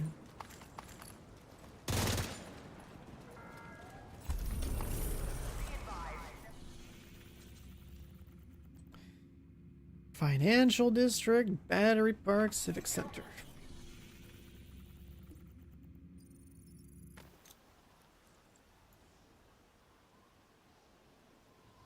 Yeah, I'm like pretty close to being maxed out my striker build, so like the damage were pretty high. And then there's also a seasonal modifier on top. That's a lot.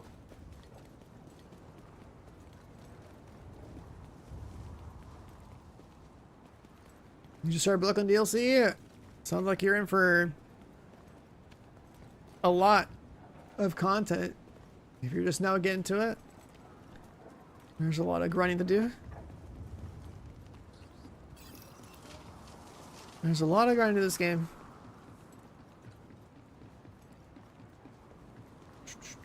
Like initially getting like regular maxed out pieces isn't too bad. Working towards prototype takes longer though. It's only like, it only takes longer for like artificial reasons. Like I'd actually have maxed out prototype stuff if I could go farm striker pieces whenever I wanted.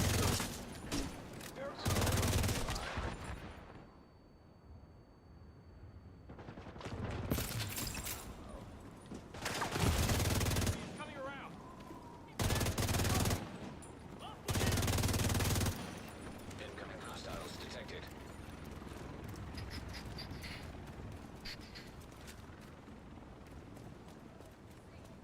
Top.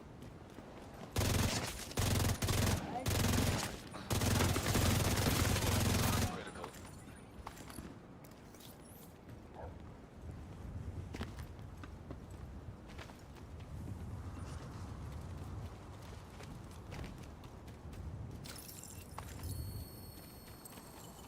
And we got that one. What else?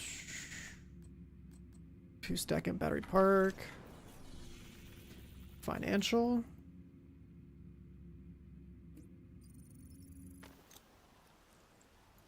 Hoarding stuff. My approach to that is there's 3 categories for gear, right? There's red, there's a blue, there's yellow. Everything that's blue and yellow, just don't keep it. Now you're down to 1/3 of the loot pool. Hostage situation Simple. nearby. Then, on top of that, the only good red set is Straker. And everything else is for like secondary, like, builds for the sake of variety. So that really narrows things down. Like keeping in one of every exotic Maybe even like one of every named item. It's in like the term, like the realm of like what you would care about.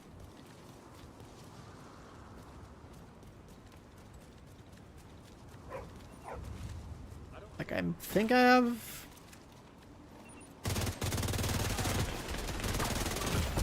God. I think I have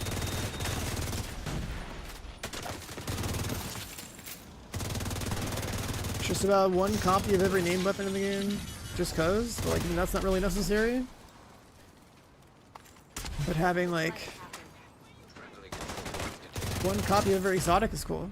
Detecting additional hostile contacts. And then for like a yellow build, it's like the only widely accepted good ones would be like, you know, future initiatives to heal people in matchmaking. I mean, if you're playing solo, you can run whatever you want, but as far as group play goes, it's like what people really want in like the top tier endgame PvP content is pretty much just a healer. So it narrows things down a lot in terms of like gear sets. It's also really easy to get a pretty much maxed out yellow build going because skill tier is just always one.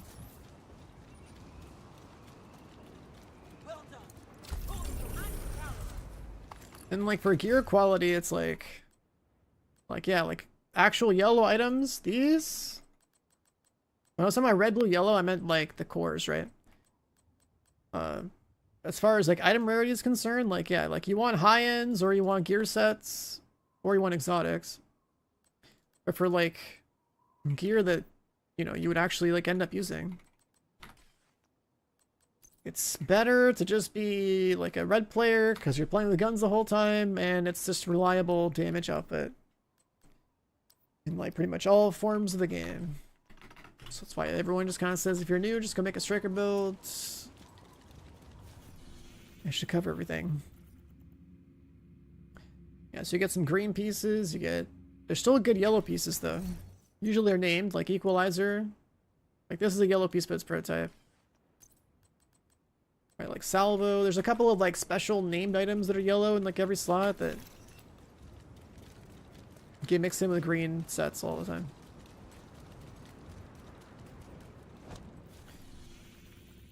But they're not all created equal, right? So like, for the sake of inventory management.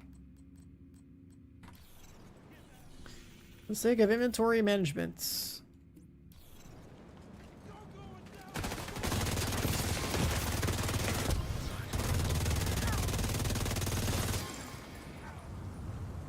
Like if you want to keep a copy of every named item you've found, like that's not a bad way to get organized to like actually see what's in the game. Well, a lot of them don't really get used. Yeah, these being like purple or whatever, that's just like actual like more serious like endgame loot, but you don't really need it to succeed in this game.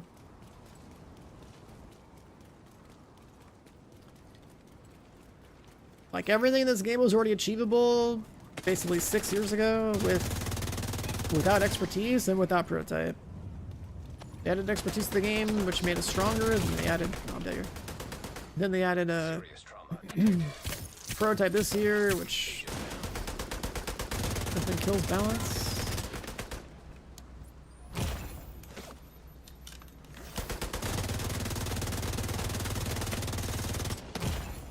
Immediate medical assistance needed. I'll take that.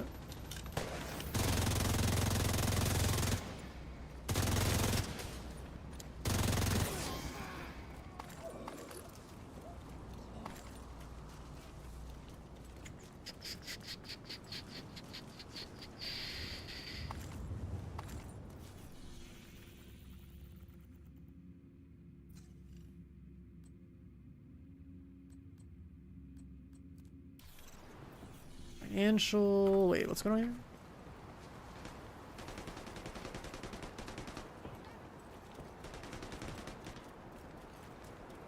Go up top.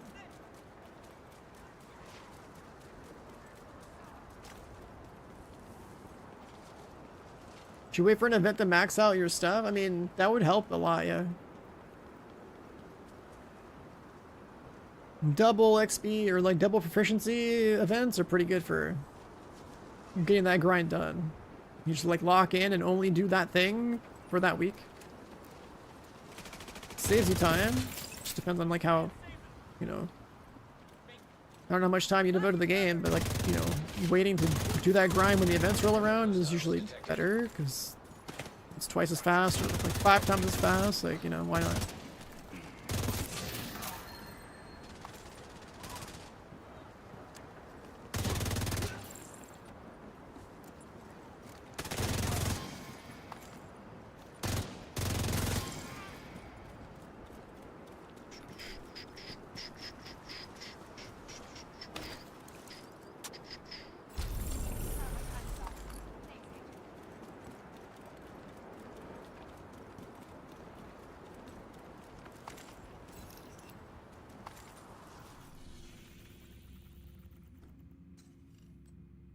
Two out of 3.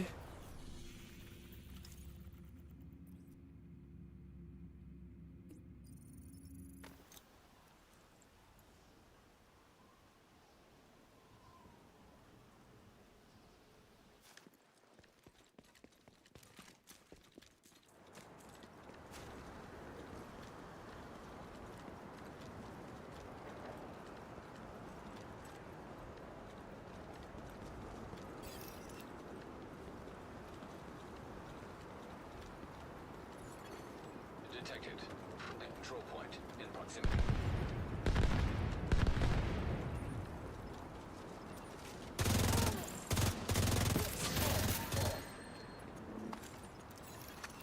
Detecting additional hostile contacts. Open her up.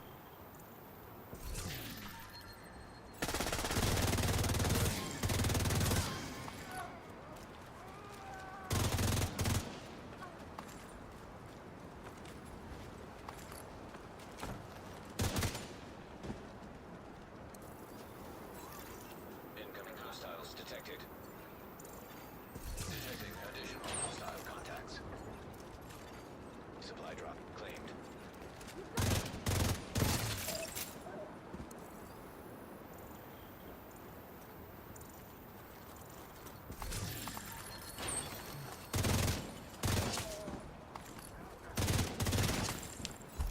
Is that for that one? Supply drop claimed. All crates are now empty. Battery park. Supply drop successful.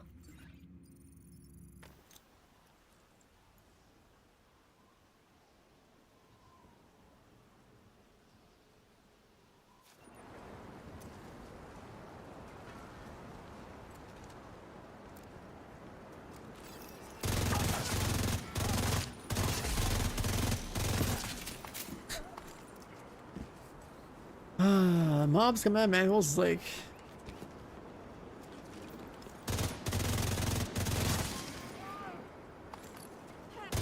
I wonder if there's a stat of like number of enemies killed from manholes because of all the farming in this game in the past 7 years.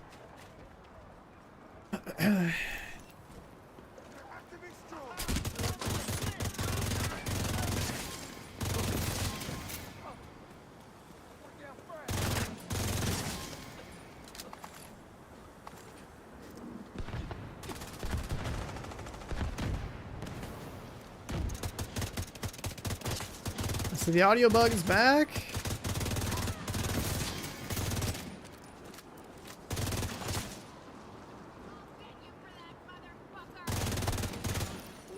Incoming hostiles detected.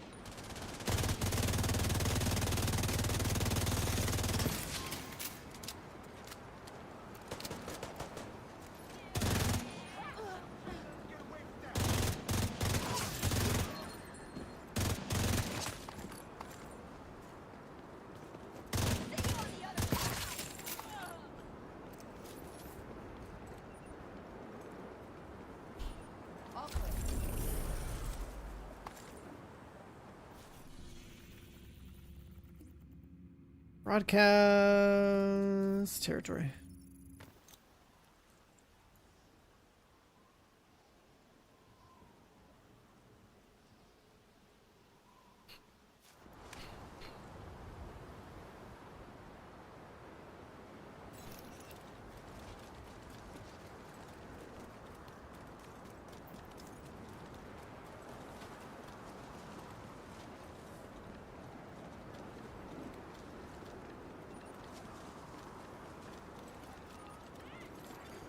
Supply drop detected.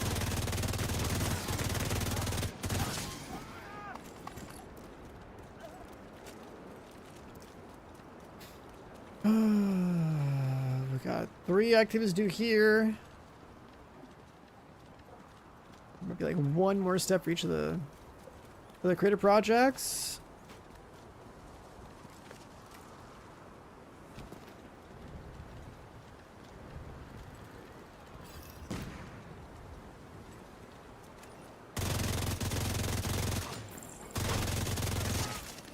Detecting additional hostile.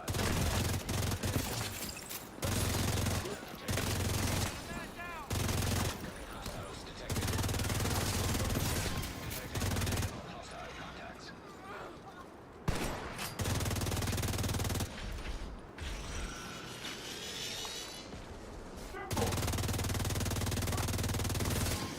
Access key detected.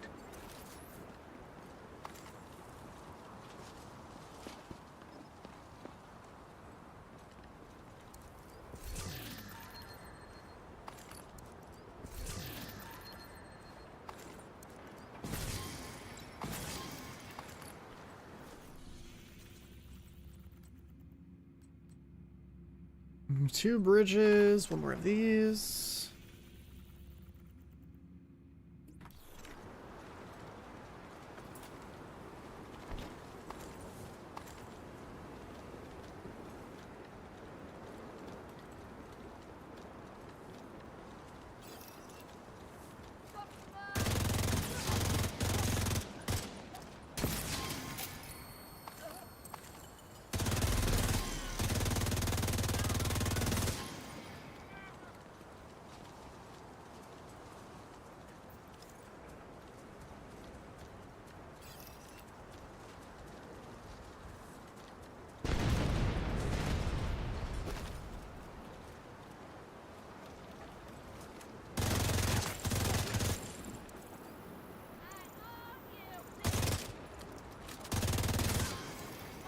Incoming hostiles detected.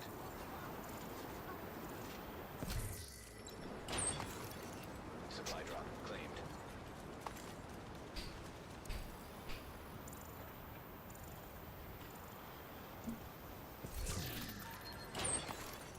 Supply drop claimed.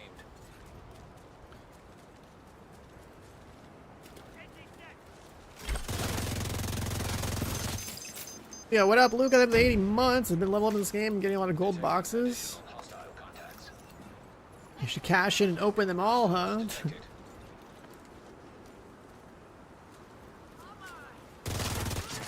This guy and his puns, man. With the reset, bro. Welcome back. I finally have some stuff to do today, so we're streaming.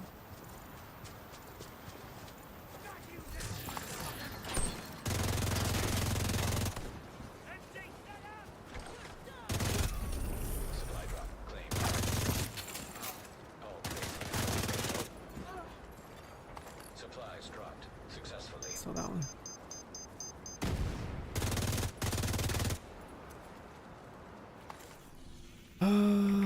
Projects. Do we get the backpack?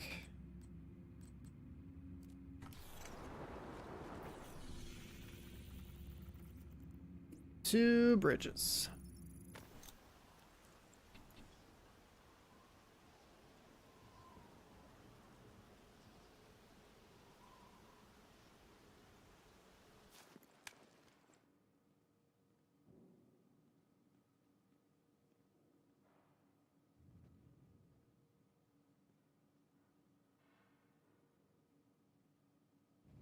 True Patriot is getting a buff, right?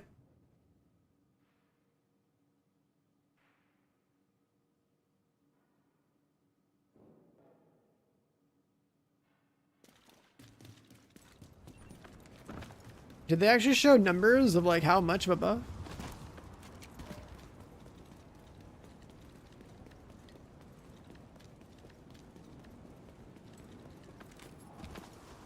Like it sounds like it'll be like a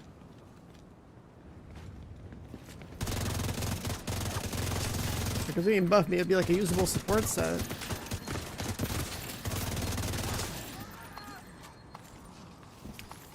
But I'd still rather have True Patriot be a set where I could just like Friendly control point detected. stay on one buff the whole time. Endgame content in this game, I mean the true pinnacle endgame content is just 2 raids and, you know, starting tomorrow a total of 2 incursions, be equivalent of like 2 dungeons.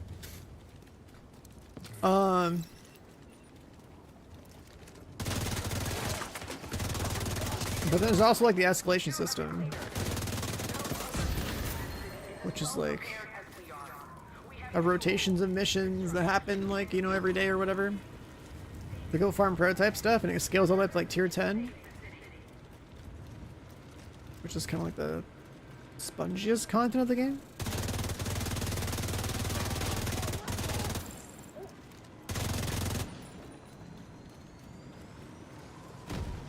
Space Marine 2, yeah, I played it on stream when it first came out.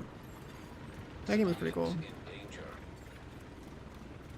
remember playing Horde mode on Gears of War like over a decade ago.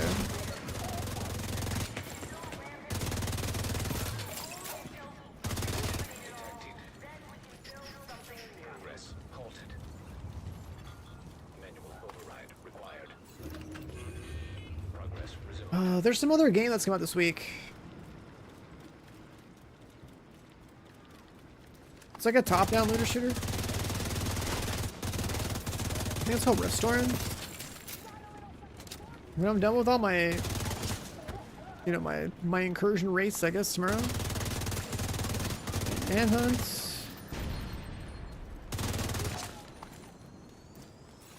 And then, try it out.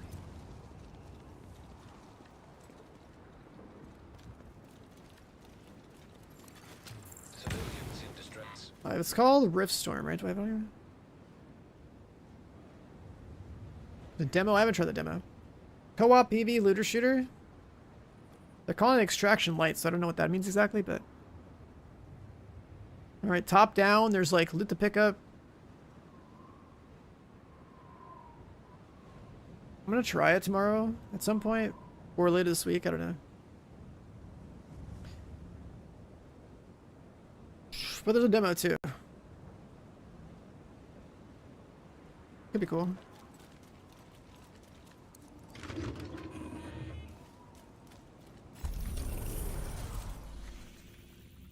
Yeah, if it's your first time on my stream, by the way, I play like a lot of different games. I would play a lot of looter shooters in general as like my main genre at this point, if there was enough of them. The Division is probably the closest thing to like my main game. But like, there's not much for me to do in this game on a daily basis, so I don't stream it on a daily basis.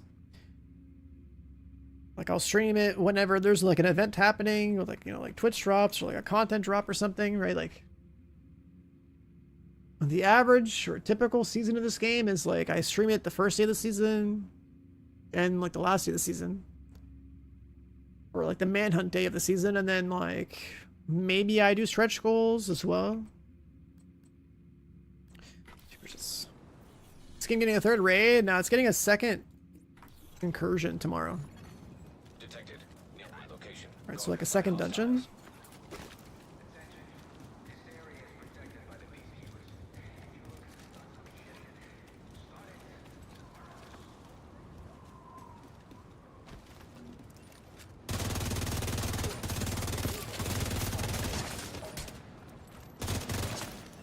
Detecting additional. It's like the first like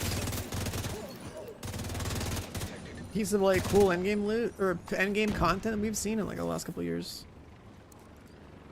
Be a cool little playthrough, little race to get it done. They're not doing an official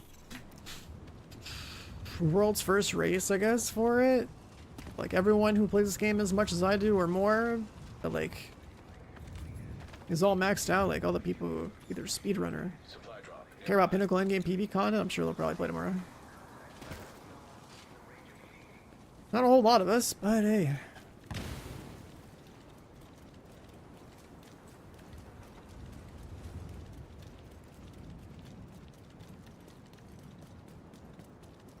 A world second.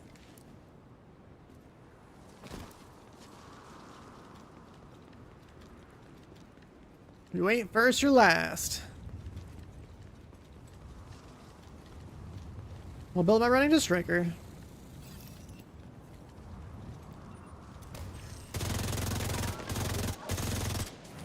Did you play Riftstorm demo, Fallen? Let's see. 34. Your project's done.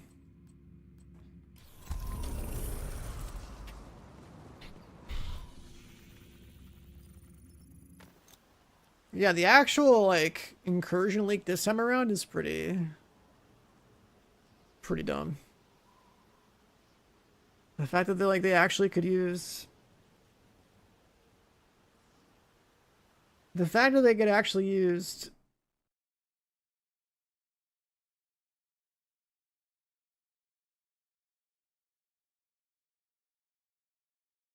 like, third-party, like, cheating programs to access, like, an actual... piece of endgame content before it's ready for launch is crazy.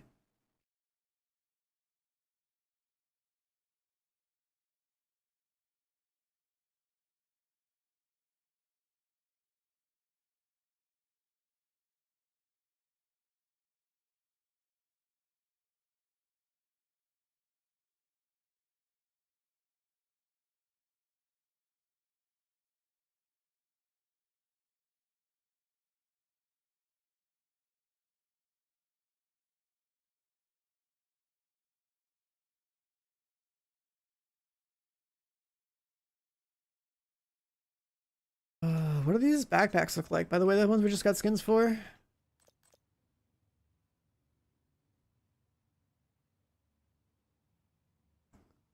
That's kind of clean.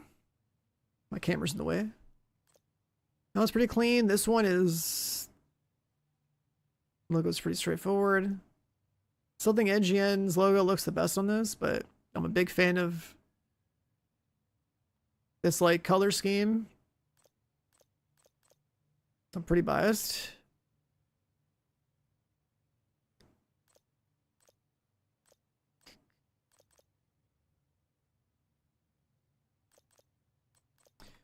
That's the other creator backpacks.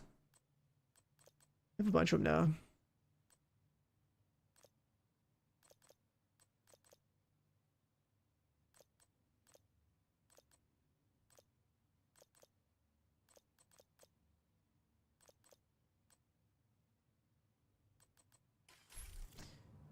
Alright, well, we got that. I want more exotic comps. How fast could I do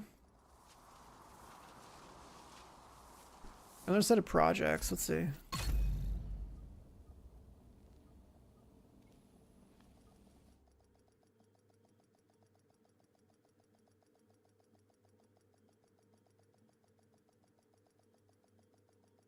Well, the thing about, like, the creator cosmetics is that I'm pretty sure for the sake of, I don't know, fairness and I guess how they make them, is that everyone's gonna have, like, the same selection of, like, a hat, a shirt, a hoodie or whatever, and it's more about just, like,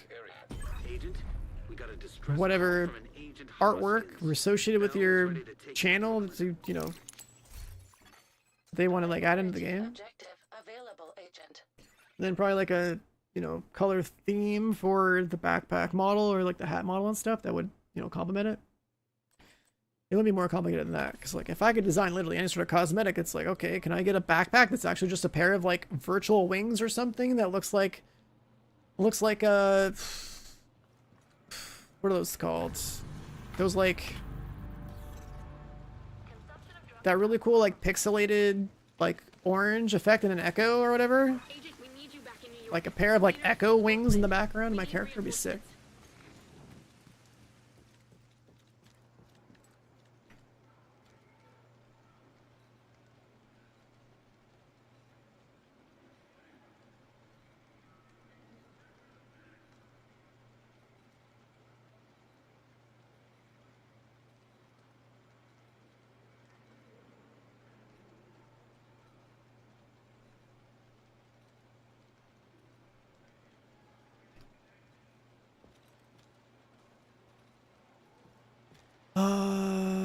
Scared to have any builds? No.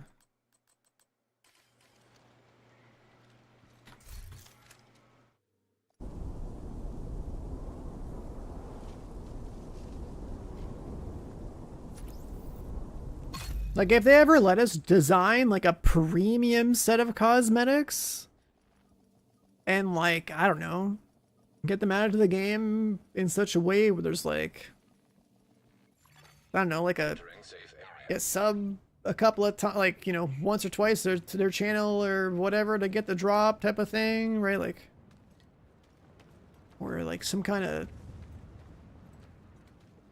thing where like they add it to the shop, but like, I don't know, they could do some kind of like more, you know, they could approach it in a different way. It doesn't have to just be that, right? Like, I don't know, there's other games that do this stuff with how they, like, you know, be like, oh, they have like a new mount you can gift a sub to a streamer and get a mount in the game type of stuff. Or like, they don't want to go the Twitch route, then like, I don't know, some other kind of like creator code channel specific thing. Like, I don't know. What did I come over here for?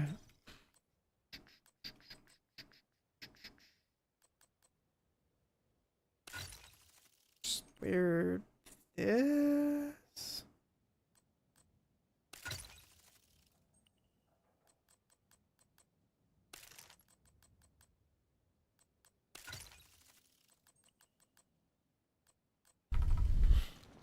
You did 34 space admins on tier 10? That doesn't sound like a fun mission to play. Doesn't sound like a fun mission to play at all.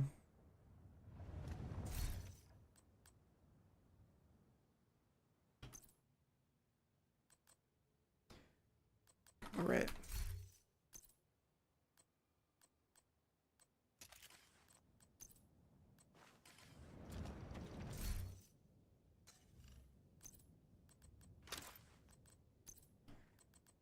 Overdogs. There's a really good reason why I didn't bother farming too much prototype stuff.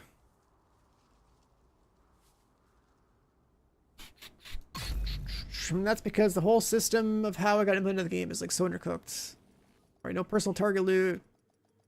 No like respect for like recalibration. It doesn't need optimization. If they did add optimization, they'd probably just make it so like you burn your tokens and your cores into it or something. Priority objective available. Agent, we got a distress call from an Agent Hoskins. Alright, which one was it? That one. Safe area detected. Alright, I'm full. I'm full.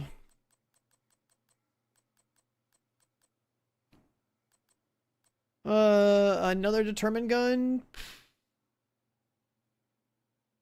Well, at least the talents can be swapped.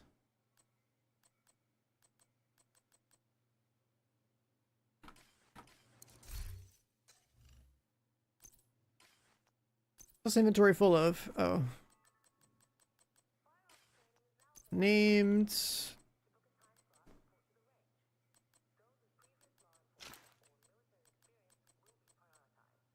Old Providence stuff. Honestly,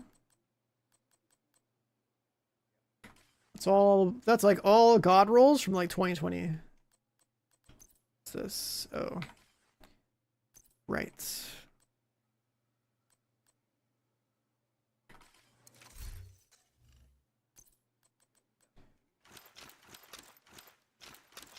The gun storage.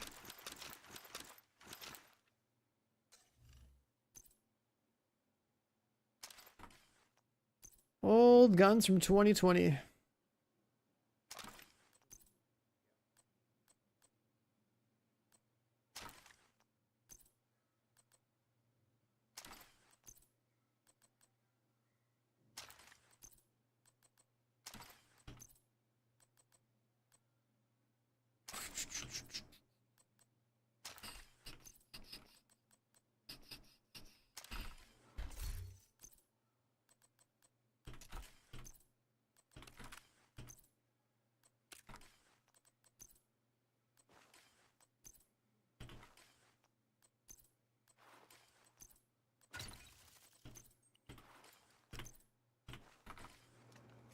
The only reason my stash is so full is just because of like all the turmoils I'm hoarding for some day in the future.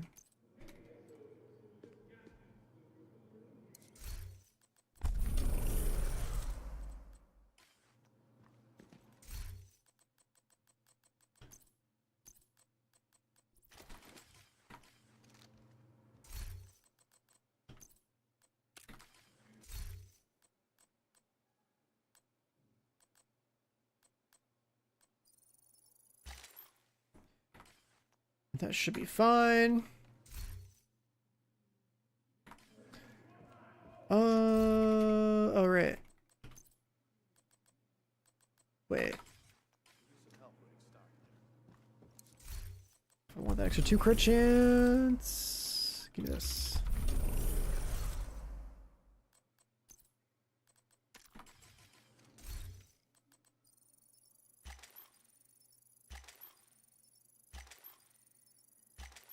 Can't tell if it's saving. I made a different sound, okay.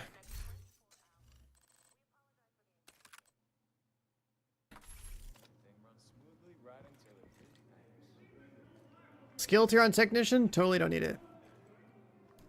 Also, this alt character doesn't have, like, the other subclasses leveled up. So I just go straight to demo and,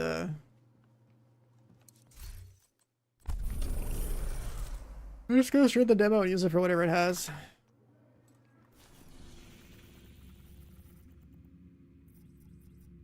What did I come here for? Oh yeah, this. Let's see. Division 2 optimized creator projects.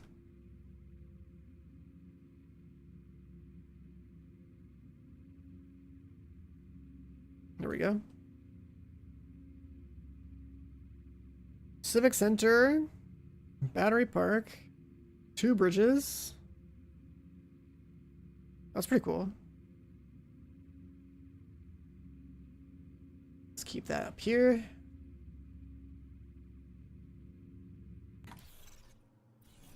If I wanted more exocomms, like, and wanted to, like, truly grind, I'd be doing this a lot, but there's, like, not, like, I used to be all about grinding my ass off whenever something like this was available, but, like, all this grind has to do with prototype, and it's just, like, completely unnecessary, because prototype isn't used in, like, the Incursion tomorrow and stuff. Absolutely no reason to burn yourself out grinding prototype. There just isn't. Alright, so Civic Center. Oh, I never did Woni on this character. Let's see. Parnell was an RPA pilot before he went rogue, so he knows drones inside. I think he's been using heavily customized drones to spy for Keener. A peacekeeper managed to shoot one down, and we'd like you to check out the crash site for anything that could. This character hasn't done this. Should I level up the spec too?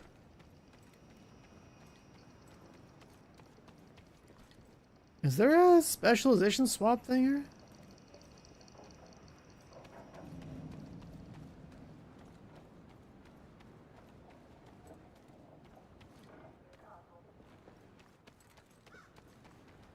Oh, there is, but it's like...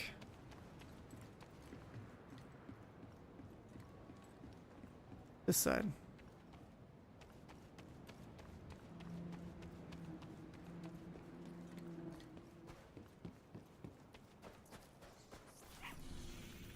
Does this character get boosted?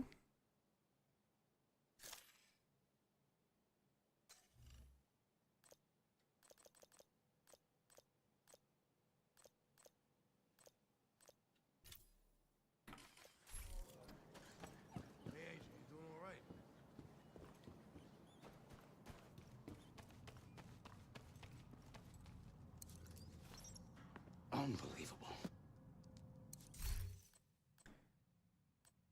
Okay, if these three are maxed out, just level firewall. With some damage, but that's fine.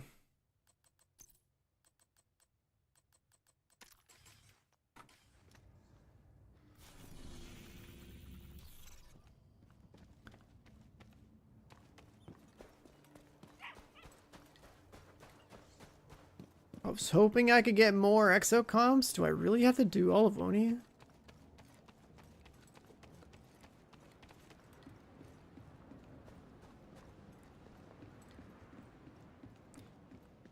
Like, can I just run around? Let's see. You're heading into the Civic Center, former headquarters for government and... Oh, I know there's stuff. I just don't see the map. Yeah, we're I fine. really do mean former. There were I was a little widespread worried there. protests and riots here in the early days of the outbreak. Now, it's more like a memorial to the society we lost. I was a little worried I would actually have to, like, do the campaign or something, but we're good.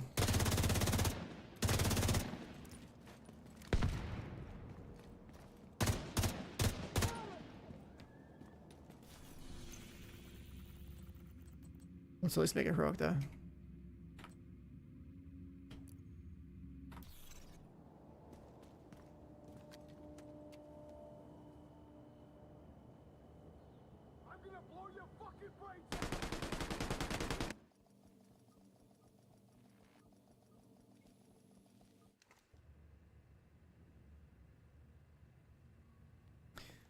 Alright. Time to run around the open world, look for little activities. Parnell was an RPA pilot before he went rogue, so he knows drones inside and out. We're gonna do an optimal crater project run to get another, like, what? How many exocomps is it? 45?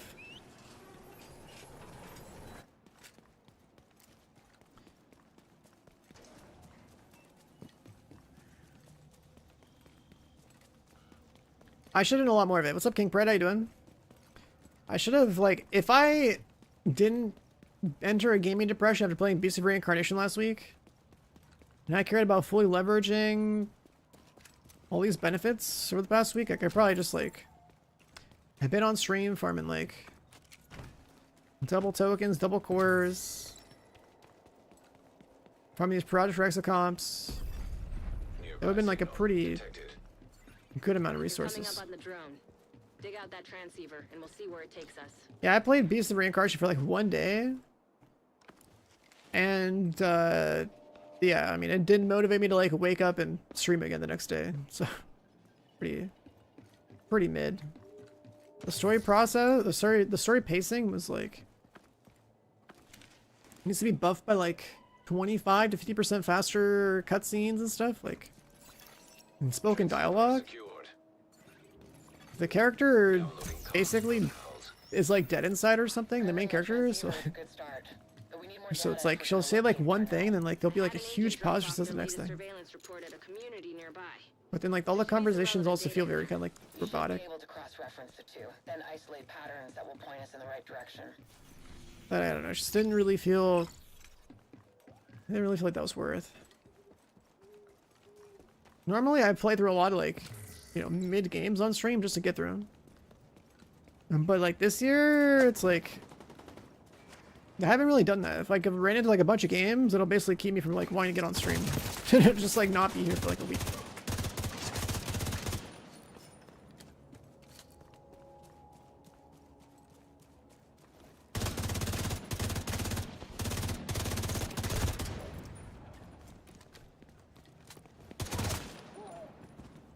Like the game, Heavily armored hostile. I could have gone through it, but like the alternative of going through the game was to like finish watching whatever I was watching. So like, I'd rather just do that.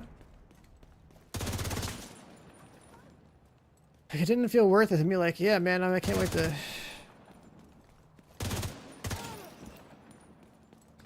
I can't wait to the next half of the game the next day. Reinforcements incoming. I do like seeing the end of the story in like all these games I start. But there's so many games this year that I just never finished. Didn't finish Black Flag. Didn't finish that Sword Art Online game. Didn't finish Piece of Reincarnation.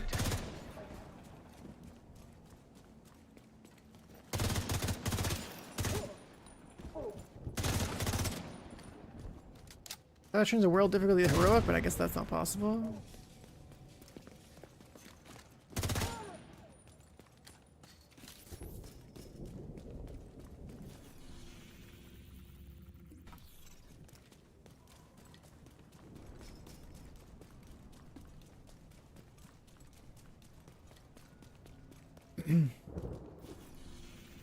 Like, I like the anime, so that's why I played the Sword Art Online game, but like I knew going into that game from having played the demo that it was kind of mid. I was playing a little bit every day on hardcore mode, didn't die, I got close to dying a couple times. I just like stopped caring.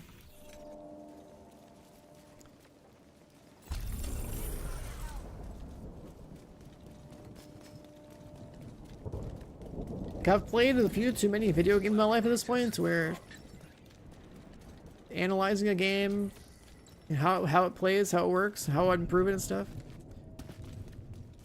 I'm starting to like really take over my thought process to where it's like almost damaging now to play bad games. Because like I sit there and play the game and wonder like why am I playing this game instead of just like, you know, making my own or something. Additional hostile contacts. Incoming hostile. That's the end game. The end game is having played so many video games that you might as well just make your own. Satisfy the lack of something that you need that should be on the market.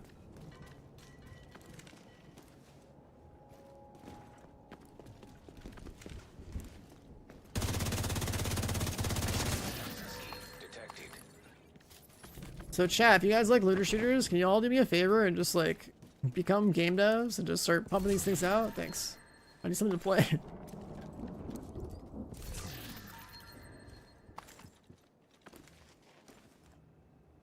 Everyone that plays looter shooters needs you to do this.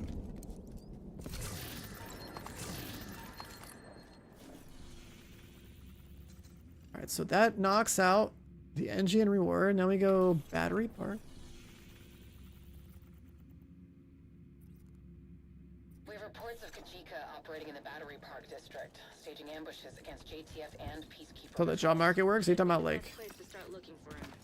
Be careful, though. supply and demand, or just Guys like do not mess around. niches not being filled? I mean, it's just like how businesses too.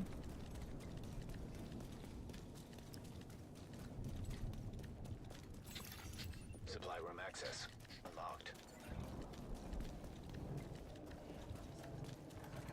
If you can't get a job, make a job.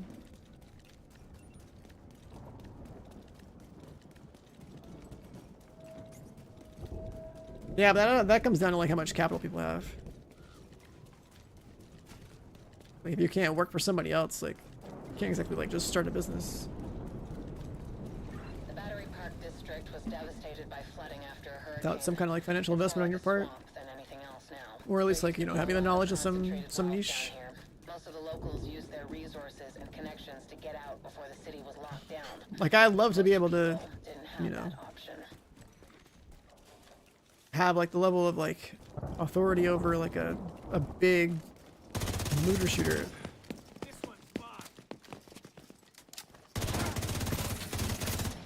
Not that kind of budget, but that's not realistic.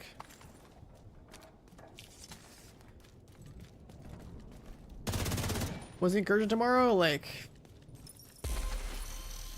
ballpark of like, I don't know, 6 AM tomorrow? tomorrow.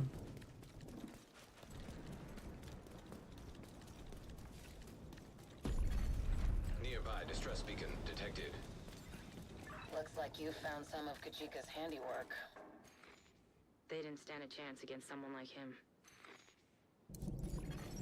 Agent profile detected. Turret registered to Javier Kajika. Status rogue. I can't believe these assholes can still operate their tech. There's a workaround for everything. So we've got proof that Kajika's been here recently, but we need a stronger lead. Head to the nearby church community. They've been monitoring the patrol Here of the yet? area. So we've got proof that Kajika's been here recently, but we need a stronger lead. Head to the nearby church community. They've been monitoring the patrols in the area. They may have some intel that could be valuable.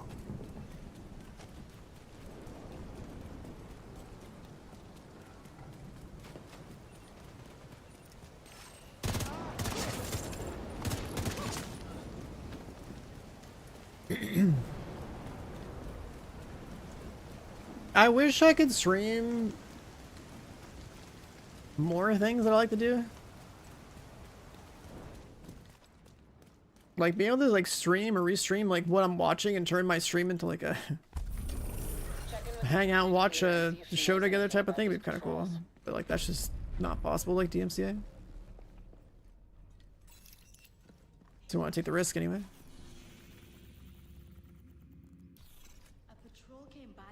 I know some people have just always like, you know, done like entire marathons of like Hell's Kitchen and whatnot back in the day. Further south, but I haven't heard from them since. So I look at my stream as like a Best case, we find the patrol and they can the tell people us that what they regularly see know. anyways. It's like if I go live, the hangout space is like available, right? Yeah, me too. With watch party integration, it's like I think everyone's video is synced, but it's not really what I'm looking for, right? Like I'd want whatever I'm watching to be on stream on the screen, right?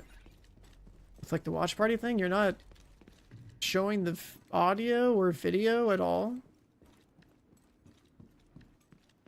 It's like everyone who has Prime or something is like synced up. Everyone has Prime is synced up, and do I need battery activity? It's fine. I'm just gonna find them in this instance right here. Hostile control point detected. I gotta try to uncover some fog on these alt characters.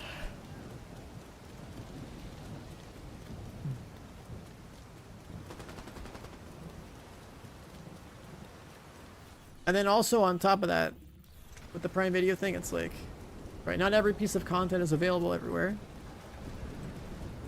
So like in my case, it's like I binged, I don't know, a bunch of other like gamer related anime like this past week that I just like enjoyed because, you know, they all have like different leveling systems. There's always like this stuff that has to do with, what she did here. Now we're good. What's it called?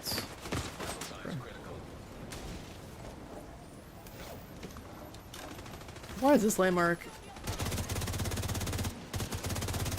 doing hella damage?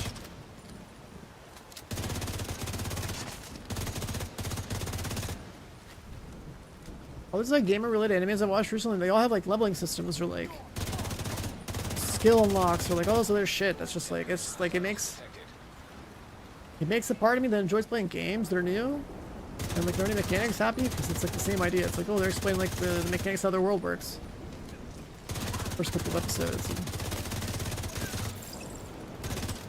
it's just really funny to see how like they try to explain that for like the person who like, you know, main character, I don't know, does something, dies, soars up another world. There's all these different patterns and trends that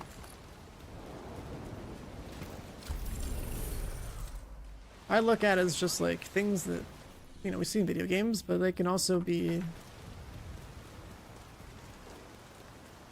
Also being put in that media, just kind of cool. Target is nearby. Anyways, that type of content isn't going to really be on Prime.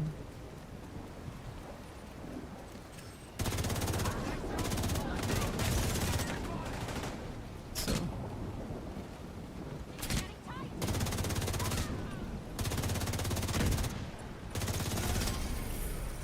I guess technically you could do that in like Discord. King's Avatar? Yeah, I watched all that. I was interested in that one because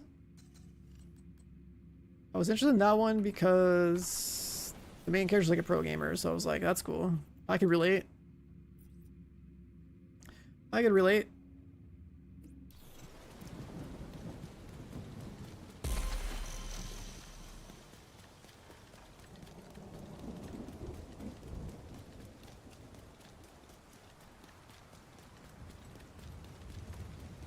Playing Division Resurgent, you're enjoying it because you're shocked. I mean, it's a mobile game, but it's a mobile game that has... It's a new Division game. Right, you have snow, it's Division 1, basically. It's a monetization. But it's still a mobile game.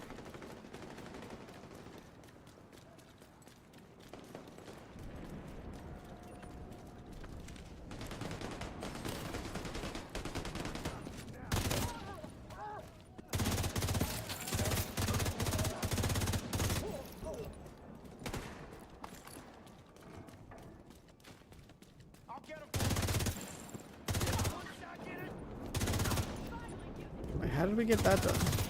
Is there a convoy?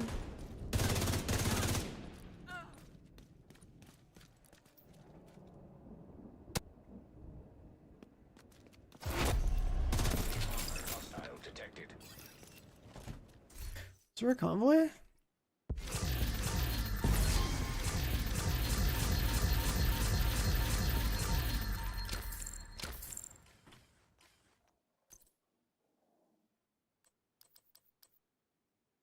Where the hell did that come from? Did I get that from a box?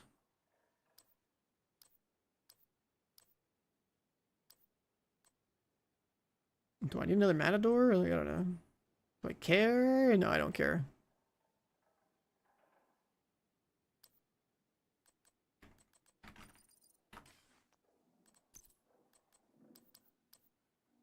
Insult to injury.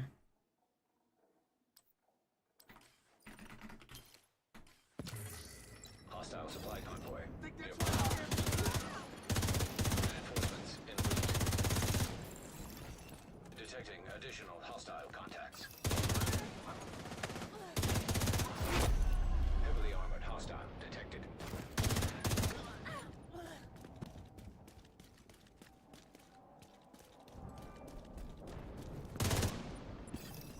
The greatest estate developer? There's so many like variations of that too. I saw one where this guy, his skill was, he had an OP skill when he entered this other like world called like online grocery or something. He could basically like have online delivery instantly using like in-game or like the world's like, you know, currency to like buy ingredients, buy food, whatever. And then the guy was like would just love to cook, so he'd just keep cooking and like Supply room access. because he had the access to like all these like other world ingredients, right? These people in this medieval era had like shit food, but like this guy could just like whip up like any sort of meal with that would be considered luxurious to like anybody he's with. It would also give them stat buffs. And it would like, it was like a plot device to also get like some really OP like legendary animal familiar type things in his party. So this guy's walking around just like a normal ass dude with like a fucking legendary wolf. He's got like some other like 2 other companions, and like he's just like trying to like explore the world and not, you know, be the hero or something. But because of his food buffs and like the people he's partying with, like he's just making them hella OP and just like crushing shit. And I wonder how the story's gonna go, because there's only 2 seasons of it and there's still room for more content. I really like that one. That was cool. There's another food one I watched, not like last week, but like a couple weeks ago, called Food Wars, and that one was awesome. That was a straight up banger from start to finish. That was sick. 2 bridges. That one was so fucking cool.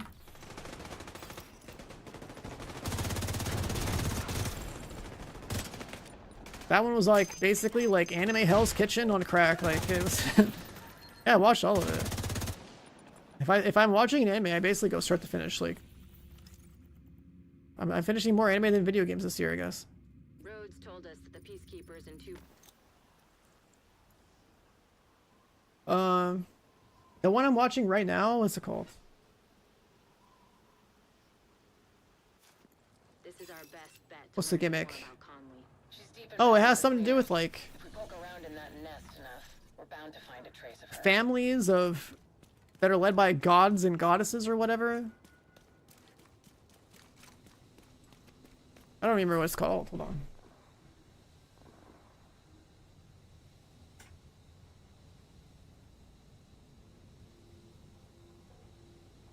Oh, this one doesn't even sound. This one doesn't even sound like it's supposed to be anything. Right? This one's called like yeah, something to do with like not picking up. Is it wrong to try to pick up girls in a dungeon, right? It sounds like it should be some fucking like Gooner anime or something. But it's like actually pretty fucking cool. And I'm only on like season 2.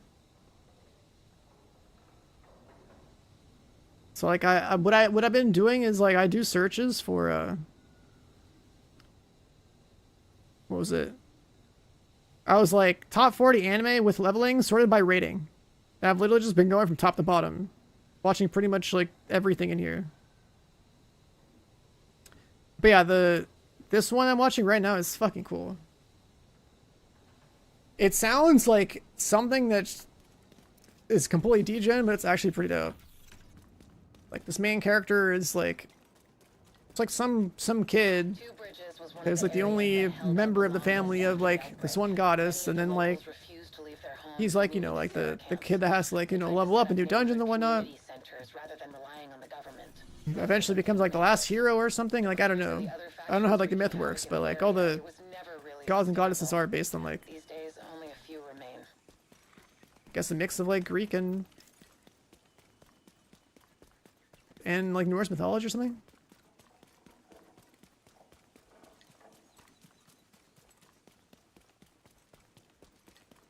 Is there a Freya in Greek mythology? Because that's like the one thing that tripped me up. It's like, I thought Freya was supposed to be like a Norse thing. I've got reports that the peacekeepers are trying to take a Riker's control point. Give them a hand and see what you can find out from them.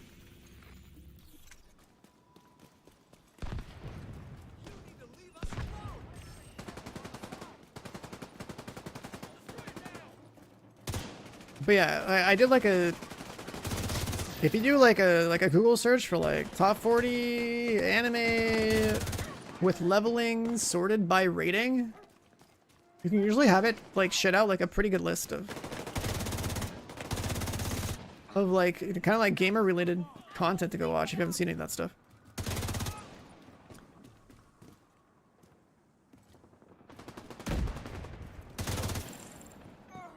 There's another one I watched that was pretty cool. It's like Eminence in Shadow. That guy was kind of wild. What's on this list?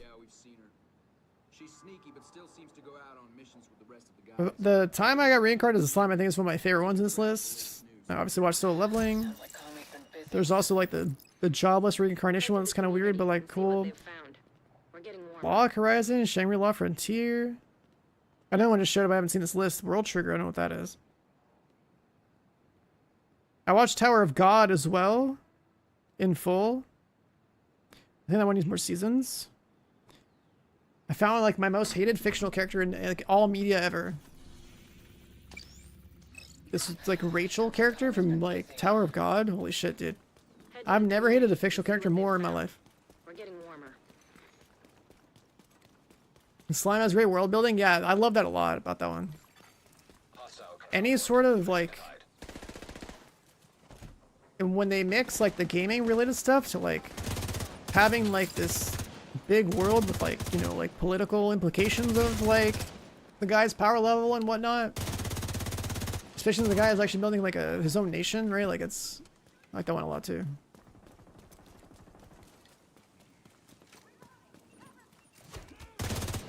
So I've been going on the deep end on that stuff. 'Cause, like All clear. it relates to gaming in certain ways. There's even like mechanics or like concepts that, you know, work better in like a, you know, you're the main character kind of setting. Like what's presented there? Have I watched the real dot hacks? I've watched a bit of them.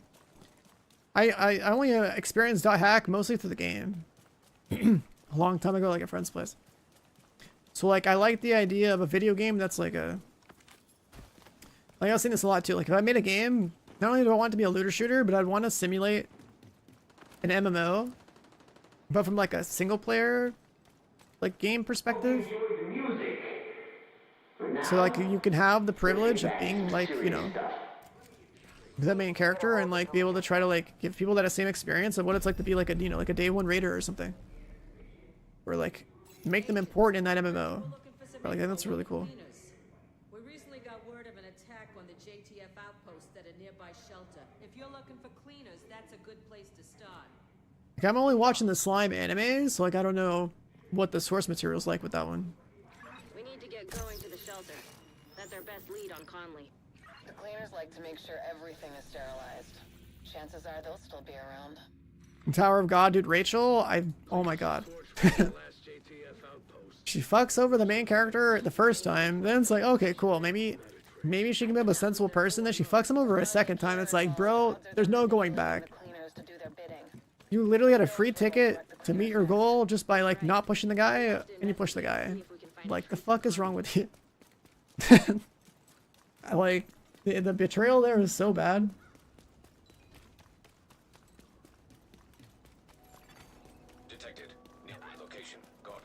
The betrayal there is so bad.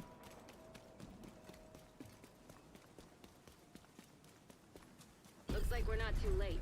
The cleaners are still here? Darwin's game. I don't know if that one's shoved in my list yet.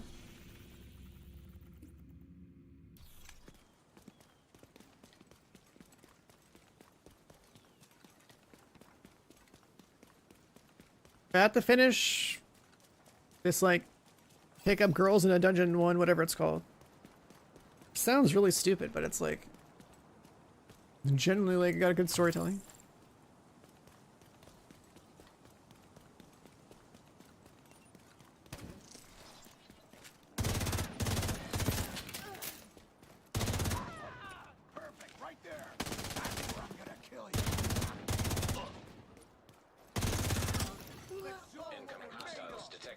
Is Darwin's game another like leveling up kind of like gamer related one?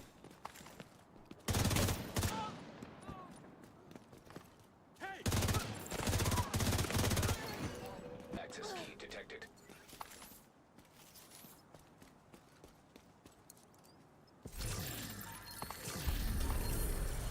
Augmented reality battle royale. That sounds kind of cool. There's really a battle royale ish one I watched. Actually, there's a couple of them that I guess have that trend. I've seen so many though that like, if I don't write them in my Discord after I watch them, I kind of forget until I see them in my list again.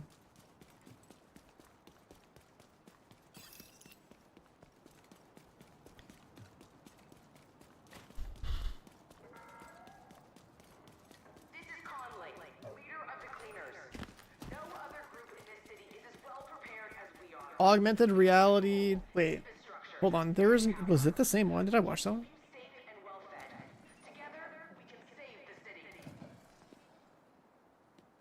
There is.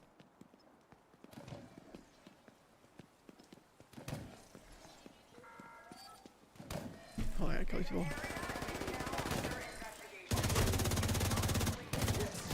There was one I watched where like these kids that were like in a school or something got like a mobile app on their phone or some shit to like, or maybe like, or whatever to like get access to something. that was essentially like a battle royale. But it was also like a performance enhancing thing for like a real world too, and not just a game.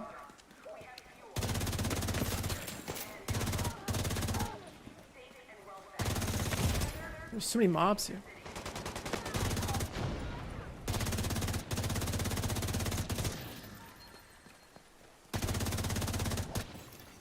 Incoming hostiles detected.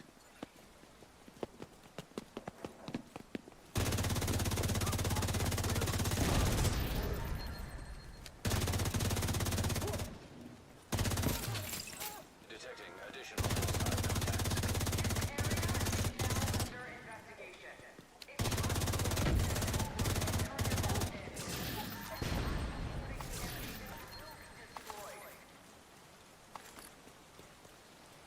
Okay. Financial. Dragov's got Wall Street completely. So Darwin's game, I have not watched. I don't think. That doesn't look familiar. Check in with the local community. The agents used it as a safe house and have left their reports behind for other agents. But this whole like virtual battle royale-ish type of trend, I've seen it in a couple of other ones.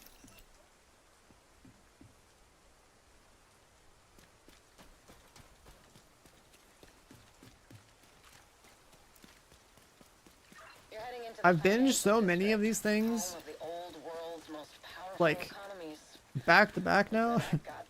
It's starting to like, a lot of them start to like blend together. Hasn't looked the same since. Be careful playing around in the mud.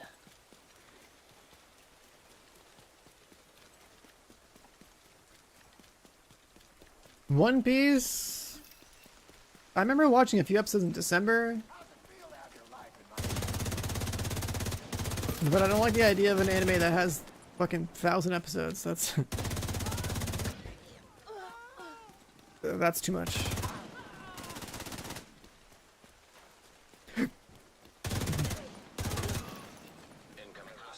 Like, I want to see, you know, some good material, good themes, some major plot points, and then like a proper actual like ending. And I feel like a lot of them, for the most part, none of them, almost none of them are finished.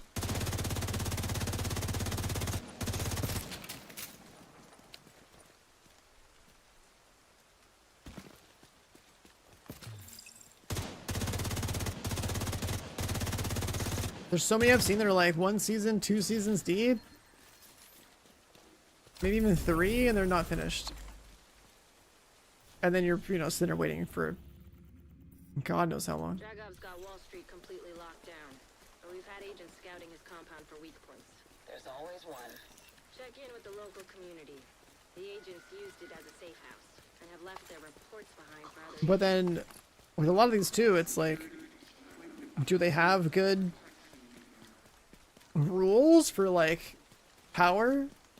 Who's fighting who? What counters what? Right? Like, some of them are just like silly number go up kind of games or stories, I guess, or worlds. And the other ones might be more thoughtful of that. The ones that are more thoughtful to like how their power scaling works, I think that's like the more interesting stuff to watch.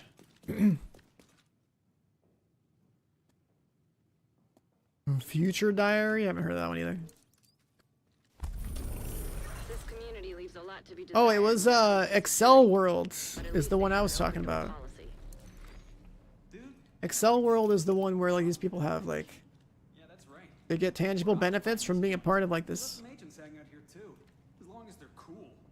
Told me they were keeping tabs on the Rikers on Wall Street. I guess like hacked app or something or game on like their augmented reality stuff that they got going on, something like that. Looks like the agents did their research. Excel World. Compound inside and out. Let's act on this ASAP. The sooner we kick Dragov off his throne, the better. Agreed. Yeah, it's like a mysterious program called Brain Burst, a virtual reality world called Excel World.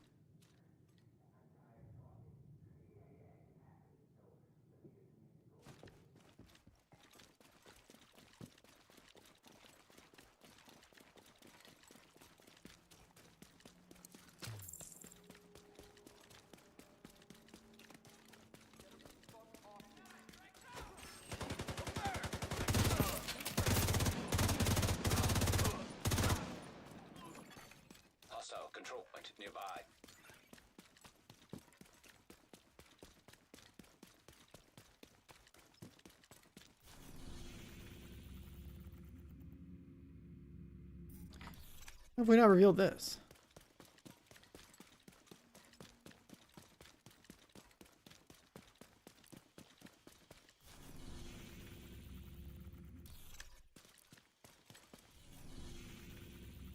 Is that even anything?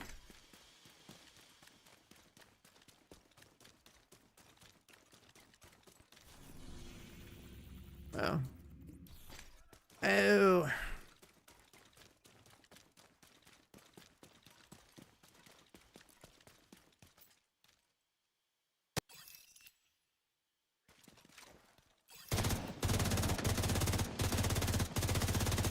Reinforcements incoming. Immediate assistance needed. Agent out of action. You can't. Whiny characters, cute shit. I mean, there's a lot of anime that has a lot of that bullshit too. I've been having watched enough of it now. Yeah, there's a lot of that.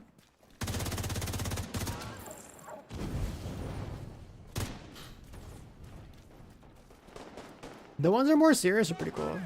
If you can find them. Serious trauma detected.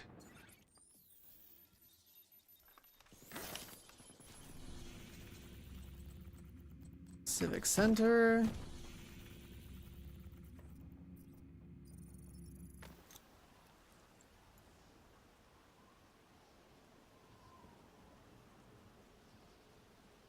Been working with Paul Rhodes at the Haven settlement. This friendly militia is made up of former JTF and civilian volunteers. Gundam Try to keep this area in check. Even though they might not have the training and tech, they've proven they can might be a little bit dated for the type of like. I've been watching more like modern ones. That's like pretty cool. Recovering that transceiver is a good start. Pretty cool animations and stuff. Gonna locate Parnell. I had an agent drop off their latest surveillance report at a community nearby. There should be some relevant data in there. You should be able to cross-reference the two. Then There was one called Steins Gate I thought was pretty good. That's more of like a time travel-ish related one. But also that one was more serious, I think.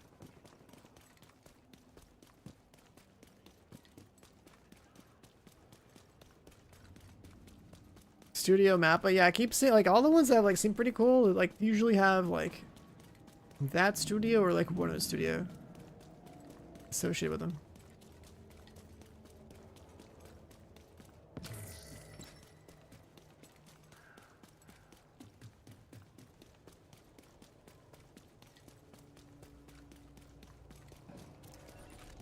Luca, yeah, I don't know what that is either.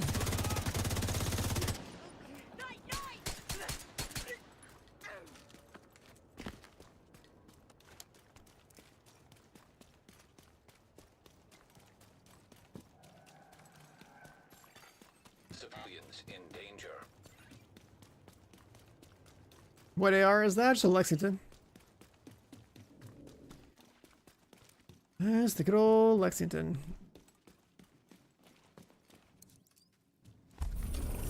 Check in with the community leader. They've been supporting our agents. Hey there.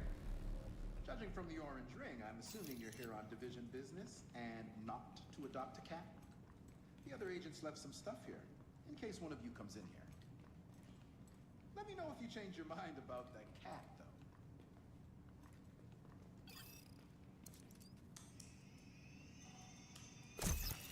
Data analyzed. Signal source identified with 91% accuracy. Good enough for me. Looks like Parnell's drones have been controlled from an abandoned prison. Creepy. Perfect place to hide a covert operation. Not for long. Oh, the world's exploding. Civilians in distress.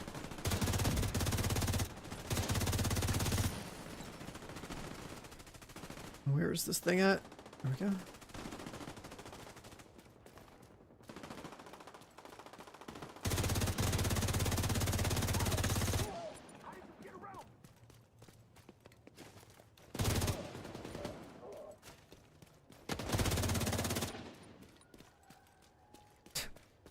This visual bug is so ridiculous. I have to like use my screen to like wipe away the glow. Detecting additional hostile contacts.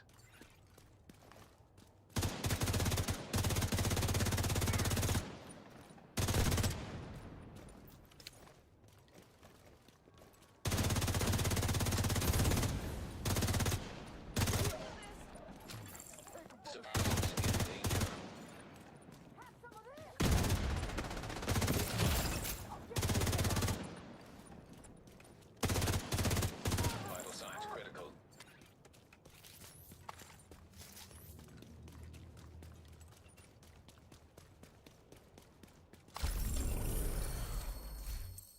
Too many.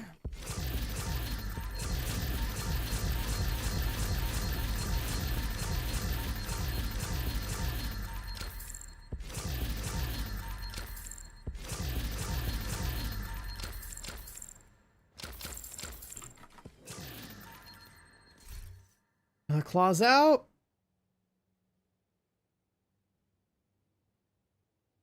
Status. So, bad.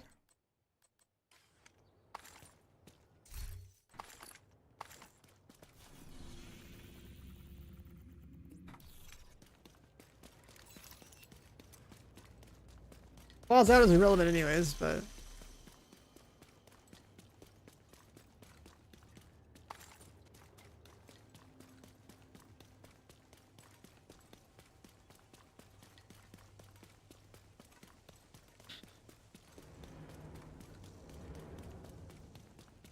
I'm red towards the light.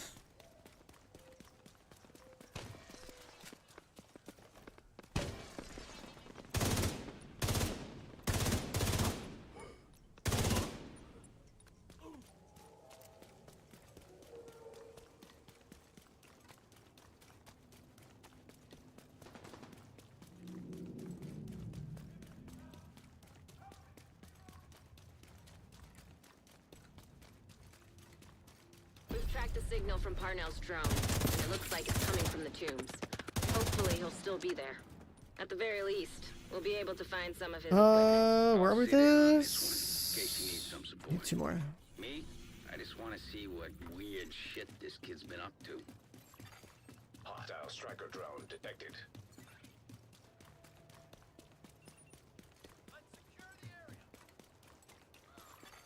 Civilians in distress.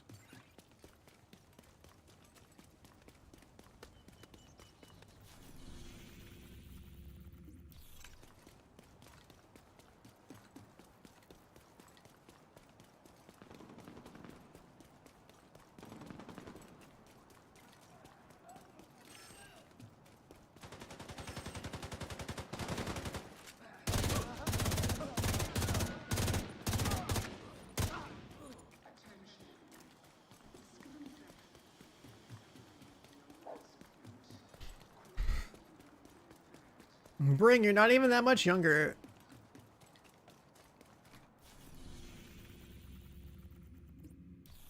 This guy just keeps like keep trying to diss a man for his age. Creativity has a steep decline. Yeah, I mean it just comes down to people optimizing for like lower risk and financial gain, I guess. You're almost 10 years younger? Yeah, but like 10 years, not even that much.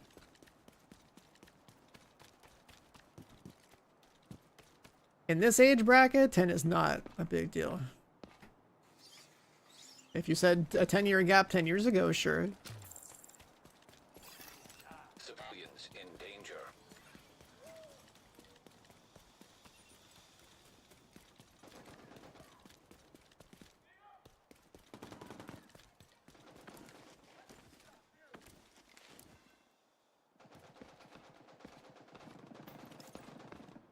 Like, 10 years ago, you were still an adult, and like, then like, it doesn't really matter anymore.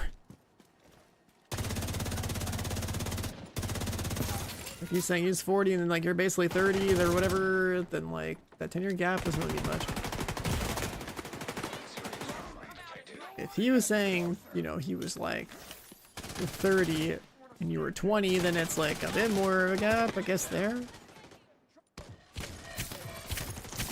Or like, you know, if you're 20 and someone's fucking 10, like that's a huge gap, right? Like that's saying that's still a 10-year gap, but in terms of like life experiences and shit. Incoming hostiles detected. Like part of the reason time flows faster for people who are older is because there's like less like novel experiences too.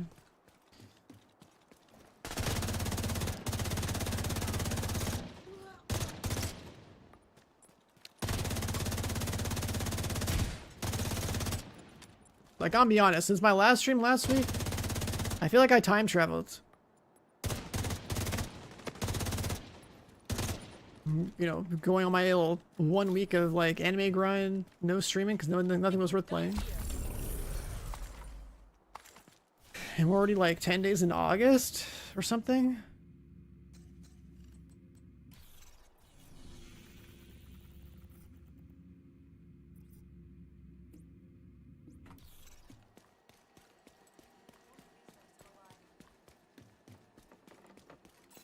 Oh yeah.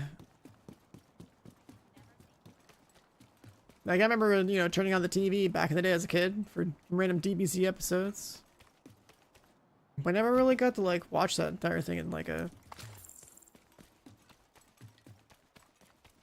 to really get the idea of like where the plot was actually going, except for there's occasionally some cool fights.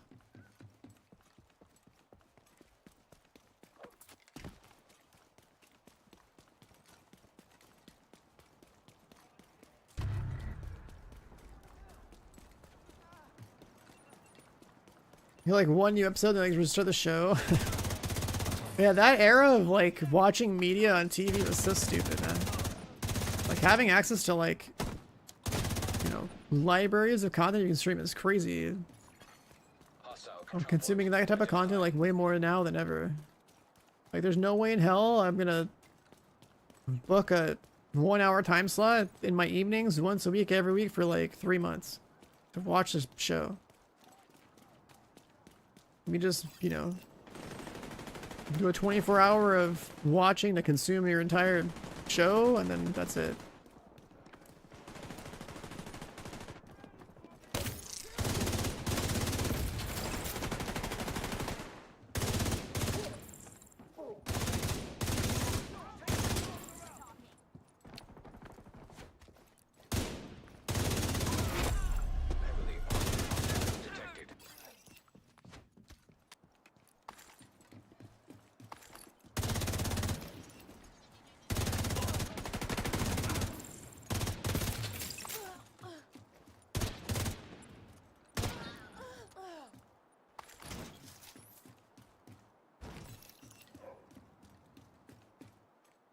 One command man would stretch over 10 episodes.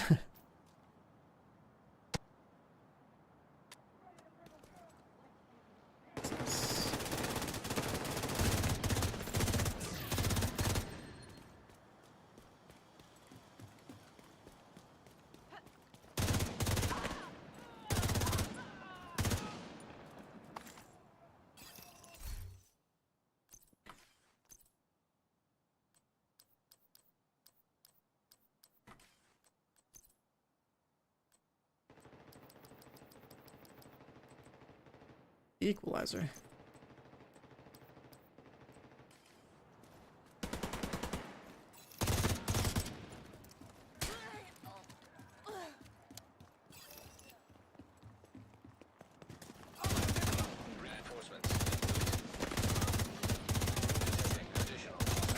We're having an adult conversation. Go away, he's a striker, Bill.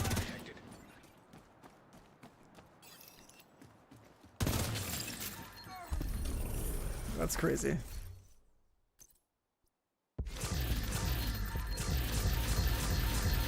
These creative projects are pretty OP. Just a lot of loot.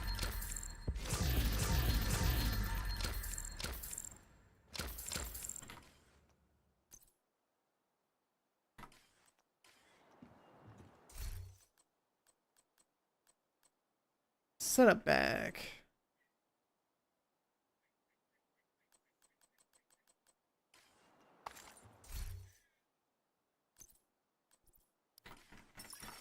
Clan member requesting backup. Clan member requesting backup. Who the hell is on right now?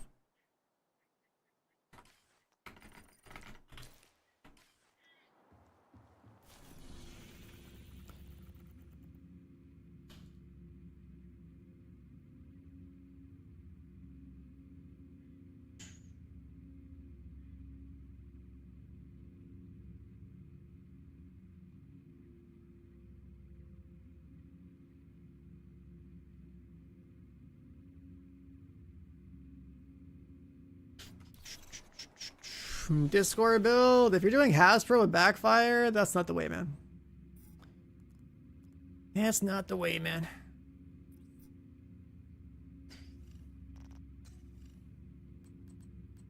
All right, what is this? Battery, battery, battery. Battery.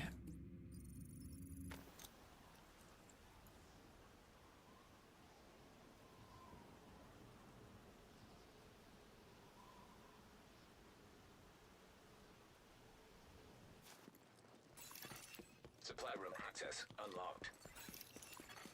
Supply room access unlocked.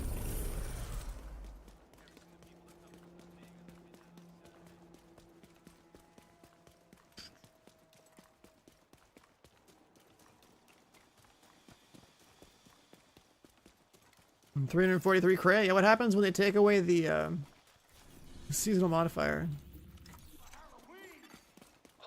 Or if you go into an incursion, you won't have a seasonal modifier. That loadout. You also don't have an exotic in that loadout. So you're just leaving a lot of free damage on the table. Got CC'd.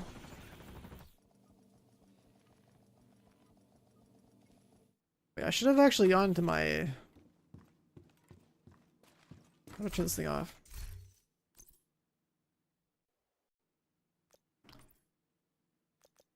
Do I want the cooldown?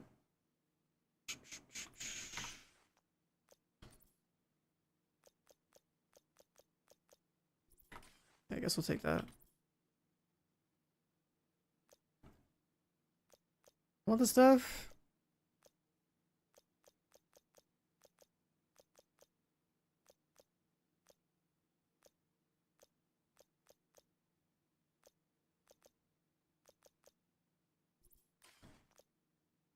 Guess I could have 30 Hasbro.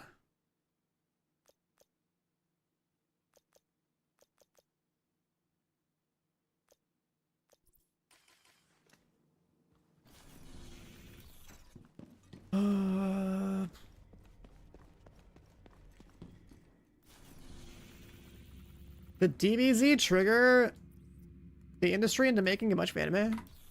So that's supposed to be the first one or something? Oh, it's just Western, okay. This makes sense. I mean, as far as that style of content is concerned, I guess, like, growing up, I mean, yeah, there was some DBZ on TV, maybe a little Pokemon or something. Or Digimon, that's about it. Operating in the area, they've probably gone dark, so he can't track them. Don't get your hopes up, Agent. If Kajika's there, that patrol is long gone. I worry Faye may be right. But we have to try.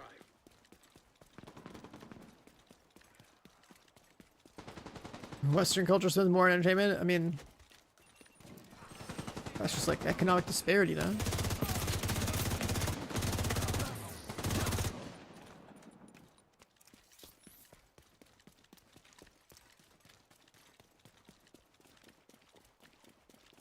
I'll do it over here.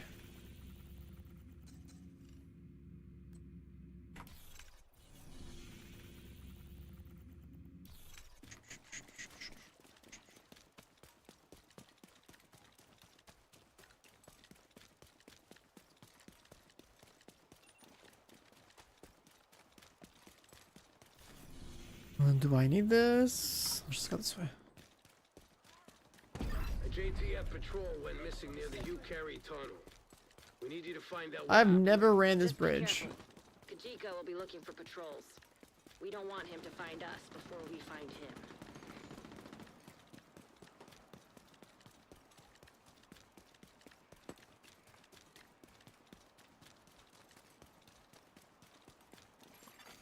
Hostile broadcast detected.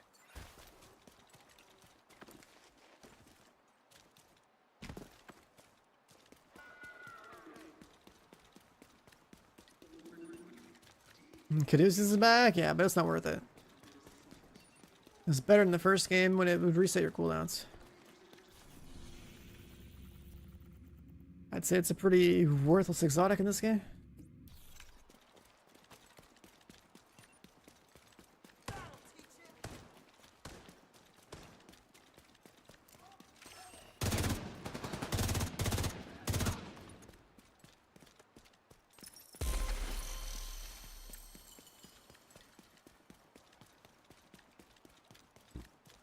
Caduceus in this game is like, your crits give you and your whole team like lifesteal, basically. You crit and like, let's say like 1 to 2% of that damage becomes like armor repair for you and the whole team. Completely unnecessary. It's Caduceus in terms of name and model, but it's completely different functionality.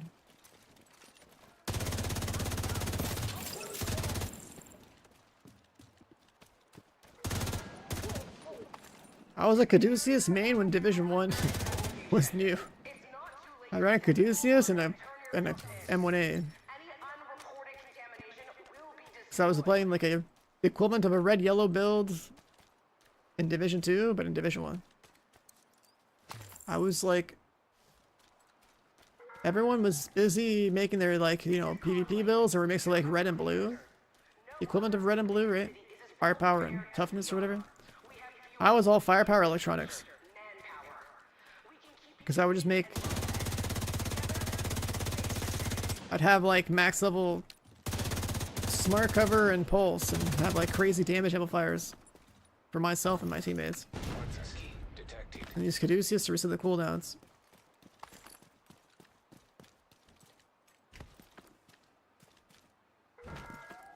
But then like a balanced M1A to like do DPS. Back when headshot damage was multiplicative. Like, I just fucking blasted that game. I didn't do like... I didn't make any YouTube videos, but like that would have been pretty sick.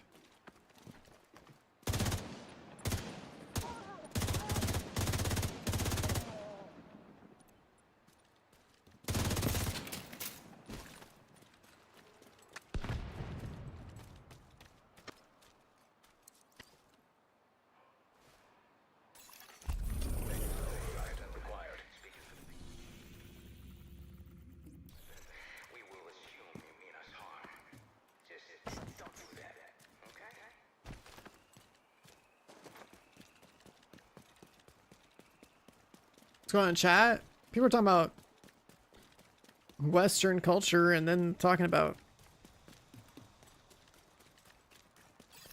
spend. And now we're talking about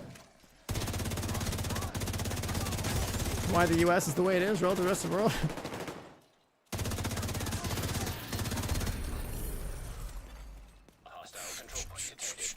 I mean, no system's gonna be perfect, but like there are some pretty tangible benefits for society to be the way it is. From like a, you know, if you can attract like the more motivated individuals from other countries to come here, then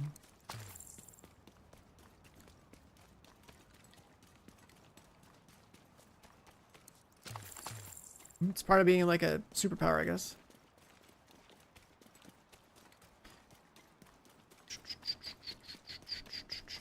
The downside is the current political climate is, you know, absolutely getting memed on by the whole rest of the world.